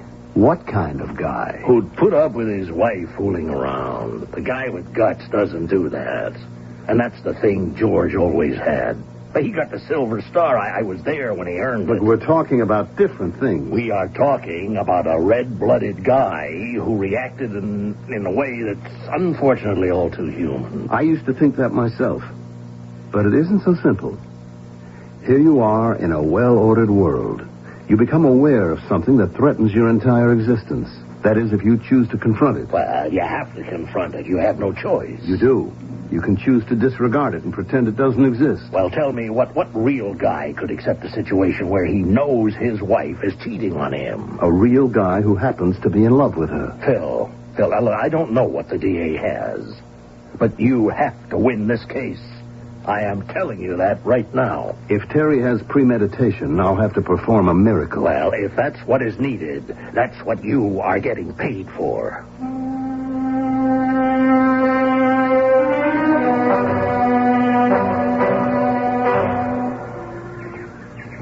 Do you mind if I sit down here? It's a public bench in a municipal park. Beautiful day, isn't it? Excuse me.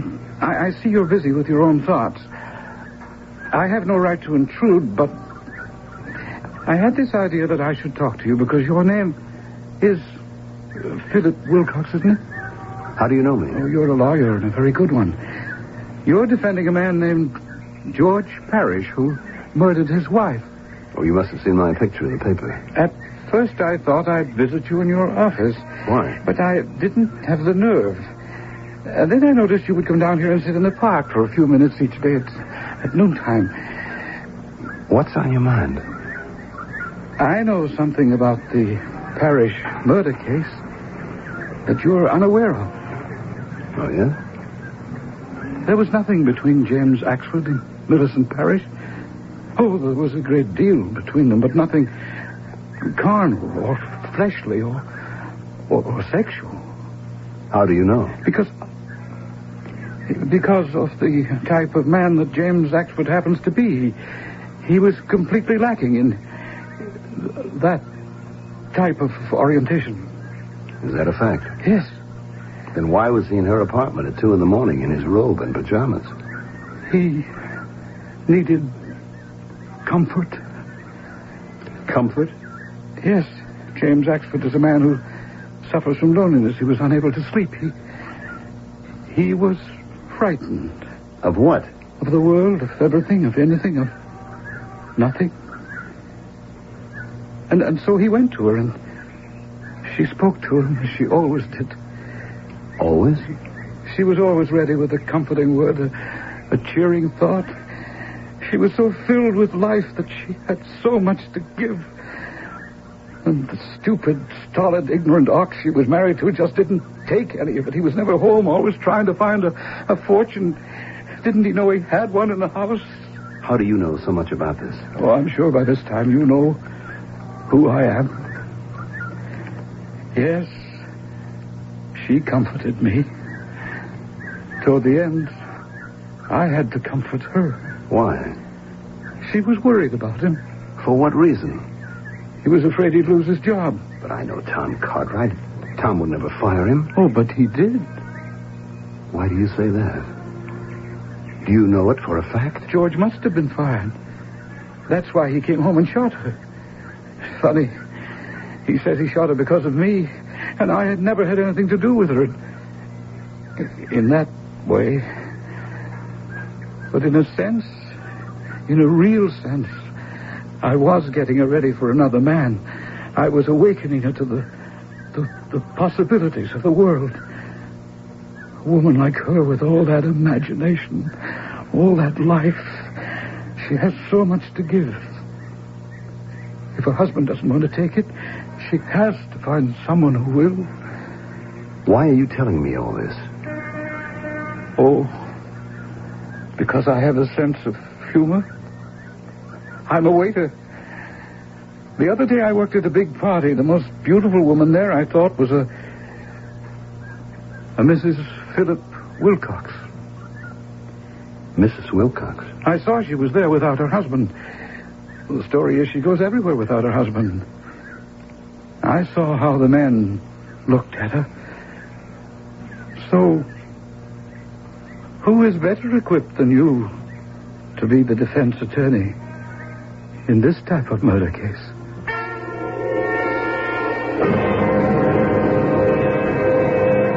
Tom, I have to talk to you. Oh, well, I can't now. I'm flying to Chicago. Sit down. Just wait a minute. You can't just barge into my office. Tom, the day he killed his wife, did you fire George Parrish? Now, what kind of a question is that? If the answer is yes, my whole defense collapses. There's no way a thing like that could come out, is there? Oh, boy. Well, who would bring it up? George wouldn't. How did you fire him? Oh, well, I called my secretary and I said... Oh, good Lord. And she must have called personnel. Now it's a matter of record. No wonder my DA friend Terry's been going around with that Mona Lisa smile on his face. I told you he got the Silver Star. It was for saving my life under fire. Great. So why did you give him the sack? Because he'd been stealing. Though I didn't mind. I mean, what did it add up to? A couple of $100 now and then. But the foreman and the other fellas, they were wise to it, so I had to stop it. Now, I said, George, you have to cut it out. If you need extra dough, just come to see me. So shouldn't that have ended it? No, he kept on stealing, taking advantage of me, making me look like a chump to the other guys. And so I called him in. I blew my stack, and I said, get out of here. Turned pale as a sheet of paper. Well, I guess he must have nursed it for a while. Then he went home, and he killed her. Who else did he have to take it out on? The DA knows about it. He has to. What do you see? He didn't kill her. I did. I made him do it. And I should have given him another kind of job, but what? He wasn't good for anything else. Tom, there's no way I can save him. But you have to. I cannot do the humanly impossible. I don't recognize words like humanly impossible. And I don't have to, because I pay top dollar. And all I know is I want results.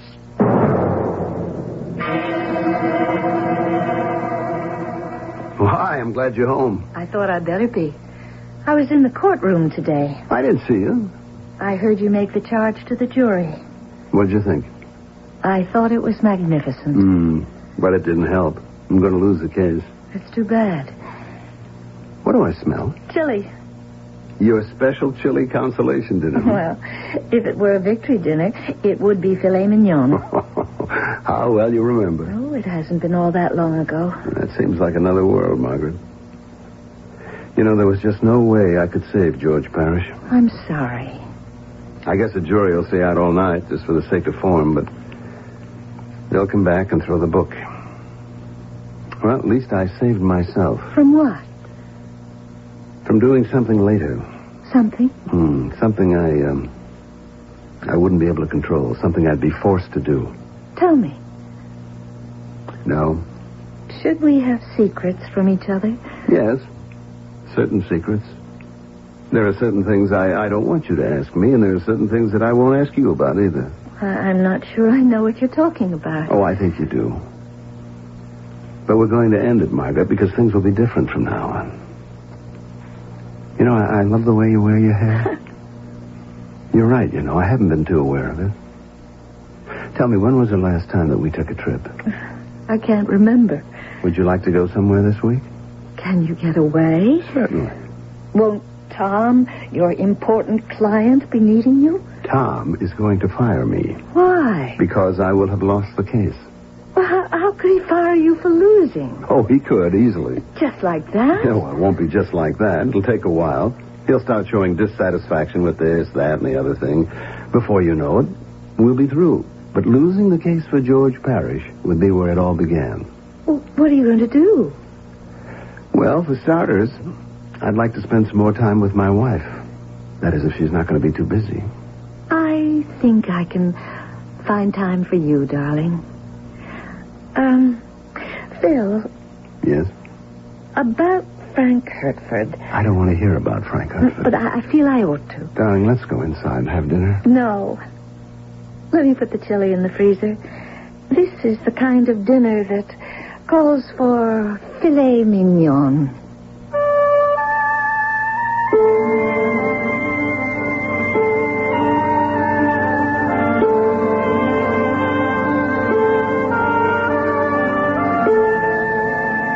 And there the matter must rest.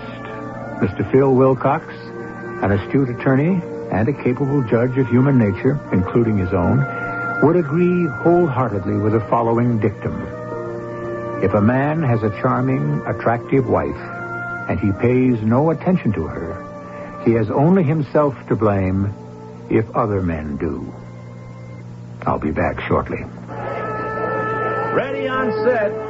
Hi, this is Michael Landon. You know, what goes on behind the scenes is important. Because if things don't work well here, they won't work well up front. Same with pictures. What's behind them can make a difference. So I get mine printed on Kodak paper. And it's always available where you see the Kodak paper sign. You can't miss it. It's the sign with that memorable face. Mine. You're on, Mr. Landon. Okay. Look for the Kodak paper sign when you get your pictures developed. And tell him Michael sent you.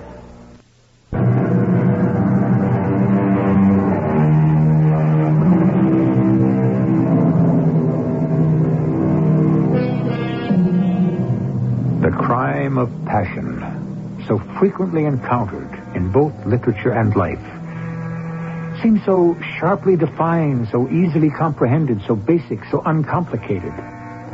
But is it? Men and women are complex creatures who will always act in their own self-interest. And sometimes a sudden burst of blind fury can have been created by many years of clear-eyed preparation deep in the subconscious, where everything is finally decided for all of us. Our cast included Mandel Kramer, Carol Teitel, Earl Hammond, and Ian Martin. The entire production was under the direction of Himan Brown. This is E.G. Marshall inviting you to return to our Mystery Theater for another adventure in the macabre. Until next time, pleasant dreams.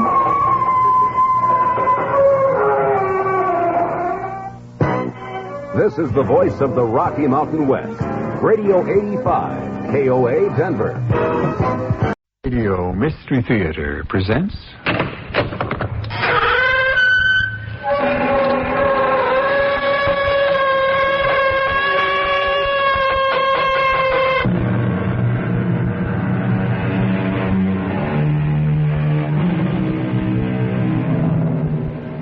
Come in.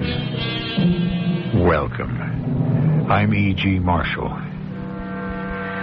We accept time as we know it. The sun in the morning, the moon at night, so many days, so many hours, minutes, seconds, all going forward, while you and I and everyone we know goes backwards. At least we're getting older, which is kind of not keeping up with time. Supposing it were possible to repeat life. Not reincarnation, but repeating yourself in another era and beginning all over again. That is the premise of today's story on Mystery Theater. Jake, this is 1880. You come from the year 1980.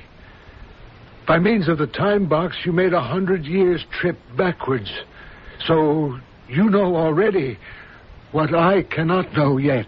And you suspect your daughter Priscilla is in love with a criminal? I want to know what's in store for her. You can find out what I'll never know until it's too late. Well, this man she's in love with, what crime do you think he's going to be accused of? I believe he's going to murder Priscilla.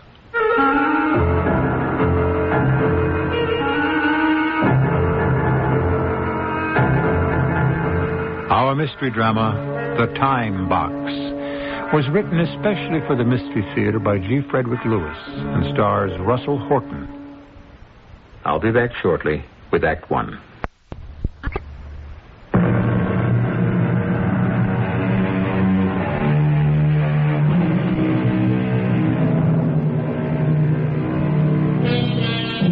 in the town of North Orange.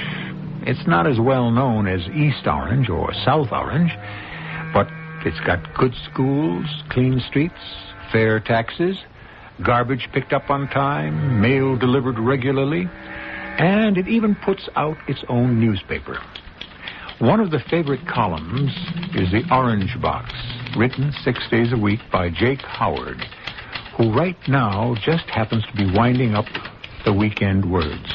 So, let me remind you, dear readers, the present is built on the past. Dig down a few feet anywhere on this earth, and there lies the remains of a previous civilization, of a previous century. Before North Orange had cars, cabs, and buses, we had trolleys. And before that, horse cars. Today, up on Main and 3rd, they're digging out the foundation for a big shopping mall. I'm hoping in that big hole to find a clue to a 100-year-old mystery. Tell you about it in my next column. So be sure to open up your Orange Box Monday morning. Yours, Jake Howard.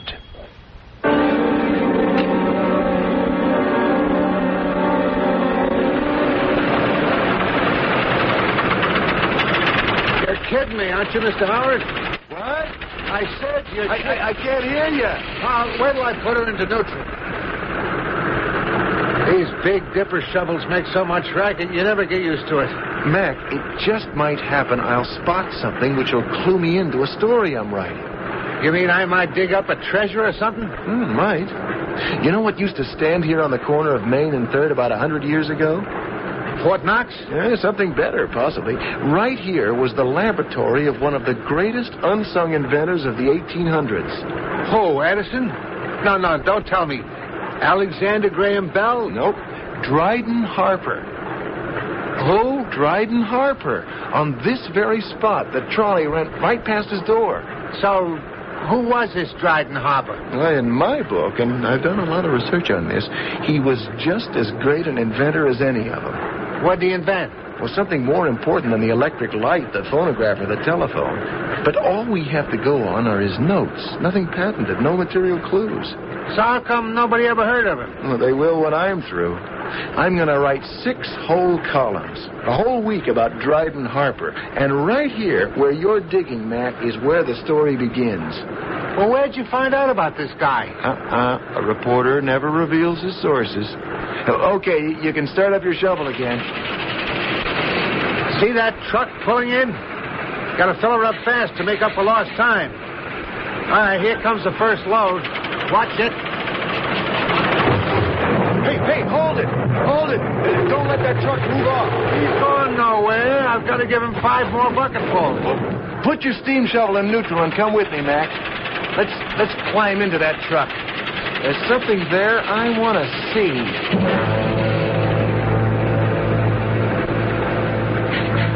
What are you looking for, Mr. Howard? I think it's right under here. I saw it fall off your shovel right about here.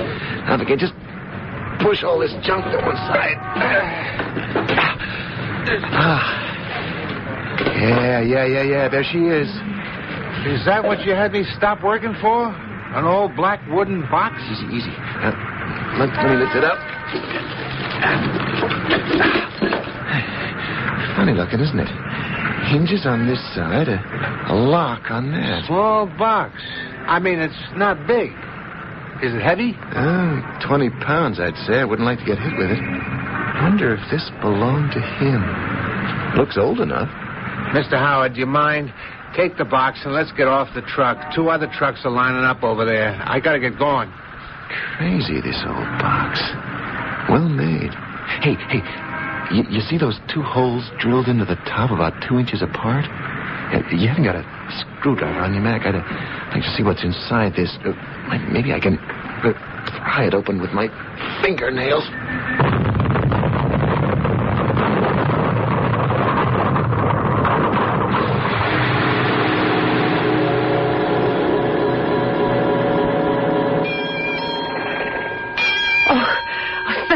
Thank you, sir, indeed. Thank you so much. Oh, I saw you getting off the trolley and then stumble, and then there was all this smoke. I couldn't just stand there and not help a lady. Are you all right? Yes, I think so. It was stupid of me to have fallen like that, wasn't it? I take this trolley every single day in both directions. Oh, I hope I didn't break anything in this box. My father would be extremely upset. Well, may I carry the box for you? Is it heavy? Yes, it is, sort of. I think that's how I lost my balance, getting off the trolley. It's funny. I could swear... Oh, please don't. I don't know if I'm dreaming or not, but I've seen a wooden box very much like it, but where? I can't remember. I do appreciate you helping me to my feet, sir. However... However, what? Oh, I doubt very much you've ever seen this box before. Oh, just a feeling I have. I could be wrong. Nor have I ever seen you before, sir. Oh, sorry. My name's Jake Howard. How do you do, Mr. Howard? My name is Priscilla Harper. Harper? Look, I know it's a very long shot, but do you happen to be related to Dryden Harper? Why, yes. Yes, I am. I'm his daughter. Dryden Harper's daughter? No, wait, the Dryden Harper, the distinguished inventor, scientist, discoverer who was born in 1831? Mr. Howard, for a stranger, you know a great deal about my father. But you're so young. This is the town of North Orange, isn't it? Oh, yes. But I've never seen you in town before, and I can see by your dress you're not a native. Miss Harper, could we sit for a moment on this bench? I believe I'm dreaming. Oh, dear me. That is one of the most ancient and oft-used bits of flattery in the entire lexicon. It is? And I shall be glad to sit on this bench for a moment. I need to catch my breath before I go in. Now, you are Dryden Harper's daughter, and you are sitting here dressed in, perfectly ordinary street clothes. Yes, you're sitting here, and I'm sitting here. Are you quite well, Mr. Howard? Amazing. Oh, excuse me. You were saying you travel on this trolley car, and, Well, I'm coming home now, actually. My father had asked me to bring this box to a fellow scientist at the other end of town. So I went, but when I got there, he wasn't home. I've wasted my entire morning. But wouldn't it... I mean, why didn't you phone him in advance to make sure he was home? Phone him?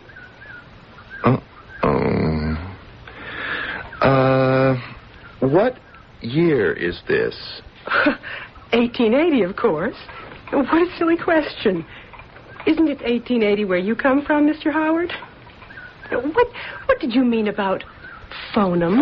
What I meant was if you had telephoned, but then I realized, 1880, there wasn't, you don't have... Oh, the telephone. Oh, my father is very well acquainted with Mr. Bell. Uh-huh. In fact, Dad visited him in Boston 4 years ago when Mr. Bell first demonstrated his telephone. Could you, would you introduce me to your father? You know, I've read a great deal about him, and in fact, as much as I could find. And to think I actually might be in a position to meet the gentleman, well, words fail me. Mr. Howard, you happen to be right across the street from my father's house and laboratory. The trolley runs right past our corner. Certainly you may meet him. Before I go in with you, may I have just one look at that wooden box you're carrying? Sure, here. You may look at it.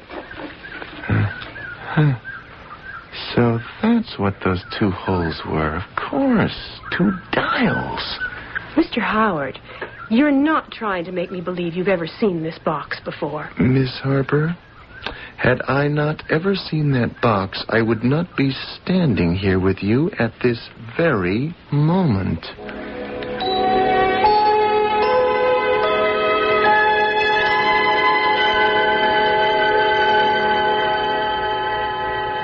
Mr. Howard, what you tell me about your trip through time pleases me enormously, but does not surprise me. Mr. Harper, if you knew how excited I am to be actually in your house listening to you face to face, I don't know how to say it any better. Well, thank you. It was my time box you found up there in 1980. Pretty bashed about, I gather, but still active. Well, now, what about Bell and Edison? They haven't written anything about you. We have to know Tom Edison and Alex Bell. You might say there's a professional rivalry between us, so I'm not surprised they didn't mention my name. Of course, neither of them have any idea about my time box. Oh, well, if I get to meet them, you may be sure I won't say a word either. You find my time box 100 years into the future, and it manages to convey you to our century. As I said, Mum's the word about that. May I ask, Mr. Howard, now that you're here, what do you intend to do? Well, Miss Harper, I haven't given it a moment's thought. Fortunately, I'm a single man, no wife, no family. An orphan, in fact, so my disappearing from my own century at the corner of 3rd and Main isn't going to worry too many people. It occurs to me, Priscilla, perhaps this young man from 100 years yet to come might help us. How? Along the lines we were discussing last night. Dad, I wish you'd just stop using the time box for that stupid experiment. It isn't going to do you any good. I'm not ever going to stop seeing Hans. I don't care if you materialize Socrates or Shakespeare to come here and argue with me. Nobody and nothing in the world is going to put a stop to my friendship with Hans. Priscilla, you know what has been happening here in North Orange the past 4 months? I couldn't bear to think my own daughter could come to the same fate. Nothing's going to happen to me. Your suspicions are ridiculous. My own daughter may be next. Mr. Howard, I'd like you to stay for dinner. There's something I would very much like to discuss with you. Oh, Dad, why can't you be reasonable about this? There is nothing, absolutely nothing, to connect the man I love with the deaths of all those girls.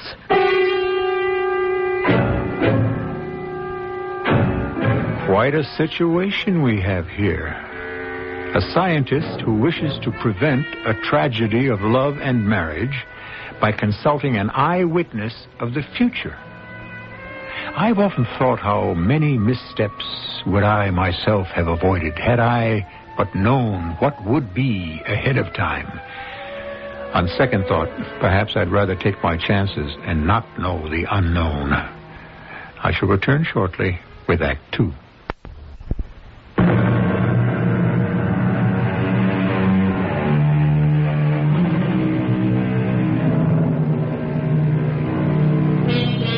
Jake Howard's daily column called The Orange Box will suddenly stop appearing in 1980 because, unwittingly, he has found himself in the same town, his hometown, on the same street corner 100 years earlier. Where a hole was being excavated, now stands a house, and in it lives a little-known scientific genius, one Dryden Harper and his daughter Patricia. Supposing someone from the year 2080 suddenly appeared on your doorstep. There's a great deal you'd like to know also, isn't there? Mr. Howard, I must talk to you. Would you stay to dinner? Oh, I couldn't. I just couldn't. All I wanted to do was to meet you and chew the fat, find out what makes you tick, Chew the fat? Yeah. There isn't much on record about you except your notes, which I found in the Library of Congress. To a scientist, what a boon to meet a man from the future. Priscilla, can we forget our differences for now? There's still time to do the necessary marketing for dinner.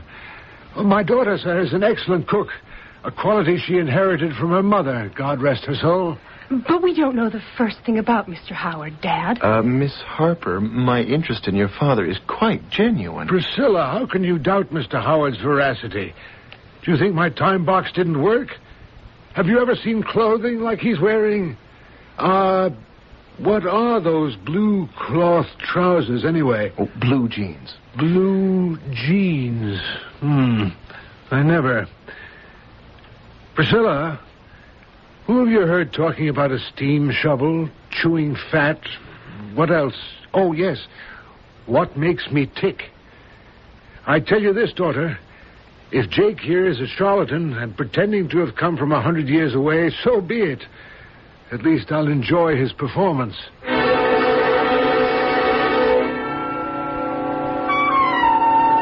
Have a bit more sherry, my boy? Oh, thank you, Mr. Harper. So, you're a reporter on a newspaper right here in North Orange. Mm-hmm. But the paper wasn't found until 1900. Oh, 20 years from now. Mm-hmm. Yeah, I'm a columnist. You do a lot of research, eh? Well, that's how I ran across all your accomplishments. Well, don't tell me about them before I do them. I may be disappointed. How good are your town records? The history of North Orange, that kind of thing? Pretty complete. We've got records of people who lived here since, 1790. That's what my newspaper column is all about, the history of the town. What's that time? 5, 6? I lost count. 5. Oh, good. We've at least a half hour before Priscilla gets back. Jake, let me pull my chair closer to you. Because what I'm about to tell you is confidential. Well, go ahead, Dryden. In all your researches about our town up there in 1980, did you ever run across the name Dr. Hans Flexner? Dr. Hans Flexner. Oh, is that the Hans your daughter is interested in? Yes. She thinks she's in love with him. Well, why would there be any record of him in 1980? Is he about to make some extraordinary medical discovery? Would he be in the almanac? I don't know. What I do know is... This is hard for me to say. What I want to know is... Was a Dr. Flexner ever arrested for any crime? You mean you suspect Priscilla is in love with a criminal? Was he ever arrested? Will he be arrested? I want to know the future now, Jake. You've come from there. Only you can help me. In the past 4 months, 10 young ladies have been stabbed to death. By the time the police arrive, there isn't a clue left. The poor girls have been sliced up as though by some insane doctor, a surgeon, or even a dentist. And there's evidence a surgical instrument was used? Expertly, in each case. What's more, it appears that each victim was unconscious before she was murdered. You follow that? They're not sure, but they think a newly discovered anesthetic was used. Ether. Yes, to knock them out first.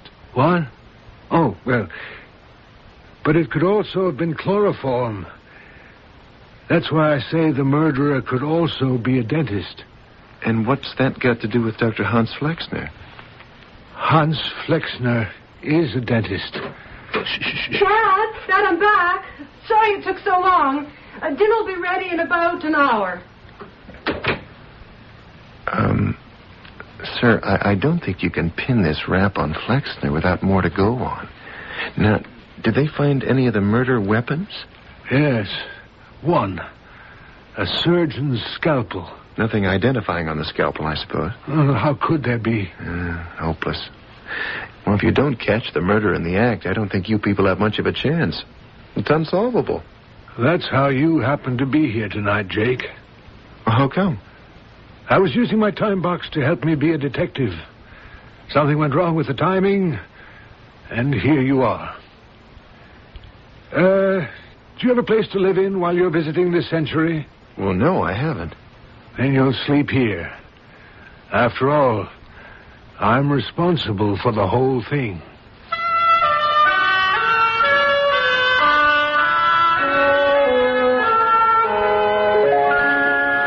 Dad is so funny, but I expect you're finding that out. Miss Harper... Priscilla. Oh. If Dad calls you Jake all through dinner and insists you call him Dryden, I'm not going to be left out. Okay, sure. Do you still think I'm some actor playing the part of a time voyager? Oh, I suppose not. Mainly because I know the power of the time box. Has he said much to you about Hans?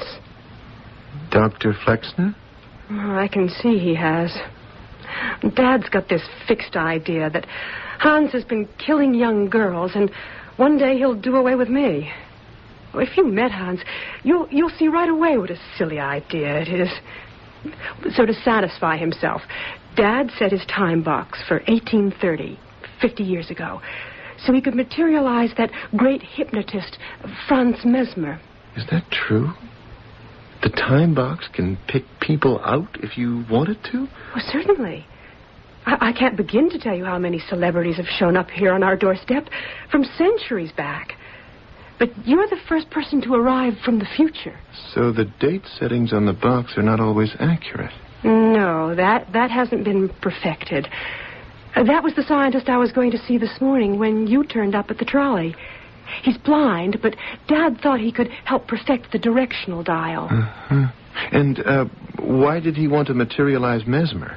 He was going to deceive Hans, pass off Mesmer as an old friend from Germany who needed a tooth extracted.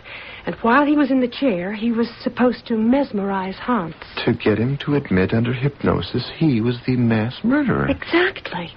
Oh, stupid, isn't it? You know what? You're getting to sound just like you lived in my day.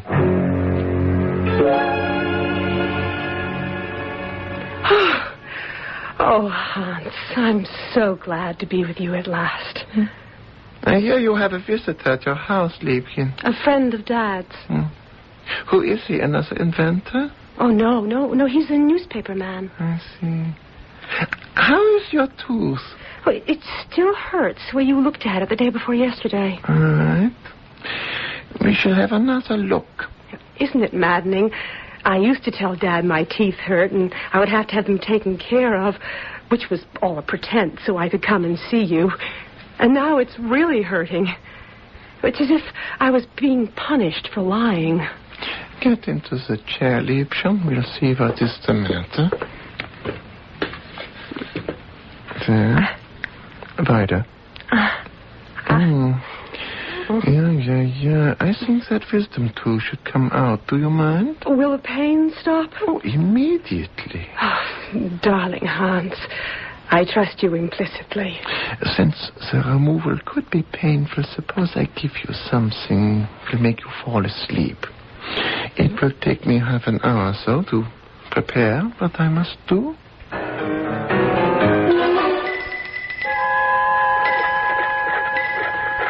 You may not believe this, Dryden. I've never ridden in a horse-drawn trolley in my life. Or any kind of trolley. That is so?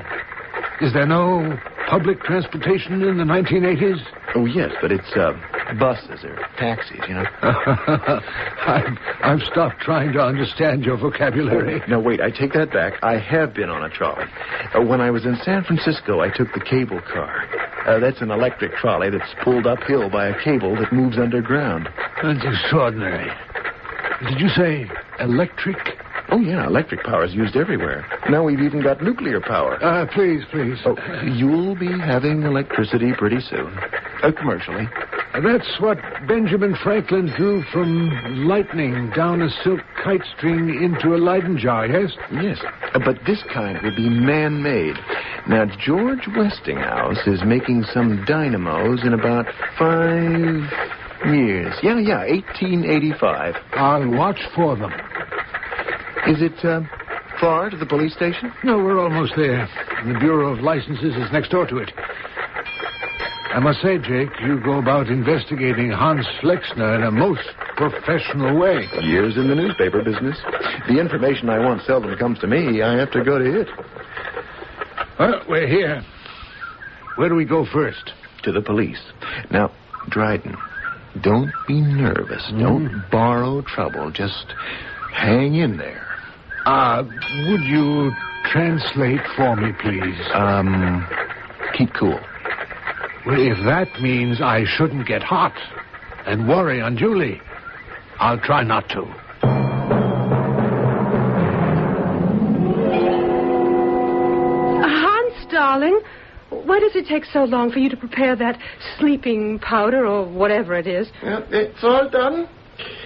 I shall give you something very new, Liebchen.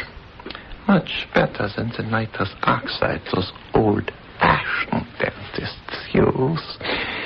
Now, close your eyes. What are you going to give me to put me to sleep?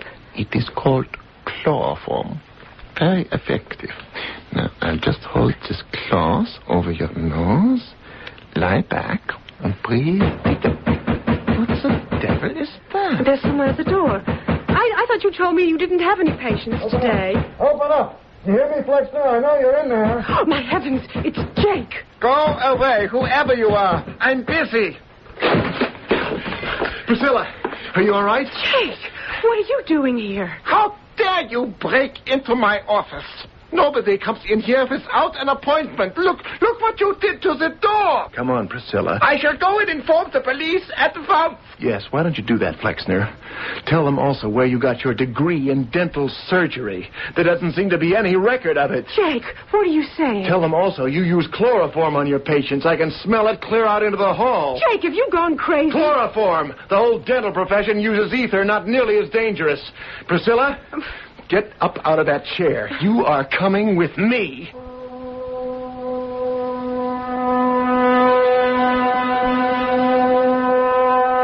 Yes, it wasn't until Queen Victoria was given chloroform upon the birth of Prince Leopold that it became the accepted anesthetic. She tells us in her journal, Dr. Snow gave me that blessed chloroform, and the effect was soothing, quieting, and delightful beyond measure.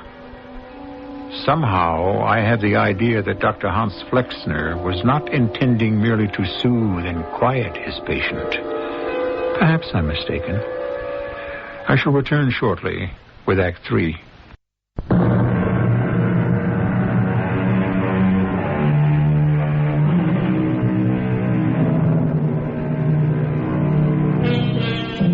This is not an easy story to preface, comment on, or conclude.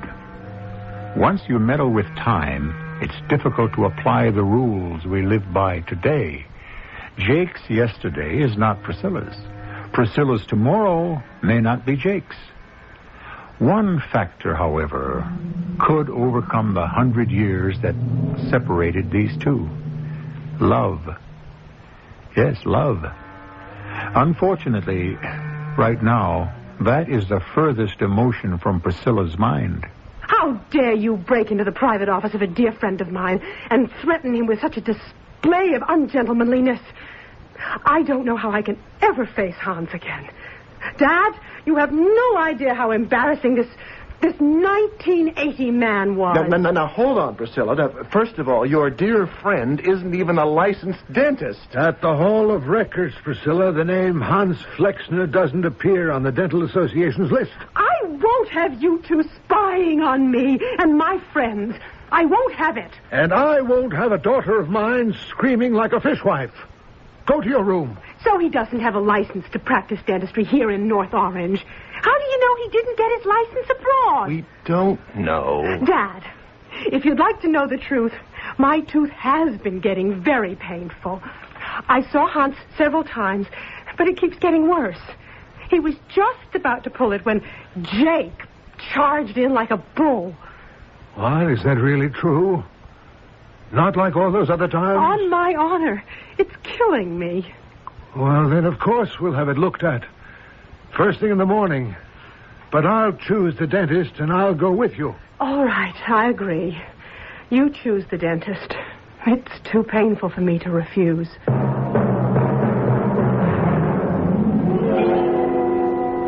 Nurse? Excuse me, am I in the right place? That depends. Do you wish to see the doctor for an extraction or a fill-in? My name is Jake Howard. I'm visiting with Dryden Harper and his daughter. I took an early morning stroll, and when I returned, they left me a note. They'd gone to this office. Miss Harper had an appointment. Are they still here? Oh, you're Mr. Howard. They left word to tell you everything's all right. They've been in God half an hour ago. The doctor was able to locate the pain? The tooth, I mean? Well, there was nothing wrong with the tooth. What had been causing the discomfort was a small piece of cohesive gold foil we use in fillings. It was lodged under the gum. Wait, I don't understand. Miss Harper isn't in the habit of eating gold foil. You know, the doctor thought it was mysterious, too, since Miss Harper doesn't have a single filling. It was placed under the gum quite firmly. Ah, that poor child. It must have been very, very painful.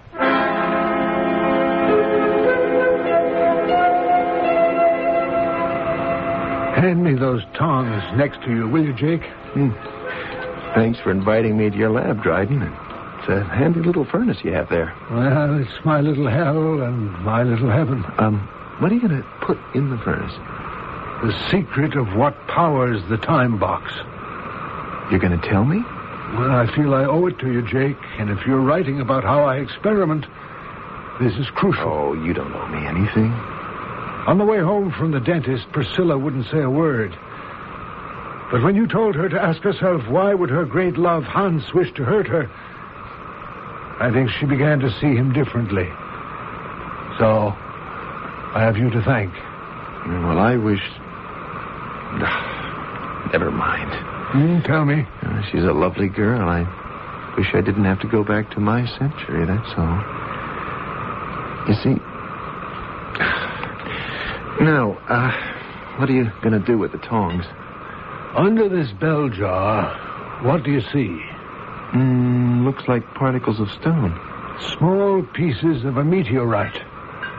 I lift the bell jar, take up one small particle with the tongs, open the furnace door, and place the piece of meteorite in the crucible inside the furnace. Close the door, turn my hourglass upside down, and wait. I'll be darned. Ah, that hasn't dawned on the scientists of the 1980s, eh? No. To my knowledge, no one's thought of releasing the energy stored in meteorites. Oh, by the way, where's Priscilla? She'll be here when she's washed the dinner dishes. Whenever I have a special problem, she helps me here at night. Still problems? Only one. The directional dial. The time dial works very well, barring an accident, as in your case. But to materialize someone across space, that directional finder must be made accurate. Good evening, gentlemen. Shall we tackle the problem? Priscilla, we were all just having dinner together. Why so formal? Say, I have an idea. Is there a place in town where I can get some ice cream at night? Iced cream? Oh, I'd love it. Is it popular in the 1980s? Is it? So, where do I go? Well, you're at 3rd and Main now. Just one block down to 4th, you're at Mama Kelly's. She's open till 10, and she's got ice cream. Mm-hmm. You both go for vanilla? We sure do. Well, I'll be back as soon as I can. I'm glad you're being a little nicer to Jake, Priscilla. It's not hard. I suppose one of these days he'll be wanting to get back to his century. I'm charging up the time box to full strength for his trip. Oh, so you think he'll go back, too? He could stay in 1880, grow old here. He's smart enough to get work. Imagine if he stayed and used his knowledge of the next 100 years. He'd be invaluable. He could be president of this country for a lifetime. Dad, there's somebody outside the laboratory. What? Where? I just saw a face at the window, and then it went away. Oh, some nosy Parker. I'll go out and see who it is. No, don't, please. Well, what's there to be afraid of? All right. Hand me that poker from the furnace. Keep an eye on the temperature gauge. Lower the gas if it gets too high. I'll go out and scare away whoever it is.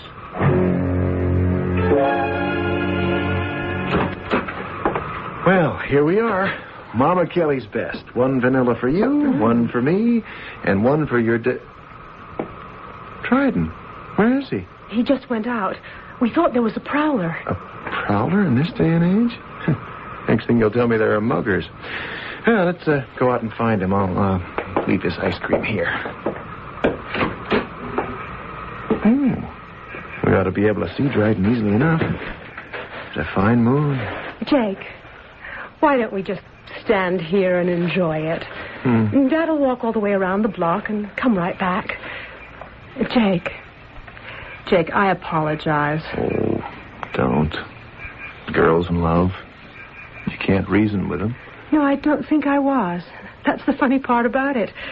When everything came out about Hans, I think I was sort of relieved. Maybe I was in love with love. Hey, look. Hey, you, come back here. There's somebody running over there. I'm going to follow him. Here, now, take my ice cream. Now, go back into the lab and lock the door. Go on.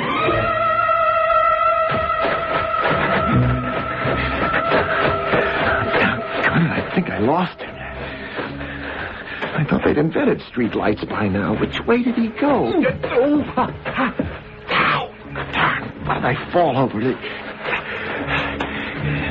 someone on the ground. Dryden! Holy mackerel! He's been chloroformed. Hello, Priscilla. You scared me, Hans. Since when do I frighten you, Liebchen? How did you get into the laboratory? What are you doing with that knife? You haven't been to see me in a long time. Don't you like me anymore? Hans, I was with you yesterday. I think something must be done about that tooth. See, I brought this cloth with me. I'll put it over your face, and you take a deep breath, and all will be over. Oh, I can smell it from over here. You don't like me anymore, do you? Not when you behave this way. They all turn on me in the end. They want your friendship, your pretty words. They like the presents you give them, and then suddenly it's all over. Who are they, Hans? All of them. All of them. You're just like all of them.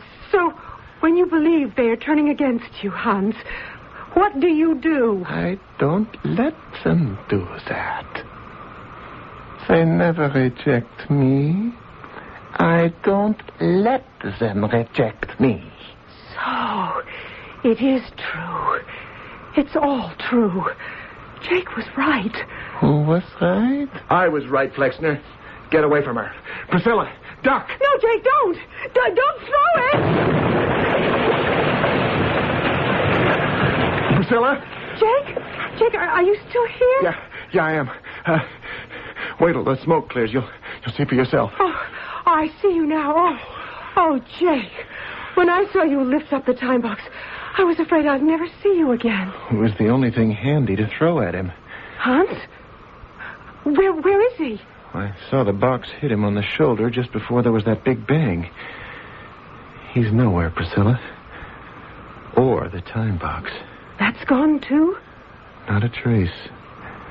Now we have no idea which century is getting a present of one Hans Flexner. Or which country. Who knows? He might be spinning in space forever. Oh, what do I care about him? You're here, and you're safe. Oh, my gosh. I completely forgot. Did you find Dad? Oh, yeah, I sure did. He'd been chloroformed. I brought him to and carried him up to his bedroom. He seems okay. He must have heard the explosion. He'll be wondering what it's all about.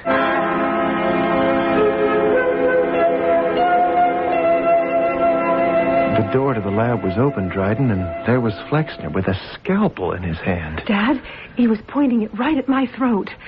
But Jake, he stopped him. Oh, well, I threw the time box at him. Aimed at it, his head hit him in the shoulder. Not a very good shot. But it worked. There was a flash. Didn't you hear the sound, Dad? A big flash, and Hans disappeared. And the time box? Oh, it went with him. No question, he wanted to destroy Priscilla. Oh, now, how do you feel, Dryden? Well, except for this terrible taste in my mouth. All right. I'm sorry about the time box. There went my ticket to tomorrow. I guess I'll just have hang around here? That's right, Jake. You've no way of getting back to 1980 now. Did you shut down the furnace, Priscilla? Oh, no. I'll go take care of it. I'm going to need those meteorite chips for the next time box I build. You're going to build another one right away, Dad? I was thinking, Dryden, I'm in no rush to get back to my job. The column can wait. Well, don't you concern yourself, Jake. I can build an even better and more accurate time box. It would take time, but I could. Oh, Dad. I tell you, Dryden, there's no hurry. I've no reason to go at all. 1880 sort of, suits me.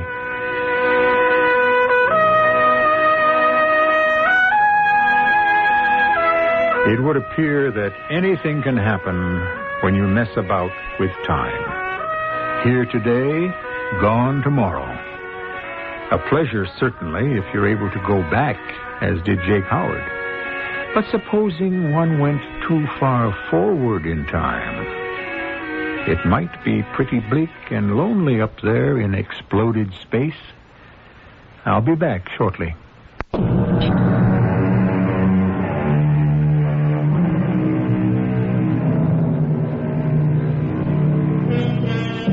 Our old friend Benjamin Franklin, who used his years probably better than any other American before or since, used to say, "If time be of all things the most precious, wasting time must be the greatest extravagance, since lost time is never found again. Let us then be up and doing to the purpose." Which isn't bad advice, is it? Even though I had to go back in time 200 years to get it. Our cast included Russell Horton, Diana Kirkwood, and Robert Dryden. The entire production was under the direction of Himan Brown. This is E.G. Marshall inviting you to return to our Mystery Theater for another adventure in the macabre. Until next time, pleasant dreams.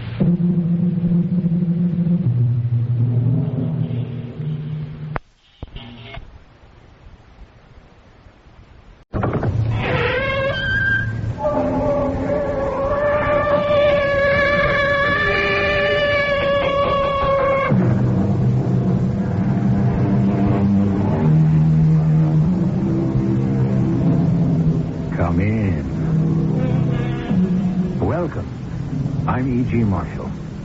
A popular theme for stories throughout the centuries is the one that concerns the worm who turned. We can all identify with him, for many of us during our lives have had to bite our lips and accept the cards fate dealt us to one degree or another. But Herbert Quint had made such a career of groveling that when he finally turned, his revenge was so horrendous that... But then, after all, that's today's story. And you can hear it for yourselves. Do you know, Mr. Bell, a plant like this you can talk to, and he'll give you an affection you can't believe. A potted flower like that? What can he offer me? Just put him by your bedside tonight, and you'll know what I mean by morning.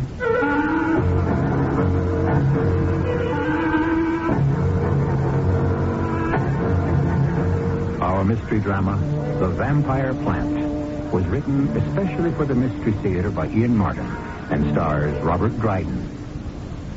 I'll be back shortly with Act One.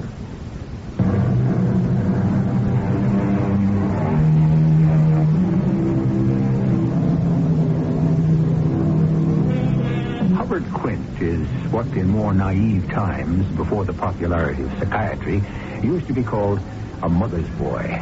Now, in these days of unisex, that isn't necessarily a term of opprobrium, but in hubby's case, because that's what everyone called him, it might be considered so. For hubby was 34 going on 35. He lived alone with Bertie, for that's what everyone called his mother, with no romance in his life. And on the surface, seemed to accept it. It's very easy to criticize Mom. She's not a well woman. And then she had such a hard life after Father died so early and all. Sometimes I think, though, it might have been easier if I'd controlled the burglar alarm business my father left. But then he didn't leave it to me. It's really all the blows she suffered that made her the way she is. She can't help it. Albert? Yes, Mom? What are you doing? Where are you? Well, I've just finished cleaning up, Mom. You get in here to my room. I need you. Coming, Mom. You all right? Of course, I'm not all right. You know I need help to get into bed. Yes, Mom. What were you doing, taking so long? Well, I had to clear the table and straighten up the dining room and wash and dry the dishes and put them away. Then I had to put out the garbage and lock up. You sure you weren't sneaking a look at TV? Oh, no. There's nothing on tonight anyway. What did you want me for, Mom? I'm a poor old woman, crippled with arthritis, but no one cares. Not even my one and only son. Oh, Mom, that's not true. I don't like to see you in pain. Then why can't you remember my bedtime? Well, I was busy. I guess I just didn't see what time it was. Night after night. When you know I haven't the strength to get out of my chair and into bed. I'll help you now, Mom. Careful.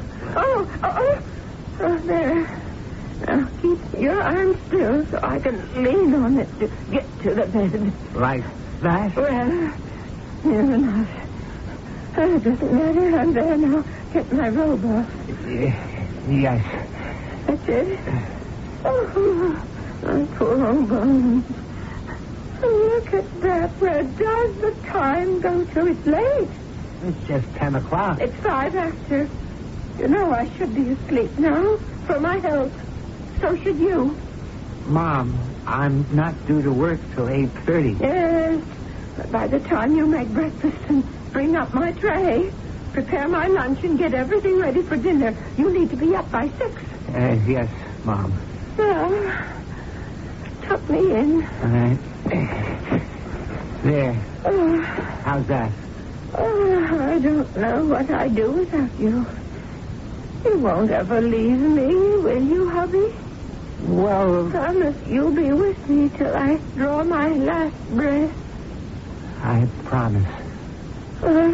With my boy close by my side, I'll live forever. I hope you do, Mom. That wasn't the truth, I'm ashamed to say. Taking care of my mother is what you could say confining. I don't have much time to myself. But a guy's got to have some kind of private life, and the way mine is like this. Morning, Miss Bradley. Hi there, Squirt. Quint. Oh, yeah. How come I always get that wrong? I don't know. What's doing for today? Any mail for me? Oh, matter of fact, yeah. Hey, 6 of them. Thank you. What is your fatal charm? Those letters have been smelling up the dispatcher's office ever since the mail comes. They're loaded with perfume. Hey, what are you, some kind of Don John? Oh, no. These are just pen pals. You know, girls I write to. Well, why don't you have your mail sent to your house? Are you kidding? Yeah, that's right. I heard about your mother.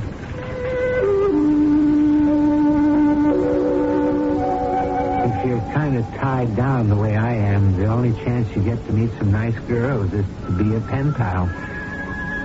I don't give my home address. I mean, Mom might happen on the letters, and I wouldn't want her to think anything about them. I don't want to give her a stroke or nothing. Only this time, boy, the one from Dolores was a rocker. so, my dear Hubbard, luck or some kind of god made me winner of the weekly sweepstake and gives me enough money to come winging home to you. I shall be able to meet you at last, face to face. I shall be staying at the YWCA. Call me there and tell me when or where I can at last spread my wings and bring you into their shelter. Your more than pen pal, Dolores.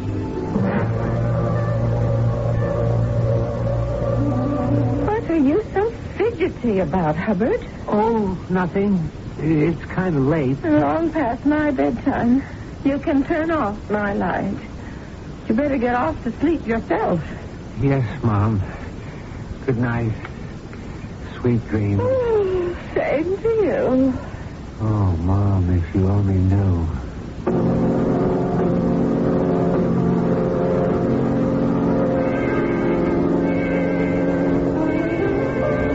Dolores? Oh, my, you startled me. I thought you weren't coming. Oh, I'm sorry I'm late. Well, I think I'm late. You are, Dolores? Oh, yes. And you're Hubbard. I'd have known you anywhere. Me, too. Why don't we sit down? Why not? Did you eat? No, but it doesn't matter. Did you? Yeah. It doesn't matter. I'll sit and watch you. You don't mind? Oh, I want to. All right. Maybe I will order. I don't know if she was pretty. I only know that she was someone who gave me her whole attention. And she didn't ask for anything. I'd never, ever been treated by a woman like she did me. Of course, what other woman did I ever really know except Mom? But it felt good. We only had a week, but I made arrangements to sneak out and meet her every chance I could. Oh, I've never been on a ferry before. We don't have time in the Midwest. It's wonderful. I wish I could do more for you. Oh, you've already done so much. Are you enjoying your visit? Oh, yes. I just wish it could be more than that. So do I.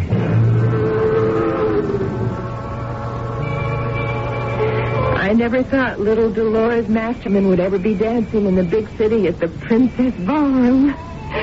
Oh, it's so romantic. Yeah, it sure is.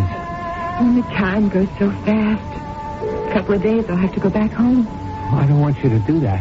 How'd I have to? I'm out of money. Have to get back to my job at the flower store. No, if you go all the way back there, I'll never see you again. I know it. I don't want to.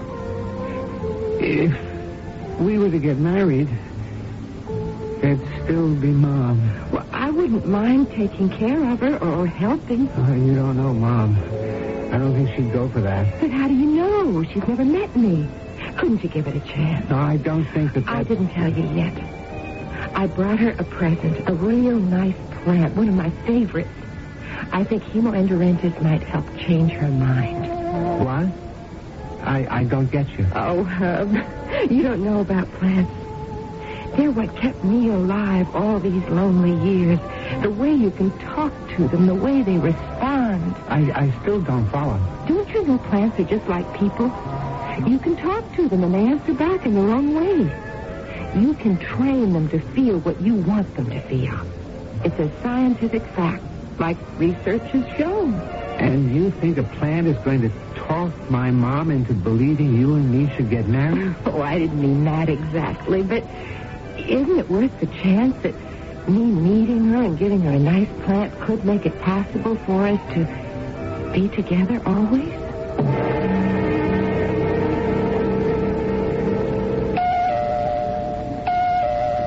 That would be Dolores now, Mom. I never thought I'd see the day my son would desert me. Oh, Mom. Where did I go wrong to let this woman lead my son astray? Mom, please. I've got to let Dolores in.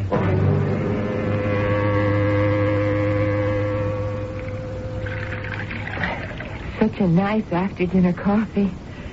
I hate to leave. I think you'd better. Well, no, what Mom means, it's her bedtime. Oh, well, I wouldn't dream of overstaying my welcome. I hope you like the plant, Mrs. Quint. Oh, I like like the plant well enough. Mom. It's all right, Hub. Naturally, your mother is afraid I'm going to steal you away from her. Yes, but you're not. I mean, we can all be together. Of course, once things are worked out. Well, I'll say goodnight now, Mrs. Quinn, and let you go to bed.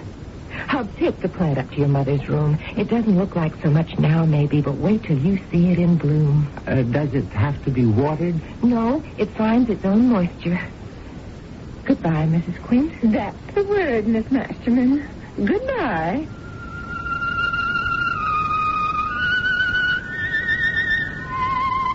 Okay, Mom. Anything else? Or shall I turn out the light? You've turned out all the lights for me, deserting me for a hussy like that. Mom, she's a nice girl. And anyway, who said I'm deserting you? You better not. You'll never get a penny from me. I never asked that. I just wish you could have liked Dolores better. She brought you a plant. That brownish, hairy, scraggly thing. Does it have to be right by my bed?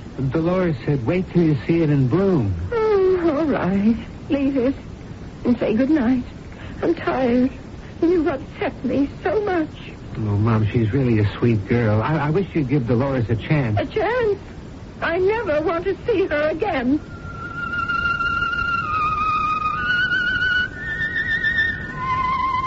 Mom got her wish. She never did.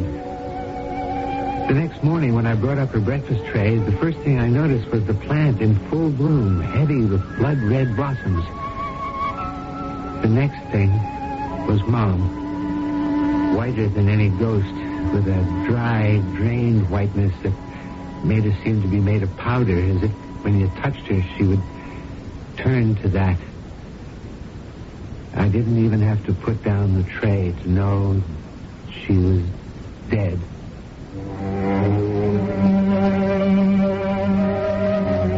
Well, now, what do you think? A natural death? Or is there something strangely occult, strangely fortuitous in Bertie Quint's death? Certainly, she will be little lamented. She was a horrid woman. But still, she was entitled to die in her own time. Or did some strange force hasten her death? I'll return shortly with Act 2.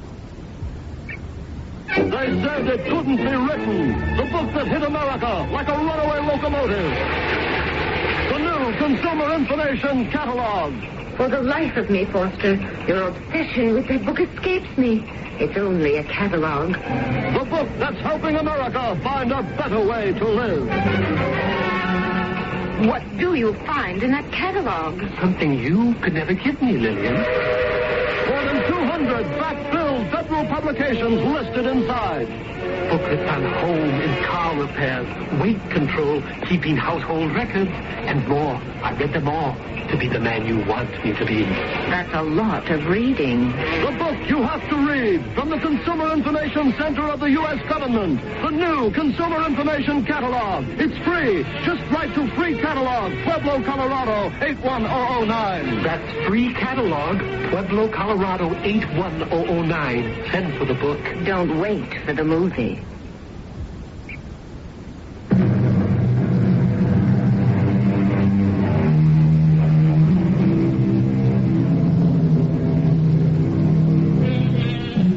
Quint has died, unexpectedly and fortunately for her son Hubbard Quint.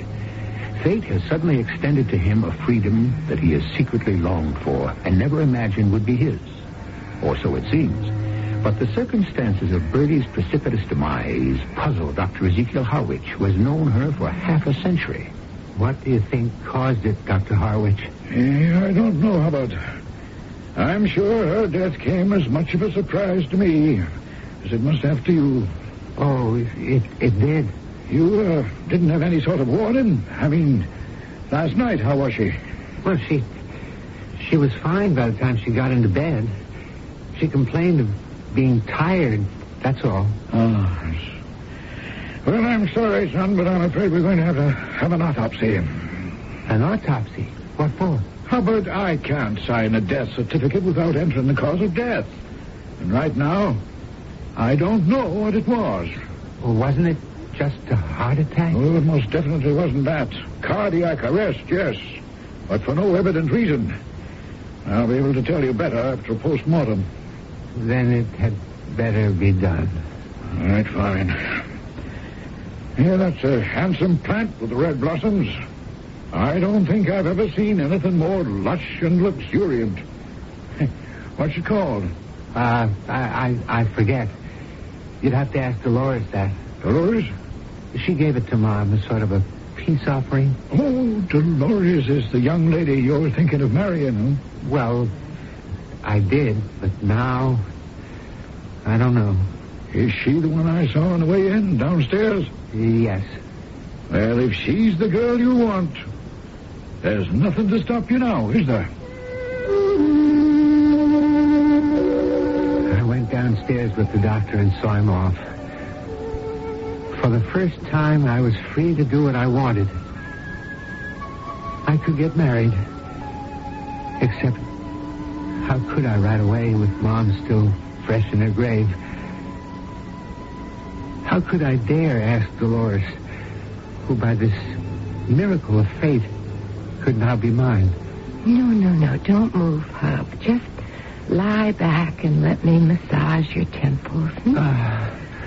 Oh, you poor boy.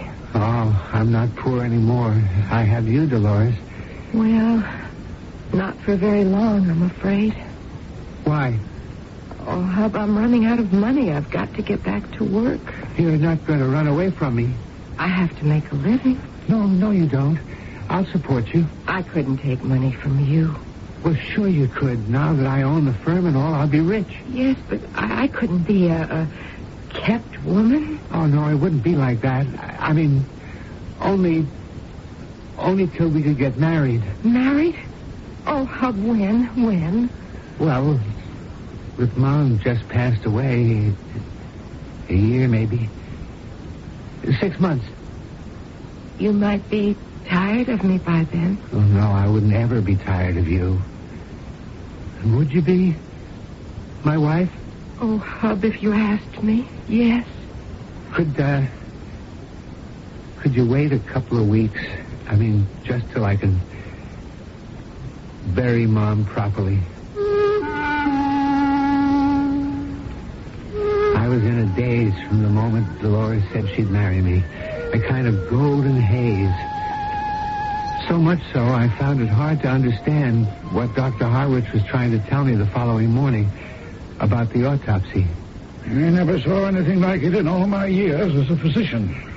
Every red cell in the blood had disappeared, and the remaining white cells seemed to have literally dried up the fluid. Some kind of incredibly pernicious anemia. I don't know what. None of us do. You mean it was some kind of a disease or something? Some kind, yes. But nothing, so far as I know, that medical science has diagnosed. But I've taken specimens of all the internal organs, arteries, veins, and what remained of the blood fluid, and we'll keep at it and hope to come up with an answer. Is it all right to bury Mom now? Oh, of course, my boy. The death certificate has been issued, and I'm sorry to bother you with these medical details in the midst of your grief. Oh, no, that wasn't exactly why I asked. I just wanted to make sure because I'm going to be married. Married? Oh, yes, of course, to that girl, the one who gave your mother that beautiful plant. Yes, Dolores. Well, when are you going to be married? In 2 weeks. Oh, do you think people will think that's too soon?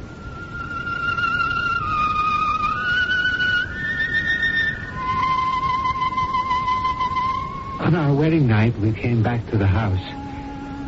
Since Mom's room was the only decently sized bedroom, it had been decided we would take it for our own. I felt very strange. Not only as a new bridegroom, but being in Mom's own private quarters and looking at the plant. While I waited for Dolores to come out of the bathroom, I found that suddenly, on the happiest night in my life, I was afraid. Hub, what are you looking so hangdog about? What? Oh, I was just looking at the plant. What happened to it? All the blossoms fell off. Oh, he's just feeling a bit neglected. We'll have to give him a good feeding and some attention. Won't we, Mama's little darling? Just give you a little love to perk you up and something good to get your little old juices flowing again. Oh, look at him, Hubbard. Can't you just see how he's sprucing up? Dolores, it's, do we have to have that, what did you call him? Well, his technical name is Himan Brown, but I just call him Casanova for short. Casanova? Mm-hmm. But that isn't any shorter. No, but it fits him. The world's greatest lover. Aren't you, baby mine? You mean it's in love with you? Well, sure he is. I taught him. I've had him ever since he was a cutting. Didn't I tell you you could talk to plants and teach them almost anything? Oh, you can. Dolores, please, it's our wedding night. Can't we take the plant out of here? Oh, of course, dear. It wouldn't do at all to have him here all night. Now, where shall we put him? Let me take him down to the solarium. Oh, yes, that would be just right. But be careful of him. I will. I'd never forgive you if anything happened to him. Okay. I'll treat him with kid gloves.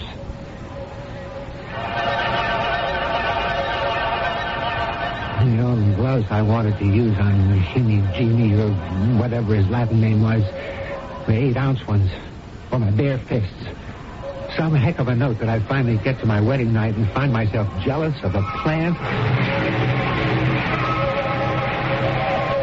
Looking back, it's hard to remember when Dolores changed. A little bit right away after we were married, and then more after she got things all straight about the business. I thought your mother was going to leave everything to you, like she said in her letters. Well, she did. Not the way I heard the lawyer we just left tell it. Well, what do you mean? Mr. Riddle said the business was left to you with the provision that Mr. Bell continued to run it till his retirement or death. Well, that's right. He's always managed it ever since my father died. Your father left the burglar alarm company to your mother? Yes. And she hired Mr. Bell? Yes. Well, didn't you know enough to run it? Well, yes. Well, then why didn't she put you in charge? Well, Mr. Bell had seniority, and he... I guess that's the way Mom wanted it. Mm-hmm. To keep you under her thumb. Well, your Mom is dead now, and we're going to change a few things. Well, change what? As of now, Mr. Bell is out. Why should we share any profits with him? But he can't be out. It says in Mom's will that if we can't push him out, we'll find some other way to get rid of him.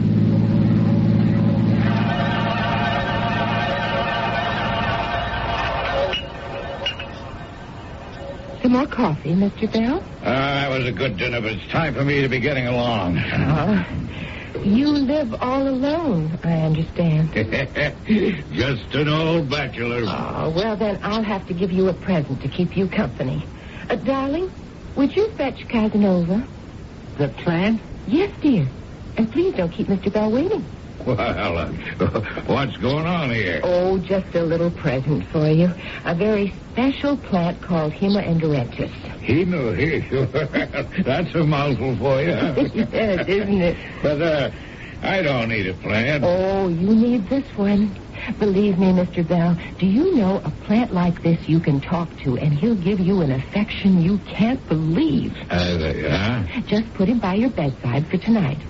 And you know what I mean by morning. Here's your boyfriend. Oh, that plant don't look like much. Well, you just keep him close to you, and he'll surprise you. Won't you, baby mine? Aren't you going to take care of Mr. Bell? Well, I don't think I really... Please don't refuse me. Take him home. You'll be surprised the difference he'll make in your life. I didn't quite know what she meant by that. I had this shivery feeling that I didn't want to know. There was something going on underneath, hidden, inhuman. And I realized it had to do with Dolores and a spell she had thrown over me. So I wasn't surprised at all when I called in the following day at lunch to the dispatcher, Miss Bradley.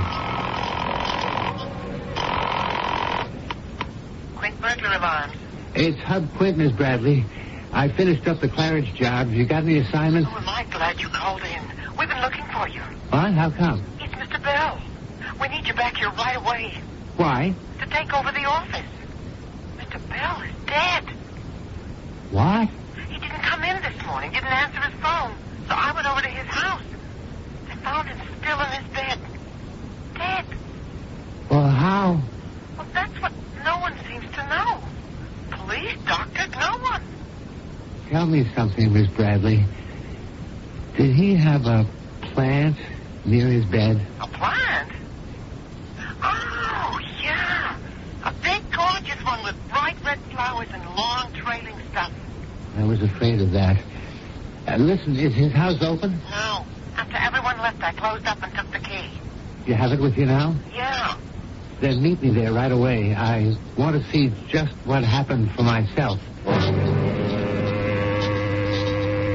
hung up, sick to my stomach. All morning I'd refused to believe it, ever since I'd gone to the library and had the librarian translate what hemoenteritis meant. Blood-eating, blood-sucking, a vampire. That's what the plant was. And if Mr. Bell's death showed the same symptoms as Mom's, where was I? What could I prove? Who was going to believe me? And worst of all, what was the woman I married?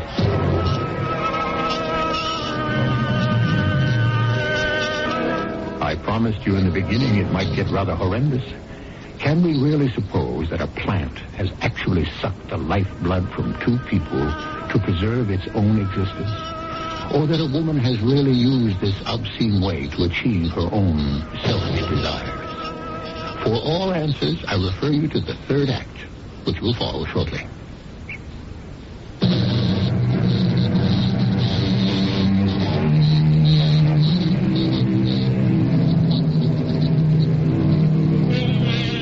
Drusophyllum lusitanicum. I mention that tongue twister not to display my erudition, but because I looked it up in the dictionary.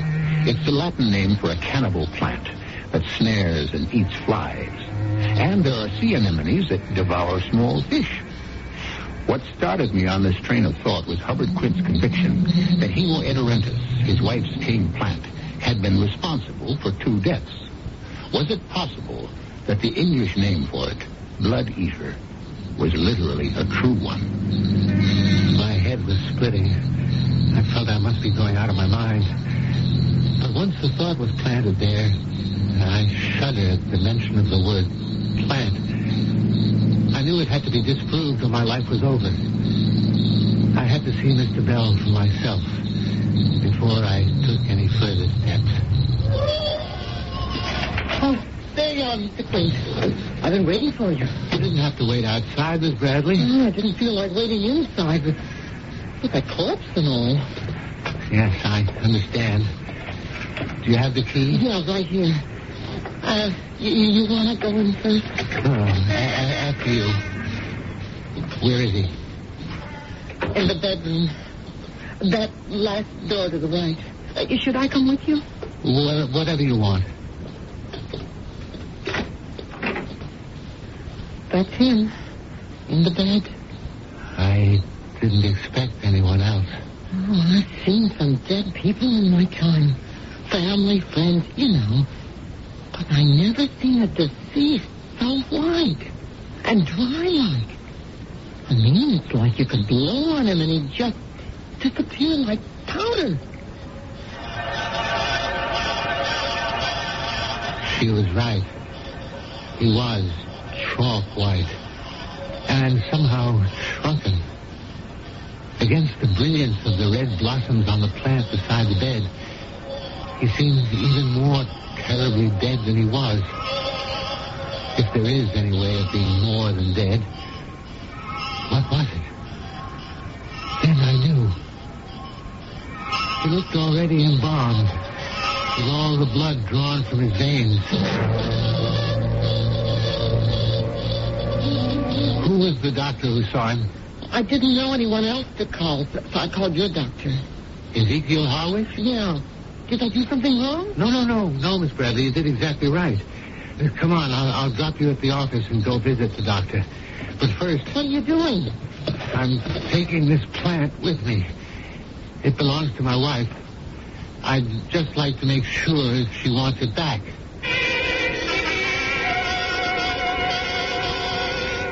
Well, I don't see anything particularly unusual about the plant, Hubbard. I mean, it doesn't appear to be poisonous in itself. But then I'm not a botanist. But, Dr. Harwich, you don't think it had anything to do with Mom's and Mr. Bell's death? Indirectly, perhaps. Well, how? How much do you know about your wife's background, Hubbard? Could she perhaps have lived in the tropics or South America? No, I don't think so. She never said. Why? Because I have some of the same ideas as you have. Oh, I haven't had the autopsy report yet, but I'm almost totally convinced that Mr. Bell died of the same thing your mother did. The symptoms are too special and startling. What are you trying to say, Doctor? Well, I'm simply saying that I'd like your wife to come into my office for an examination. Whether or not she has spent any time in the tropical zones or any alien area, she may be carrying some infectious disorder as a host without knowing of it or having it affect her. What, Dolores? Oh, yes. So please urge her to come to me or at least go through a series of tests at the hospital. What about the plant? It's not a tropical one, and I doubt that the vegetable world can invade the human one quite yet. Still, if I were you, I'd burn the thing. If only to get the connection off your mind.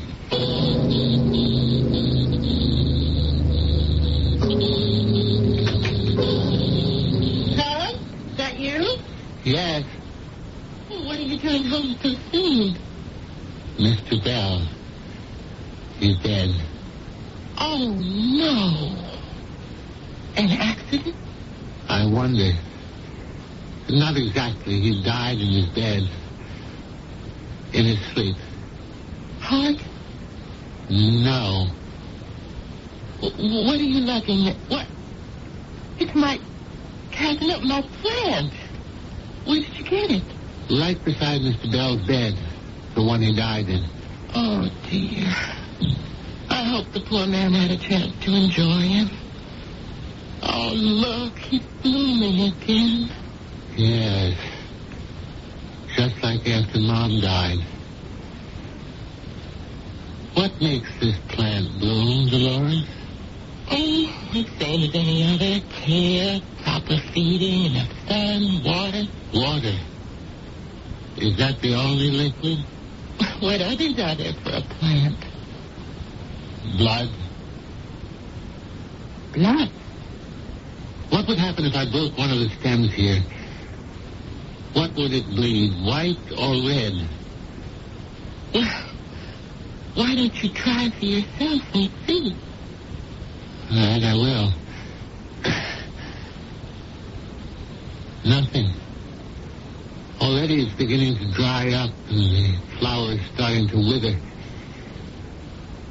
What kind of a plant is this, Dolores? It's just a wildflower I found in the woods, brought home and cultivated. What woods? Where? Mom and Mr. Bell, they both died the same way. And this plant is right by their bedsides. What do you say? I don't know, Dolores. I'm so mixed up. There was something wrong about the way Mom and Mr. Bell died. And you gave this plant to both of them. Are you suggesting I had anything to do with their death? I'm only trying to face facts. Oh, Hub, darling. Let's not talk anymore now. We are both upset and you're desperately tired. Let's just have dinner and a good sleep, and tomorrow maybe we can face things more sensibly.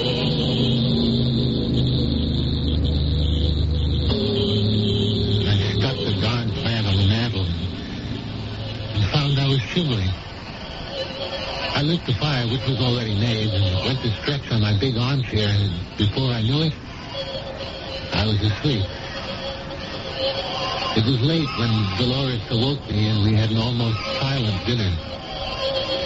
After we cleaned up and were on our way to bed, we passed through the living room. I saw the plant. The blossoms were gone, dried up, as if they'd never been. What is it, huh? Look at it. It's gorged itself, and now it's looking around for another victim. What?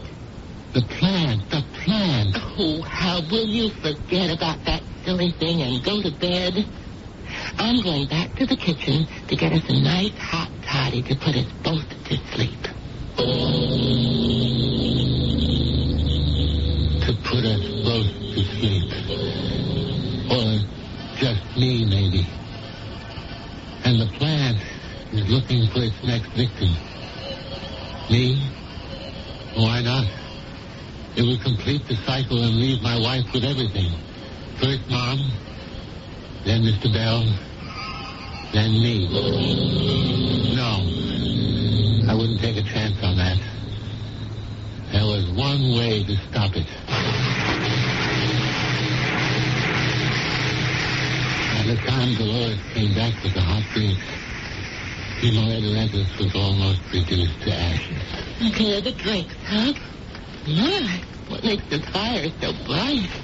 Your friend, Casanova. I burned him up.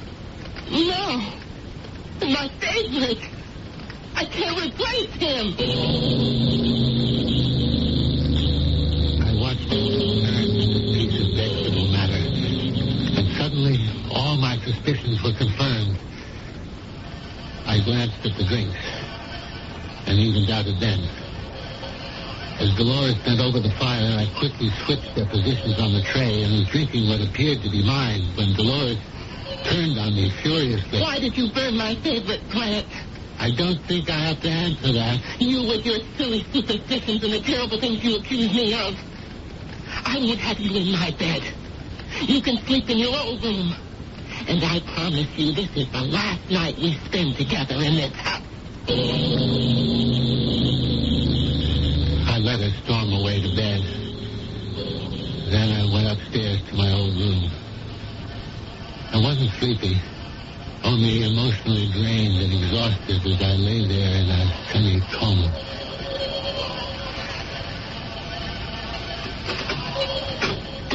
I don't know how much time had passed before I heard my door open stealthily. In some reflected glow from the moon or perhaps the streetlight, I could see Dolores' figure outlined as she came towards me. She swayed as she walked, as if fighting sleep. As I'm sure she was, since she had my drink instead of her own. I lay still and kept breathing evenly as she looked down at me. Poor fool. I had to use you. You were my only chance. But there isn't any room for conscience now. Once I can have it all. You burned up the parent hub, but the children I saved. And the child learns very fast.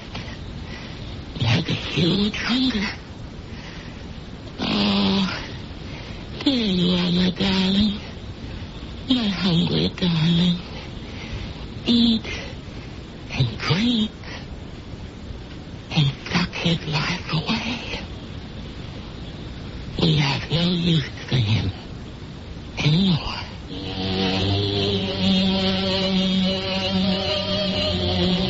With those half-breathed words and a yawn, she was gone.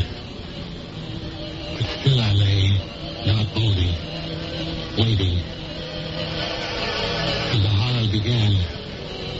First, it was the lightest touch across my cheek. Then on my bare shoulder, and the feeling of suction in each wave of movement. I For a moment, I was paralyzed by the insidiousness of those gentle touches. And then suddenly I sat up in terror, switching on the light. From the flower pot beside the bed, a small cutting from that original plant was throwing forth these ghostly tendrils, crawling across me avidly and binding me, sending a shudder to the depths of my soul. With a mad, convulsive movement, I leapt to my feet and began to tear them from me, even as I felt my blood begin to grow cold and drain.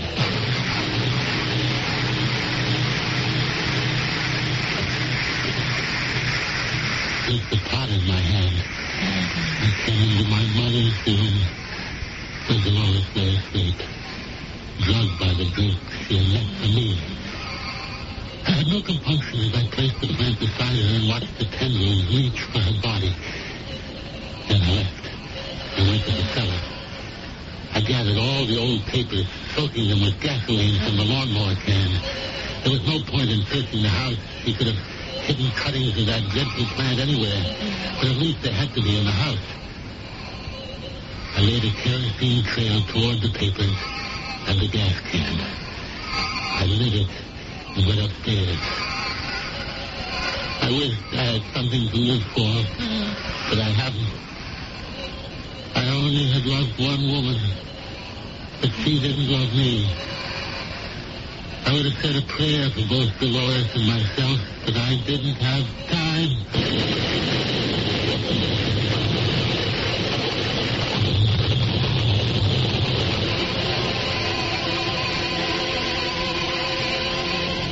I can hear some of you saying, I just don't believe it. I've never known of a man-eating plant. Oh, quite so. But then, I've never been lost in the Bermuda Triangle, or seen a UFO, for sure, or experienced teletransportation or reincarnation. I'll be back shortly. If you...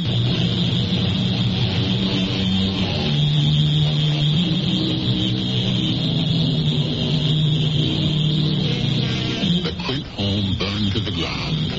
Nothing was left but powdered ash.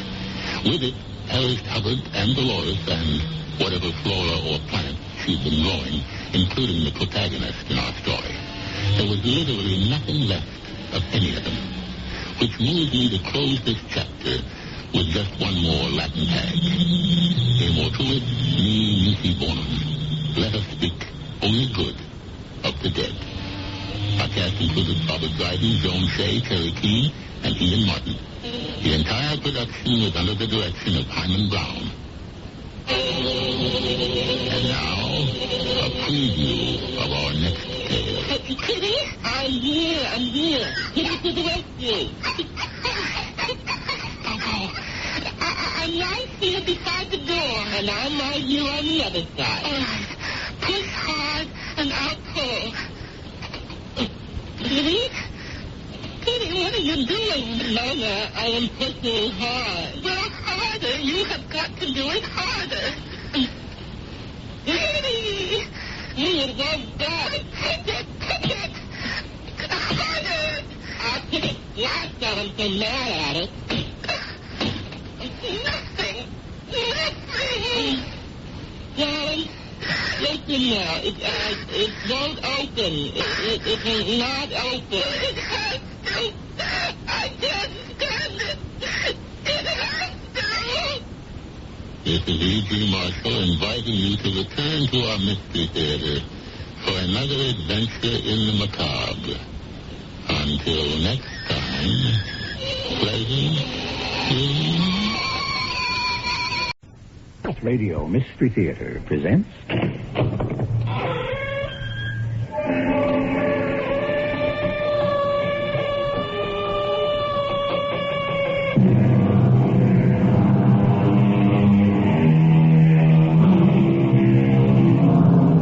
Come in. Welcome. I'm E.G. Marshall. The title of the story we're about to tell you is The Unseen and the Seen. We have borrowed the words from a famous American writer, Henry James, novelist and essayist, who wrestled all his long life with the perplexities of man's existence. This is what he wrote in 1888. The power to guess the unseen from the seen may be said to constitute experience. Who did it? I certainly didn't. Well, could one of the servants have done it? The only one who sleeps in the house is Selma. Well? I can't believe Selma would do such a thing. If she didn't, then it must have been one of the children.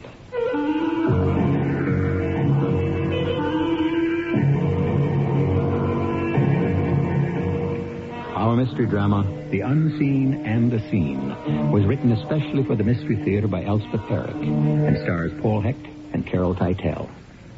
I'll be back shortly with Act One.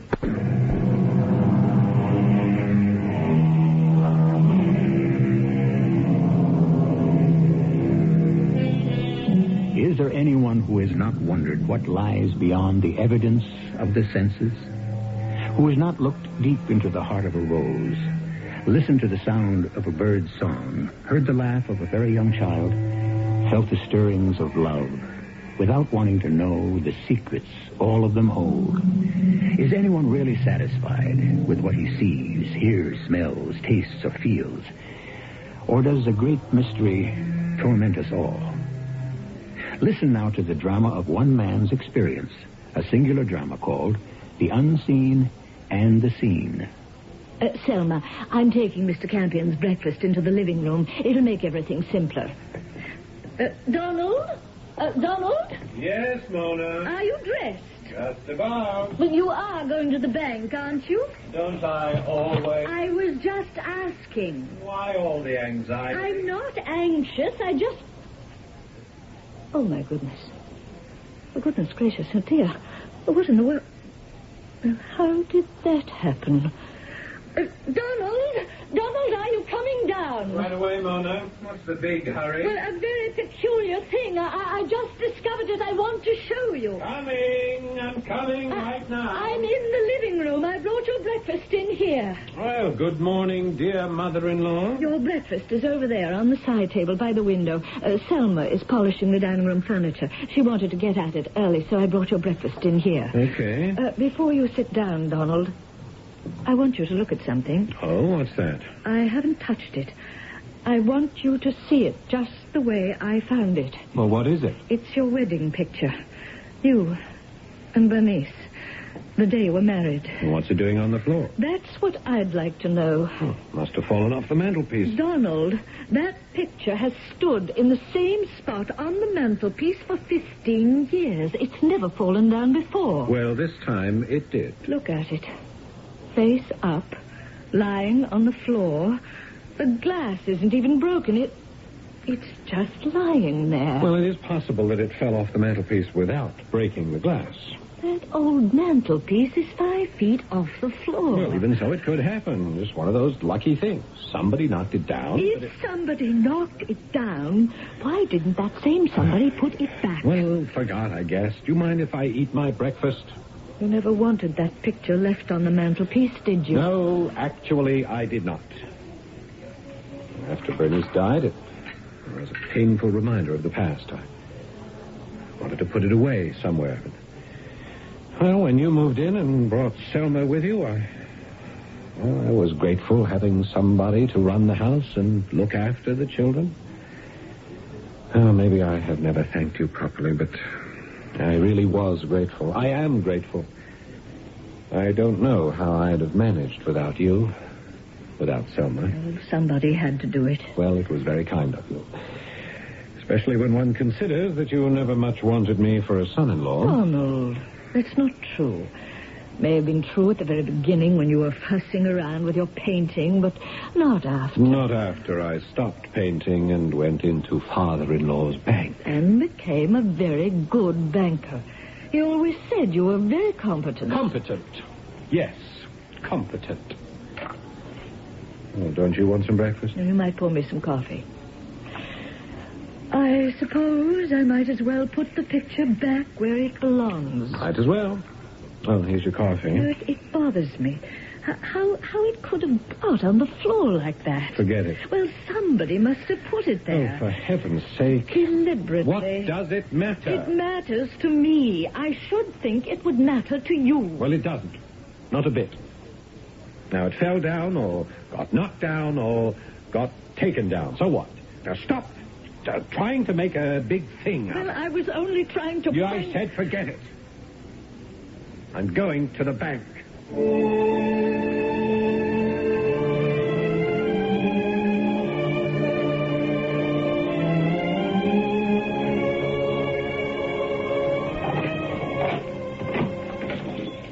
Donald? Yes? Come in here, please, right away. I'm in the living room. No, what's your problem? Not my problem, Donald. Donald, look there. On the side table. Oh, it's the picture. Your wedding picture. Yes. What's it doing there? Huh? Donald, it's happened again. Oh, somebody moved it? Selma? I asked her. She says she never went near it. One of the children? I asked Matthew and I asked Arthur. They didn't even know what I was talking about. Stephanie? Donald, Stephanie is 5 years old. She couldn't even reach it. Oh, she stood on a chair. Why would she want to move it? A 5-year-old child. I'm not sure she even remembers Bernice. Well, that leaves you. And me. I was waiting for you to say that. You think I sneaked down here in the dead of night, took the picture off the mantel and placed it neatly on the side table? Now, why would I do that? You could have walked in your sleep. In all my 37 years, no one has ever accused me of walking in my sleep. How about you? You know what I'm going to do? No, what are you going to do? I'm going to get some flour from Selma, and I am going to spread a coating of flour all over the mantelpiece. You figure that... I figure that whoever is doing this weird thing, Selma or Arthur or Matthew or Stephanie even... Or you yes, even... or even you, whoever it is... The flour will be disturbed in some way. Yes, well, it sounds reasonable. Maybe even leave some fingerprints. Oh, that's better, I guess, than sitting up all night and waiting to see who comes into this room. Is that what you were going to do? I had thought of it. So did I. Well, why didn't you suggest it? I was afraid. To suggest it or to do it? Both. Well, so was I. Were you afraid to know who it is? Doing this crazy thing? Maybe. I know I was. I mean, I was afraid of confronting him with what he was doing. Or what she was doing. You thought it would be me. Well, didn't you think it might be me? Well, yes. Or worse. What could be worse? A ghost. Bernice. Yes. That's ridiculous. Yes, I know. Why don't you go and ask Selma for some flour? Yeah, we'll do what you said. We'll spread it all over the mantelpiece. All right. Ghosts don't leave any fingerprints, do they?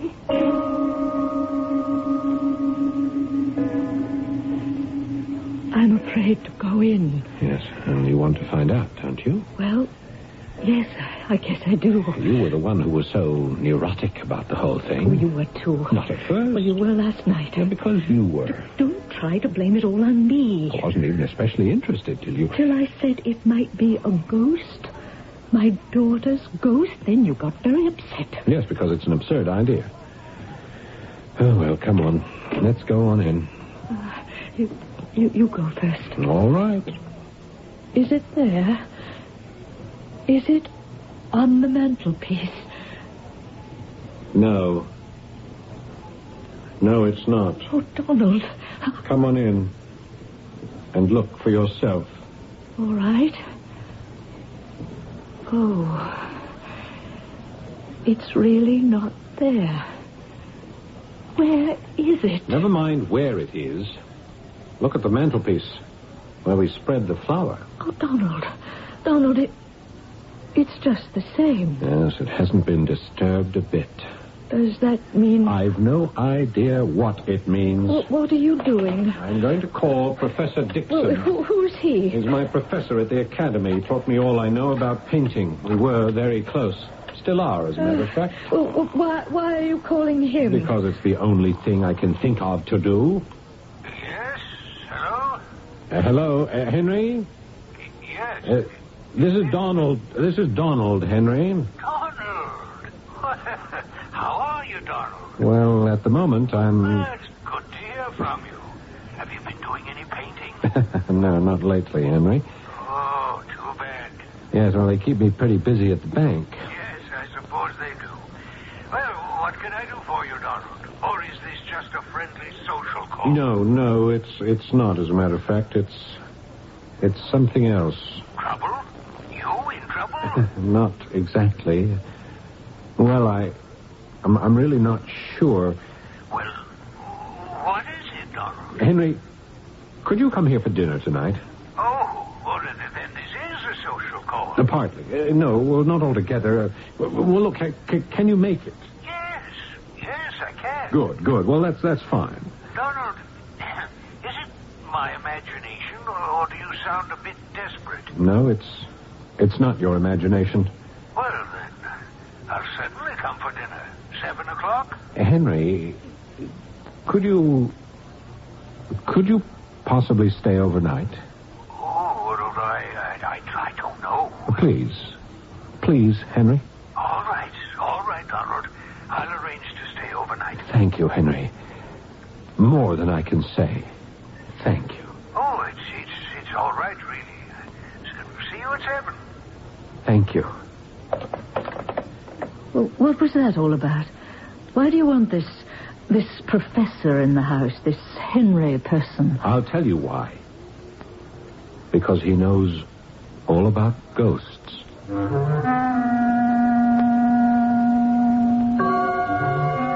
Let me read to you from the work of James M. Barrie, born well over a century ago. A house is never still in the darkness to those who listen intently. There is a whispering in distant chambers. An unearthly hand presses the bolt of the window. The latch rises. Ghosts were created when the first man woke in the night. I'll be back shortly to continue with Act 2.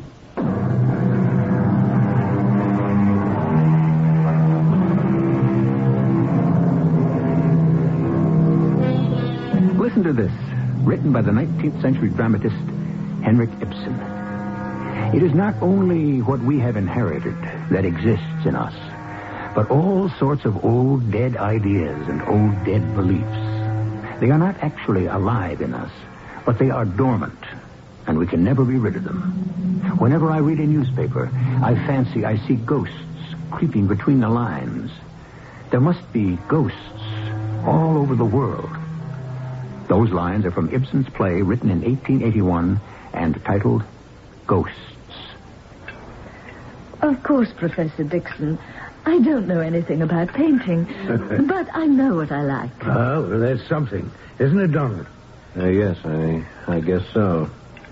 Look, have we finished dinner? Well, there's coffee. I don't know if Selma fixed dessert. Such short notice, Professor, I'm not sure. Oh, no, I've had a sufficiency. I really have. Good. Well, then let's go into the living room. Yes, do that, you two. I'll bring coffee in there. Come on, Henry. Selma, we'll have coffee in the living room. Yes, I'm afraid dinner was a sad affair, Henry. On the phone, you sounded so agitated. You made everything seem so urgent. I wondered why you kept postponing telling me. Well, I wanted to be alone with you. Oh. Seemed to be somewhat at odds with my mother-in-law about, well, what you might call some strange goings-on in this house. We've even got to the point where we suspect each other, or if not each other, a ghost. Oh, come now. You're not serious. Let me tell you what's been happening. Or seems to have been happening. No. It has been happening. I've seen the evidence, but I can't explain it. For the life of me, I just can't explain it. Donald, just tell me. All right. Now, you see that framed picture on the mantelpiece? Huh? Yes, photograph of you and Bernice on your wedding day. Yes, well, it stood there in that exact spot ever since she and I were married. For 16 years. The twins were born a year later, Matthew and Arthur. She and I were still happy together. At least I think we were. I didn't much like working in a bank, but, well, we tried to make a go of it, make it work, as they say. Then Stephanie came 10 years later. I guess we thought another child would really hold us together, save the marriage. Yeah, we never had a chance to find out because, of course, Bernice died. Yes, I know all that, Donald. What's it got to do with... Yeah, I'm coming to that, Henry. Just give me time. Now, after Bernice died, her mother moved into the house to look after the children, and she brought Selma with her to do the housework. Now, this was almost 5 years ago, Henry. Yeah. Everything went along all right. Until now. What's wrong now? Everything seems to be running smoothly. Wait until you hear. I'm waiting. Yeah, well, a few days ago, Mona came into this room, and the wedding picture was lying on the floor. On the floor. Fell off the mantelpiece. Well, that's what I said at first. And then a while later, she found it on the side table there by the window. Somebody moved it. Well, nobody ever moved it before in all of these years. Mona had this outlandish idea of spreading flour around the picture to catch the criminal, as it were. Well, when we came down in the morning, the picture had been moved, all right, clear across the room. But the flour had not been disturbed. Not one bit. Yeah, well, that led to all sorts of arguments and accusations. Mona suspecting me suspecting her. Finally, she said it must be a ghost who was doing this incomprehensible thing. A ghost? Really? Well, that's what I called you. You know about such things. My dear man, what did you think I could do? Exorcise a ghost for you? No, but, I mean, you're interested in all this stuff, parapsychology, the occult. Well, everyone is interested in all that stuff. Whether they admit it or not, they're interested in it. They're fascinated by it. I never was. Until now. Well, you're right. I have been and still am. I suppose I've read everything that's been written on the subject. Gone to lectures, attended seances. It's become a sort of second career for me. Since I never became a creative artist, only a teacher. Much to my sorrow. Yes. Well, Henry, let's get on with it. What's the explanation? And what are we to do about it? Well, to begin with, there's the explanation of the poltergeist. Sometimes called the noisy ghost. Yeah, well, there wasn't any noise. Nobody heard a thing. The theory of the poltergeist belongs in the realm of folklore and spiritism. It's merely a word to explain the inexplicable. Well, that's all you're going to give me? A word? What good's a word? Words have power. Words no good. Not so fast, my friend. I've got to have more than a word. Well, I'm about to give you more. In the last 50 years or more, a new and different theory has emerged. That we mortals possess a sort of energy that is capable of performing the kind of mischief that you've just described, without being on the spot, without even knowing he was doing it, or even wish to do it. That's absurd. Is it? You've heard of people who can bend spoons, haven't you, by the sheer force of their concentration? Yeah, and I never believed it. And even if it's true, what's the good of bending spoons? What's the good of moving a picture from one place to another? Oh, I don't know. All I know is that it moved, or was moved. Now, let's see. Who lives in the house at the present? Besides myself? Well, there's Mona, Selma, the housekeeper. The twin boys, Matthew and Arthur. How old are they now? They're 14. And then there's Stephanie. She's 5. 14? That's a susceptible age. What do you mean? There's nothing wrong with my sons. Did I say there was anything wrong? You said that I said susceptible. By that I mean susceptible to all sorts of influences, from without and most particularly from within. Yes, but... Oh, now, don't look so alarmed, my friend. Boys of 14 are at the height of their powers, physical, mental, and spiritual, and they have not yet learned to control them. Later they will. Well, now, here's the coffee. Splendid. Here, I'll just set it down here. Well, now, have you two been discussing our little problem of cream or sugar, Professor Dixon? Black, thank you. Mona... Yeah, I know you take yours black, Donald. Mona, there's something I want you to do. And what's that? I want you to enroll Matthew and Arthur in that military school. What did you say? And take them up there. Get them out of this house.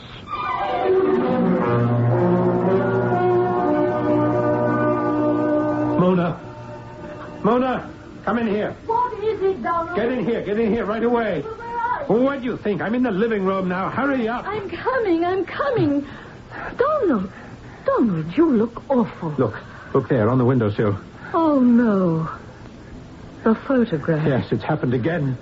2 whole weeks of peace and quiet, and now, look, it's happened again. The picture has moved from the mantel clear across the room to the windowsill. What are we to do? That vase, that Chinese vase, was it always there by the bookcase? Wasn't it next to the door, to the right of the door? I don't think I don't remember. I don't know. Why don't you know? You're the one who takes care of things in this house. Please, try to calm down. Please, my dear. I thought when we sent the boys away to the school... Do you want me to fetch them back? If you do, No.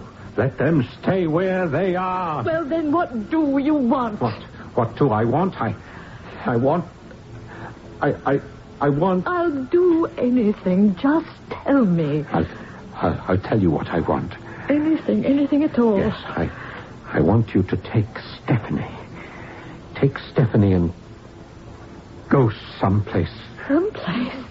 Where? Well, you could go abroad. With a 5-year-old child? Take her to Florida. That's it. Take her to Disneyland. She'd like that, wouldn't she? Yes, of course she would. She'd love that. Yes, Florida. Yes, Mona. Take her there. Show her all those marvelous things. She'll be crazy about that. And you'll like it, too, won't you? Yes, of course you will. Good. So, all settled, right? Yes. You'll take Stephanie to Florida. Yes. Out of this house. And I can have some peace of mind. Yes. I'll have some peace of mind. At last. Yes, come in. You wish to see me? Yes, Selma. Close the door, please. Yes, sir. Now, sit down, Selma. Yes, that's it. Selma, I have a favor to ask of you. Yeah? I don't quite know how to put this to you. It's very difficult. I don't want to frighten you or anything. Oh, something I should be frightened about? No, not really. Anyway, I don't think so. That photograph on the mantelpiece, have you ever moved it? No, only to dust. You always put it right back? Oh, yeah. In the same place? Oh, yeah? So, as far as you know, you never put it on the windowsill or the side table or any place but right there. No, never. Then why did I find it on the coffee table this morning? Huh? Why was it there when I came down this morning? On the coffee table? I don't know. I never would have. All right, Selma. I'm sorry. All right, there's nothing to cry about. Now look, here. Here's a check. Oh, my. It's for $1,000. Now, I want you to take it and go on a vacation. There must be someone you can visit, friends, relatives, and stay away as long as you like. Maybe if you need more money, you just write me and ask for it. Now, leave this house. You understand? I like it very much if you could go tonight. You sit and thank you, sir. Yes. Are you all right, sir? Yes, I'm quite all right. I'm quite all right. All right. Oh, yes. I am fine. I am fabulous. Fantastic. I'm just simply wonderful. Never been better. Absolutely. Super. Hello? Henry, is that you? Donald? Henry, the boys are at military school. Mona's taken Stephanie to Florida. There's been nobody in this house for a whole week except for Selma and myself. Henry, last night, it happened again. The picture, it moved to the coffee table. I've just given Selma some money and told her to take a vacation. So now, I'm all alone in this big house. I'm frightened, Henry. I'm scared to death.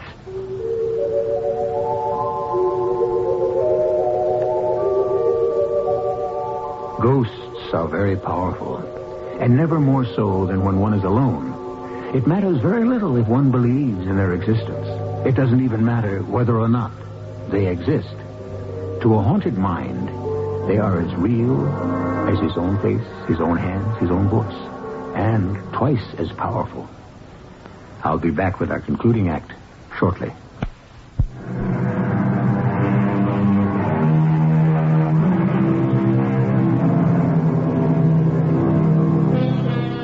Close your eyes, lie back, and think of all the ghosts you know, or have acquaintance with, or knowledge of.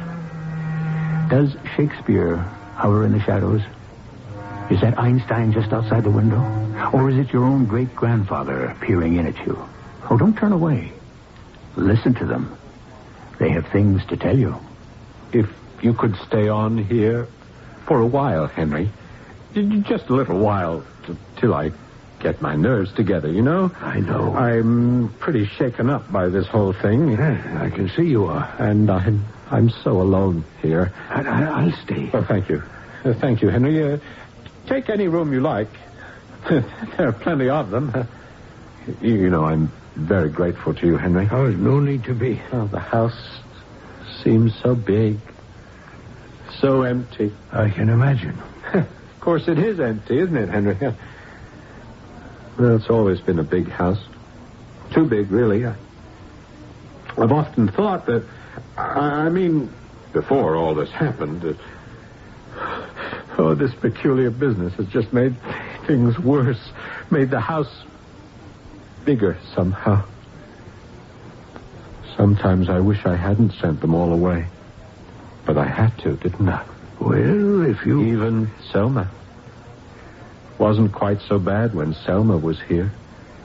Not that Selma and I knew each other well at all. We didn't. Mona knew her. But I didn't. Still, there was somebody in the house. Another person. You know what I mean. Yeah, yes. But I had to send her away. Because, after all, she could have been the one. Donald, remember what I told you? Oh, yes, about poltergeists. Oh, yes, I remember. Noisy ghosts, you called them, eh? Able to move things around. No, not that. That's what you said. Well, that's not all I said. I remember distinctly. I said that the power to move inanimate objects could also come from the unconscious mind. From a submerged wish. Fiercely aggressive. Full of indignation and resentment. But who could... What's the matter? Have I said something? Who would hate me so much? Hate you? To punish me this way, Henry? Could it be Bernice, do you think? From beyond the grave? Why don't you go to bed, Donald? You're worn out. Yes, Yes, I think I am. Well, let's go upstairs. All right. You want to take Mona's room? It's rather... Oh, any room at all. No. I'd better give you the boys' room. Take either bed. Okay. Wait a second, Henry. I just want... What is it, Donald? I just want to take a peek in the living room. I do it every night. There. Do you see? Do you see it? On the mantelpiece. It is there, isn't it? You mean the photograph? Of course I mean the photograph. You do see it, don't you, Henry? Well, do you see it? Yes, Donald, I see it. All right, then. Now let's go upstairs.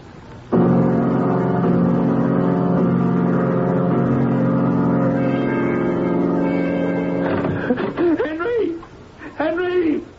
Get down here, Henry, for the love of... Henry! What is it, Donald? What's the matter? Get down here, for the love of heaven. Don't leave me here alone. I'm coming. I'll be right there. Where is it? Where is the blasted thing?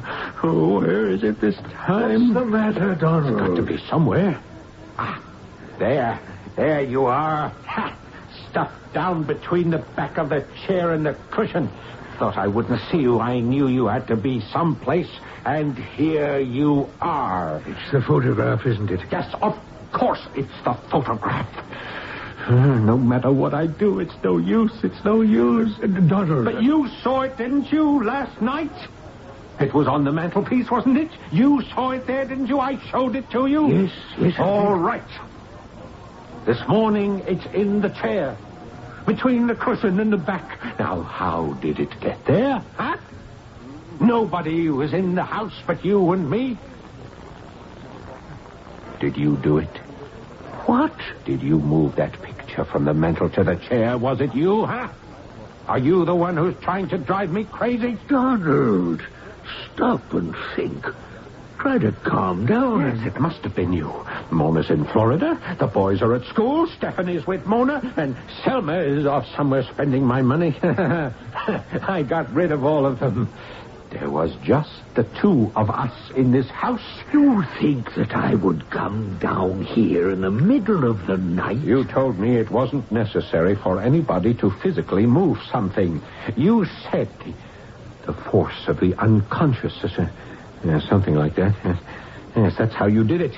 You know all about these crazy things. You studied them. You know how they're done. Please, Donald. You did it. You know, Donald. It had to be you. No, Donald. If it wasn't you, then who was it, huh? Who was it? You, Donald.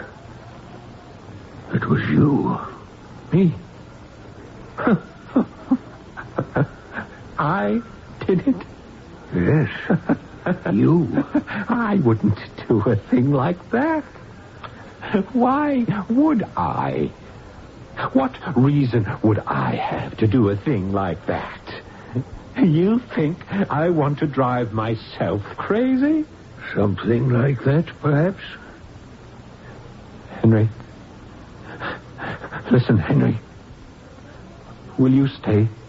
Will you stay here for a while? A few weeks. Something like that. If you want me to. Oh, I do, Henry. It's vital. Somebody has to check on the picture. See if it moves. But you can do that. No, you see, because I won't be here.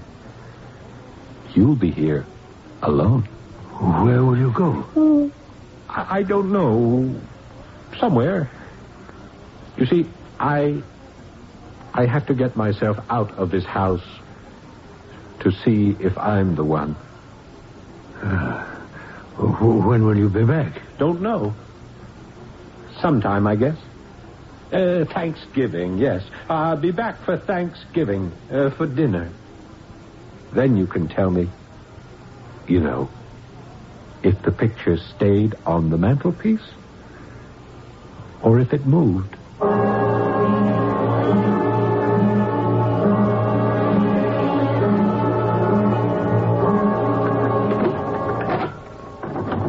Donald?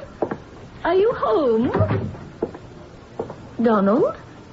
Did Selma show up? She said she would. Hello. Happy Thanksgiving Day. Oh, hello, Professor. It's so good to see you. Are you going to be here for dinner? I'm not sure. Oh, you must. Unless you have other plans. Did Selma arrive? Well, she's in the kitchen now. Well, she wrote me Donald gave her some time off. Yes, I believe he did. I left Stephanie at a friend's house. I'll just speak to Selma, and then I'll go get her. Are the boys here? Yeah, they're in their room.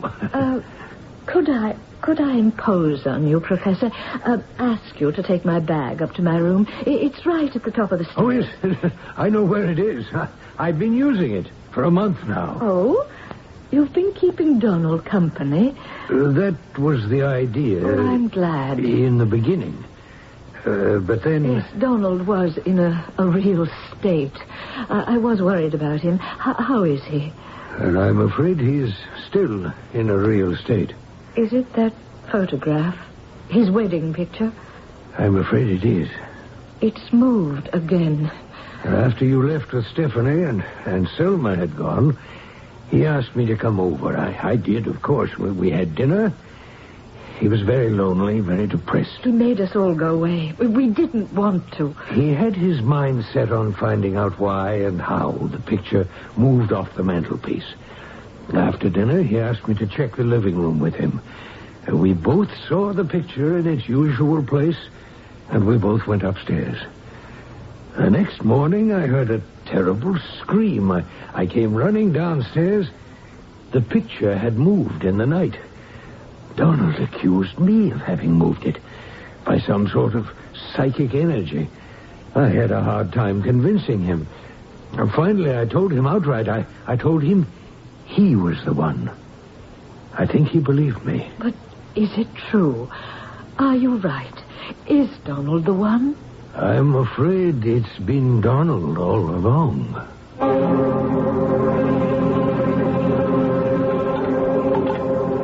Sorry to make you help set the table, but Selma's been awfully busy in the kitchen. I don't mind at all. And Donald dismissed all the other servants right after... Oh, where is he? Where did he go? I've no idea. But he did say he'd be back for Thanksgiving. Of course, he was in a very agitated state when he left. I'm not sure he even remembers what he said. Children. What am I supposed to say to the children if he doesn't show up? I really don't know. Well, they'll be so upset. Matter of fact, so will I. Even if he's responsible for everything, I'm really very fond of him. Yes, so am I. You taught him how to paint, didn't you? Well, I taught him all I could. You know, I never liked Donald's paintings. I tried to, but couldn't. Are we all through setting the table? Yes, I guess we are. We've set a place for Donald, haven't we? Did you hear that? Yes. Wasn't it the front door? Yes, I think it was. Do you suppose it's... I hope it is. Hello, Mona. Henry. Hello, Donald. Well, hello, my dear. Well, are the children here? Well, they're upstairs. They're getting ready for dinner. Selma? You're basting the turkey. Good. Donald, where have you been? It's been more than a month. If you don't feel like telling us... No, I don't mind telling you. I've been painting. Painting? You've been painting? Yeah, well, there didn't seem to be anything else to do. Well, I think it was a very good thing to do. Oh, I don't know. Hey, you want to see some of my stuff? I most certainly do. Well, there's a whole portfolio, if you want to look at it. Of course I do. Yeah, here we are. Only sketches. A few watercolors. Nothing very significant. Rough sketches, really. That's all. I thought maybe later on I might develop some of them. But... Donald, they're good. They're very, very good. You mean that? Oh, I most certainly do mean that. They're very good. They're excellent, really. Well, imagine that. Henry, what I really want to know is... Well, did anything happen once I was out of the house? You mean, did the picture move? Yes. That's what I mean. Yes, it did. It moved the night you left. And then it didn't move anymore. Do you care to tell me where it moved to? Well, as a matter of fact, I found it the next morning in the trash can. Really? I must have hated that picture a lot. Donald, remember what I told you about a psychic force that can move inanimate objects? Well, when that psychic force turns to other things, constructive things, like painting, like any creative work, then it stops its futile gesturing, moving things about, and expends itself on the work it was meant to do. Understand? Yes. Yes, you must be right, Henry. Because the day after I left this house, the very next morning, I went to work. I started painting again. Oh, Mona, why don't you call the children for dinner?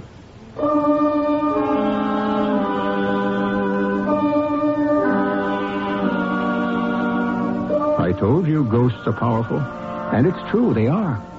But other things are powerful, too. Things such as abandoned hopes, buried ambitions, neglected talents. Once set free, such things can exorcise the most ferocious ghost in the world and send him weeping back into the mists whence he came. I'll be back shortly.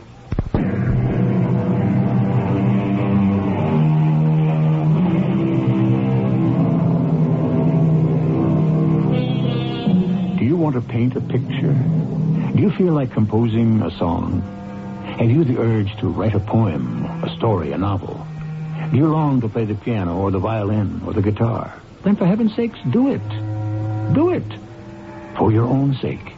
And because it keeps the ghosts away. Our cast included Paul Hecht, Carol Teitel, and Court Benson. The entire production was under the direction of Himan Brown. This is E.G. Marshall inviting you to return to our Mystery Theater for another adventure in the macabre. Until next time, pleasant dreams.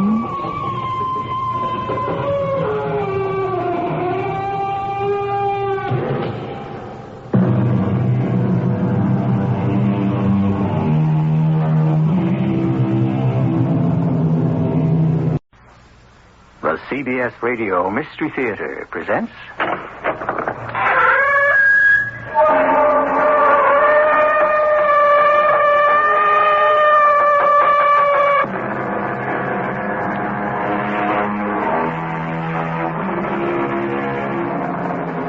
Come in. Welcome. I'm E.G. Marshall. Though we may know more about our universe, we hope for less. We have learned there are barriers we cannot penetrate, distances we cannot travel, spaces we cannot enter, or if we do, cannot return from. On Mystery Theater this time, an adventure into the infinite. I guarantee you won't come back from it feeling as you did when you tuned in. Trevor, transfer me into your dimension. I'll take my chances of getting back. Don't take her. Take me instead. My instructions were specific, and they do not include you. You told me that you had to restructure your civilization. You will not find another single human being as well informed on command, control, telemetry as myself. Take me. I can benefit your dimension more than she can, more than anyone. I was charged to transfer your wife, a human female. Our race is dying out. We need more than brains, Professor. We need bodies.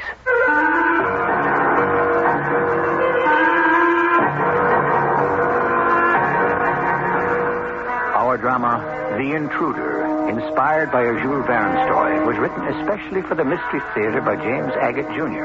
and stars Norman Rose and Grace Matthews. I'll be back shortly with Act One.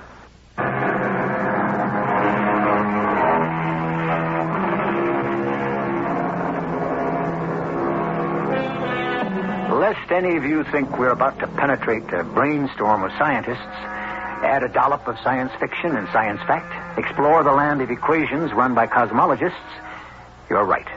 We are. First, though, let's go a little east of Denver on a spring day where a sweet-faced woman is tending her garden. If you were to ask her some scientific question, she might say she didn't know which end of a telescope to look into. Don't be fooled by that. She knows. Mrs. Melville? Excuse me, could you tell me where I would find the house of Mrs. Philip Melville? I'm Mrs. Melville. Oh, well, I'm Jack Slater of the Cornwall News. Oh, yes. I'm a reporter and a feature writer with the news. Now, I wonder if I could ask you a few questions. Are you sure you want to speak to me and not my husband? He's the one who's up for the Nobel Prize. Well, the first thing my editor told me to ask you was, would Philip Melville be up for that prize if it were not for you, Mrs. Melville? Oh, what a nonsensical question. And you can tell your editor I said so. When my husband started as a space systems engineer, there was no such thing as materials technology. The entire concept, from remote sensing to welding and bonding techniques, grew up with him. You certainly seem to know about space. Oh, not really. You pick up a little here and a little there. Now, if what your editor wants is one of those sentimental, the little woman behind the man features, you're wasting your time. My husband does his job. I do mine. But what about your book, Mrs. Melville? Oh, that. You want to talk about that? Well, you have written one of the most lucid and admired books of essays in the country. Another story about you isn't going to hurt sales now, is it? Oh, it's very nice of you to wish to interview me, but honestly, if I don't sell one more book, I'll still be quite pleased. Mother! Oh, that's Robbie, my son. You must excuse me. Oh, you do understand, don't you? It's his first day home from college. Yes, sure, of course. One more question. Oh, now ask it quickly. Mrs. Melville, you had a normal college education. You married Philip Melville, a young scientist. It's now 20 years later, and yet your book speaks with a voice that is as authoritative and comforting as any of the great religious and philosophical leaders. Now, can you explain that? Certainly. Perhaps in 20 years, some of my husband's genius rubbed off on me. Mother, how about some breakfast? Oh, coming, Robbie.